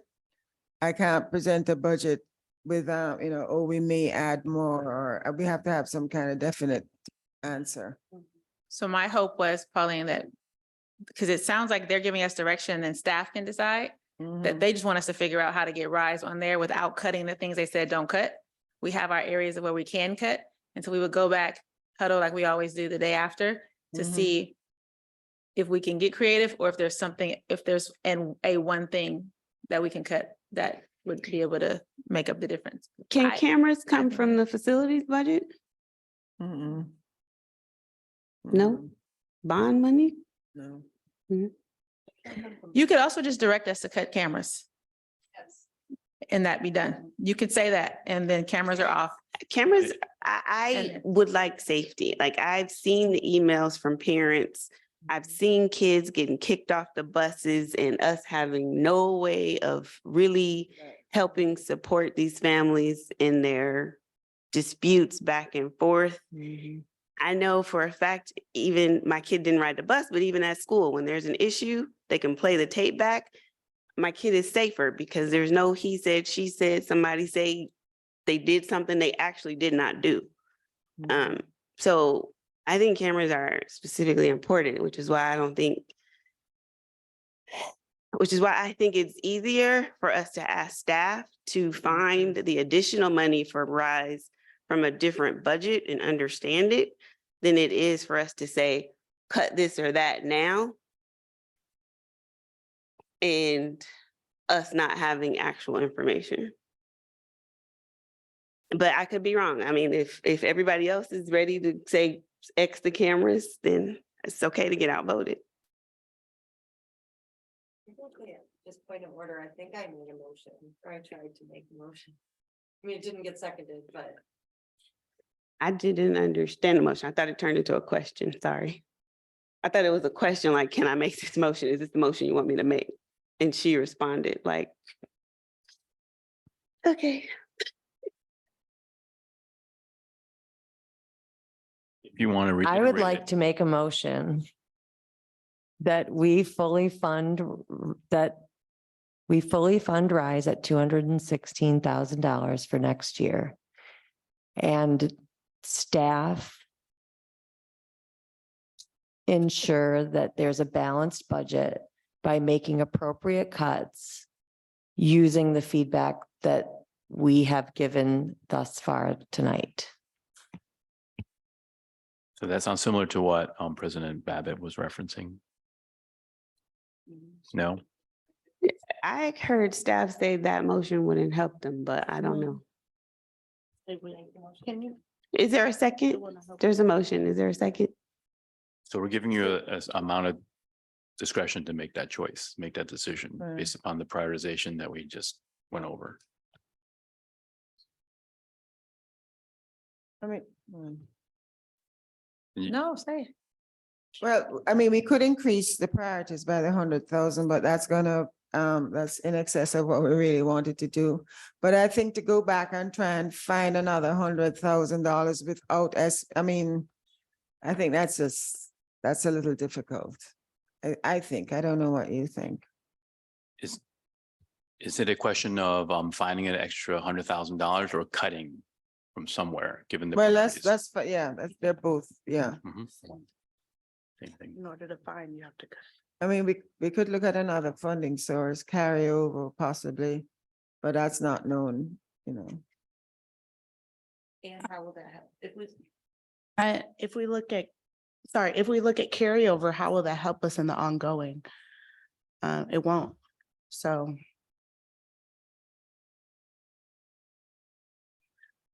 Can I just second Director Shinovsky's motion? Can we vote on him?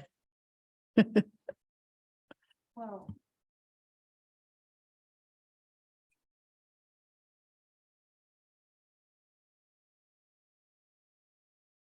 I guess they're still in readiness, so we are now discussing the motion on the floor because I'm still saying it sounds like from staff, that motion doesn't help us get to the budget. So I personally don't know, where are some of the one-time funds that have shifted to the general fund? Where are those funds? I'm not ready to answer that question, President Babbitt. I don't know. I mean, the AMIM and the Learning Recovery Block Grant are the ones that we've shared publicly. As Assistant Superintendent Valansky has said, we are looking at some of our other categorical dollars to see if there's any carryover that we might be able to use, but I don't have those numbers ready to share accurately or publicly at this time. I'm looking at Direct Assistant Superintendent because she implied that maybe we can use some carryover. I would say the issue with carryover is that, again, if you're trying to look at sustainability and stability, that's tricky. It's a Band-Aid that can be applied. And the idea to increase the dollars was like what I didn't want her to say, because it then, you know, one of the things that she said was tight, and she was not very happy with the 2.2. And so we are just starting to encroach on that even more. And so that makes me anxious because, again, it is a sustainability, stability question. And at the same time, I appreciate this conversation because you all are now grappling with the very same things that we have to grapple with, which is why, quite honestly, we were trying to show that we support and value RISE by funding it partially, but also seeing the need for all these other things like cameras on the buses, et cetera, which is why the recommendations were the way that we present them to you.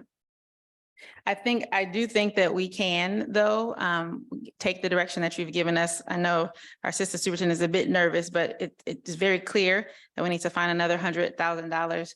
And whether that be finding it and carry over or some other source or some other fund. I think if it were another fund, we probably would have found it because as you've seen with some of the other asks, that's what we did, right? There were many more asks on this list and we found places for them.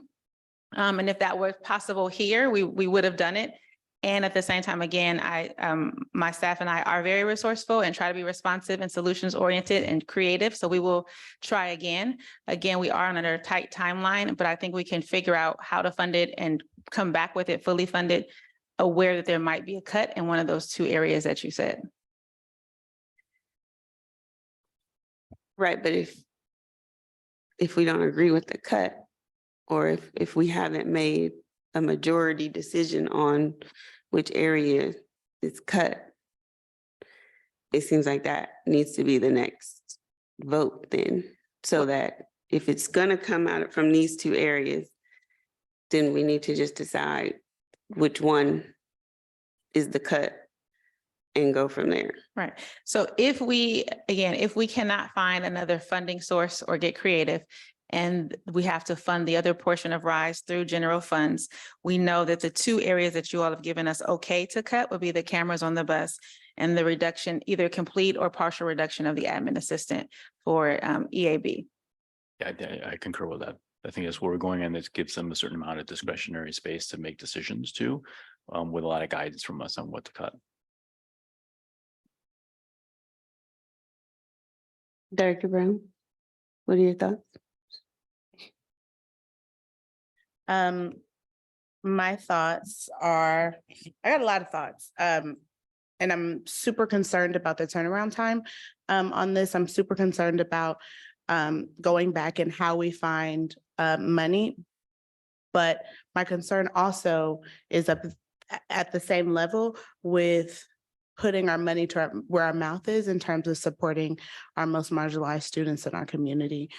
So this is, excuse me if I'm pausing or taking time to reflect, because this decision is an incredibly difficult decision for us to make. Whereas I think it is very important that we fully fund RISE and support the program. They've come out, advocated. We've heard all the reasons why we need to. But at the same time, that is matched up against things that are also strong priorities in our district. And so I know that there is a current motion on the floor, and I know that we only have about 30 more minutes until tonight's meeting. So I think I'll turn it back over to you, President Babbitt, and do the will of the board. Can we review the motion one more time? So the motion is that we approve Tier 1 recommendations and add the gap funding for RISE to bring it to $216,000. And in order to do that, one of two areas will be removed from priority 1, which is cameras or admin assistant. And the staff will come back to us at the next meeting with a fully funded budget which does just that. It will increase RISE to 216, and there may be a decrease in cameras or admin assistant to the tier 1 budget recommendations. Can I make a friendly amendment to that to be Okay. not just or, but possibly and or cameras and or the admin. That was my understanding. Just to be Not clear, and that was or, you not only my need motion, one. though. It was not quite that specific. So it was that the staff would make recommendations on where to cut based on the discussion that we've had thus far. Just as point of order, that's the motion that I made. But I just needed to clarify the discussions because we've talked about a lot of things. That's fine, but if So you're, the 2 items are, for the record, just so we're clear, cameras and admin assistant.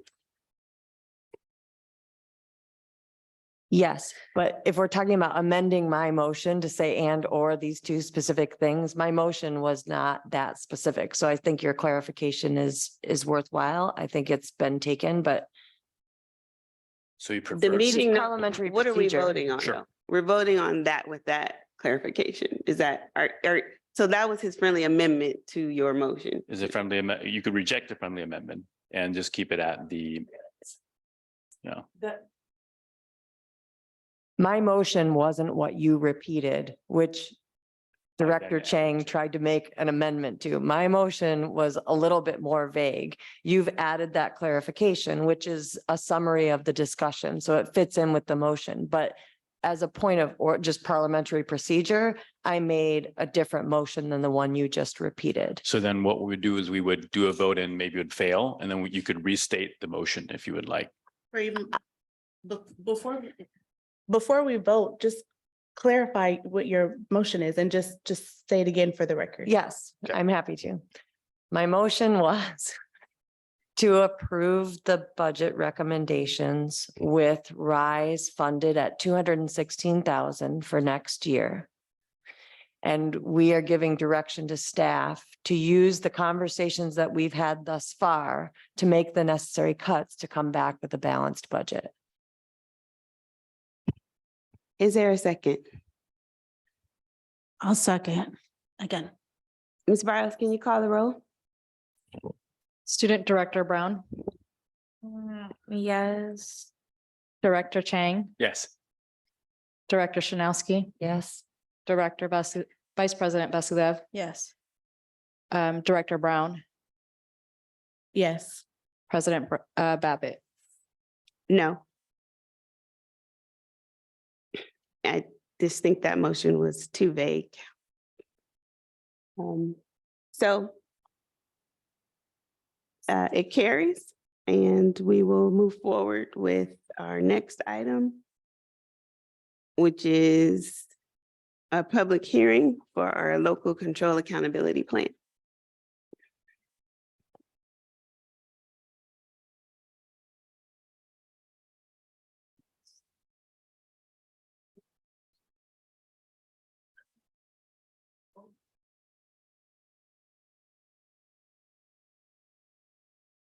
So good evening. This is the public hearing for the LCAP, which I believe I think there's no presentation because we presented last week, but I believe we have to open it for public comment.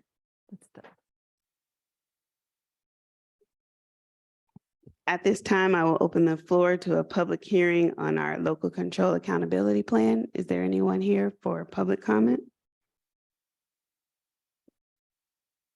Seeing none, I will close the hearing. And I would like to again take this time though to thank the Parent Advisory Committee and the staff for responding to their comments. It was great. It's the first time we've seen that in a couple of years.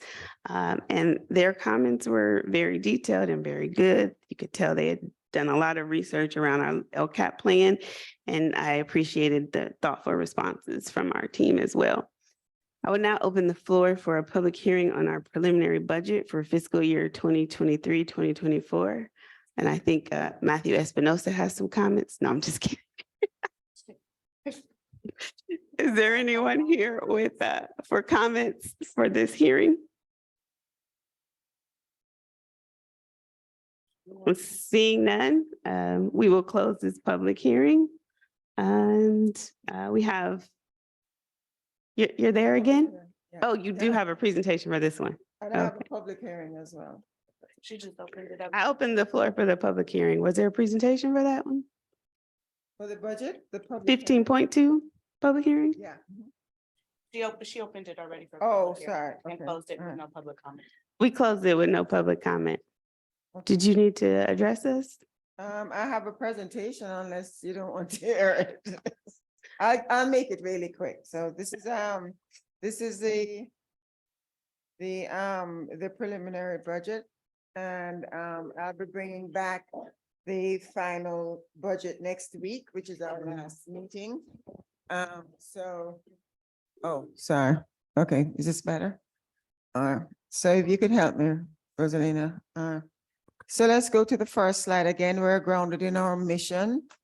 And well, let's get through this quicker. And I'm kidding.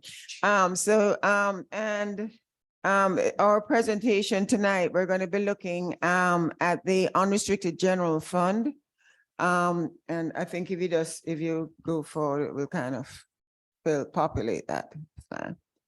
All right, so objectives, we're going to be looking at reviewing the unrestricted general fund, the budget summary and highlights, the variance report, which is the next, the multi-year projections, and then next steps. And then I'm going to ask the board to approve our preliminary budget. So the preliminary budget, again, it's an unrestricted general fund focus. We're looking at the entire year. And of course, as I mentioned earlier, it's based on the governor's May revision. And again, as I mentioned earlier, if there are significant changes in the enacted budget, we will be doing a 45-day revision. Next slide. So what are some of the highlights? We have a positive certification, which means we're maintaining a positive ending fund balance for the 23-24 year and the 2 subsequent years. The unrestricted general fund includes or will include 3.5 or so million in budget priorities. It's now designated in the ending fund balance and is pending board discussion and approval. The budget also, it includes negotiated salary increases in 23-24. But remember, we have no negotiations for the out years in 24, 25, and 25, 26, and that's something that we'd have to think about. After including $3.5 million in budget priorities, we have an ending fund balance of $2.1 million, which is a very tight budget. And hopefully we are not going to be adding anything else to the budget, but we'll be bringing that back to the board. So we take this opportunity on the next slide to look at the variance report, and that's looking at our estimated actuals in 23-24, which is the year we're in now. And then we're comparing it to the preliminary budget, what we're projecting for 23-24. And we have an explanation here for the changes. And in our LCFF funding, that's predominantly due to the COLA, which is slightly offset by the reduction in ADA. The increased funding in state funding is due to the receipt of state funding for the transportation plan that we shared with the board at an earlier, and that's ongoing funding. Next slide. You can see that we have negative and positive variances on this slide, and a negative variance is when our expenses exceed the prior period or our revenues are less than the prior period. So our certificated salaries, classified salaries, and employee benefits, they're negative variances because they're 6% more than the prior year due to negotiated salary increases.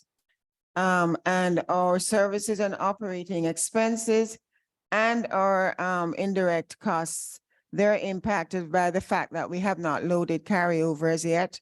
So we have not benefited from our restricted resources and our other funds loading their expenses. So our indirect cost is less, and we haven't loaded our carryover. So we're spending less in the in our services and operating expenses. Next slide.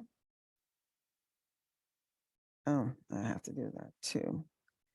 What's interesting on this slide is that in the prior year, we had budgeted $890,000 to be transferred from Fund 20. That was one time in the prior year, so you can see it's not included here.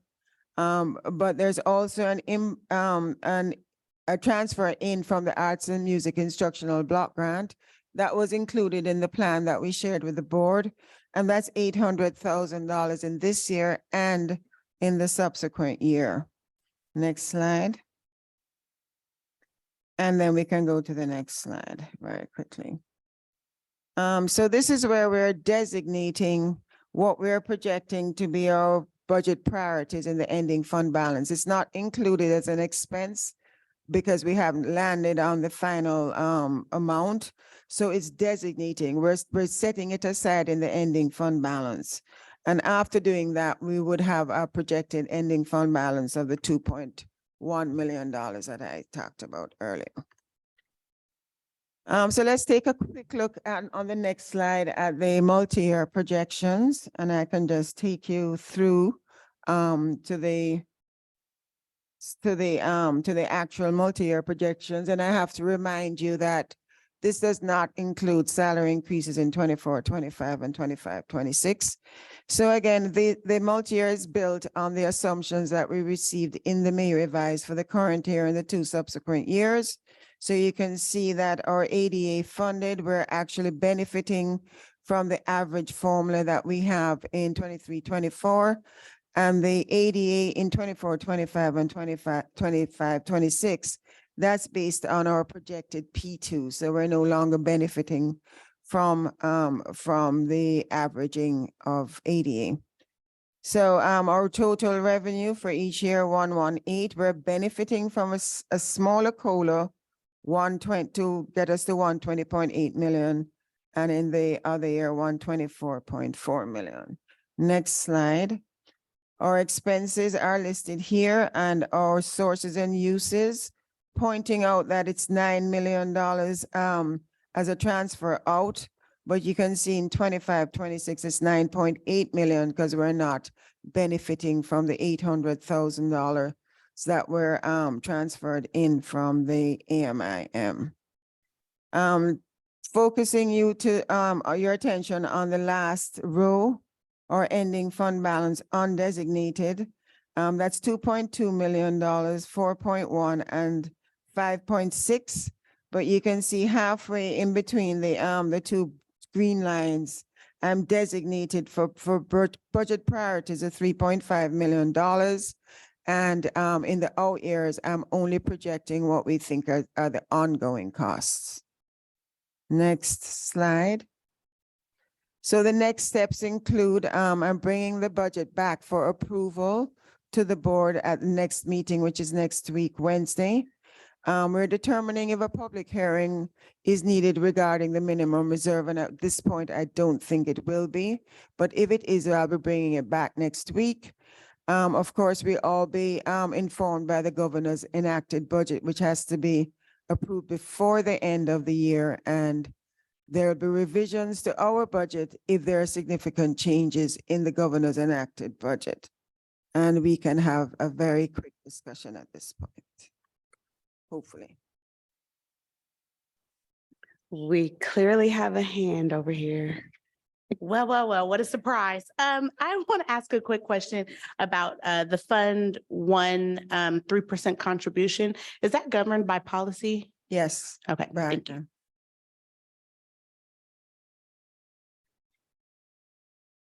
Anyone else? All right, well, thank you so much for all 3 of these presentations. We appreciate it. And we've done the public hearing part. So we do have some information items for everyone's attention. And now is the time also for extended public comment. If there's anyone here, either online, raise your hand if you have. I'm just trying to see if there are any online people with their hand raised. It looks like there's one person here for public comment virtually and no one in person. So we will receive Laura Rivas at this time, and she has 2 minutes.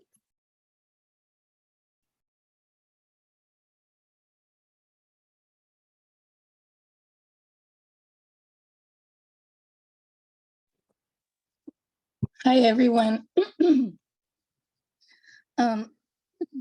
Sorry, I'm so late. I'm like, my voice is gone. Just wanted to jump on here. I'm the parent of a rising 4th and 8th grader. And just my respect for all of you and staying this late and figuring all these hard things out. But my public comment tonight wanted to focus on some of the changes I've been hearing about in the OFI staff positions. In particular, bringing your attention to the positions that we fought really hard for through advocacy with our community, through Latinos Unidos, to have a designated staff at central office to support with Spanish bilingual speaking parents. And I'm just concerned to hear that our 2 staff who are, splitting that 1.0 between the 2 of them, half time at the sites and half time at district office, are potentially being reassigned to split their time between 2 sites. And so my question is just, my request is that we reconsider that and honor their time at one site and designating their support to all of our families across the district who need access through that they're able to provide access to all families at sites that don't have Spanish speaking bilingual staff. So I'll just leave it at that. And then I also just wanted to give a big shout out to the folks on the reparations task force and just to all of the work that has gone into this being possible in our district and in our community, and express our support as Latinos Unidos de Berkeley for this work. Thank you all and have a good evening. Thank you. Meeting adjourned. You didn't call for second opportunity for board member comments. and I Because have you might have stuff had that I something to need say. I gotta shut you up somehow. Oh.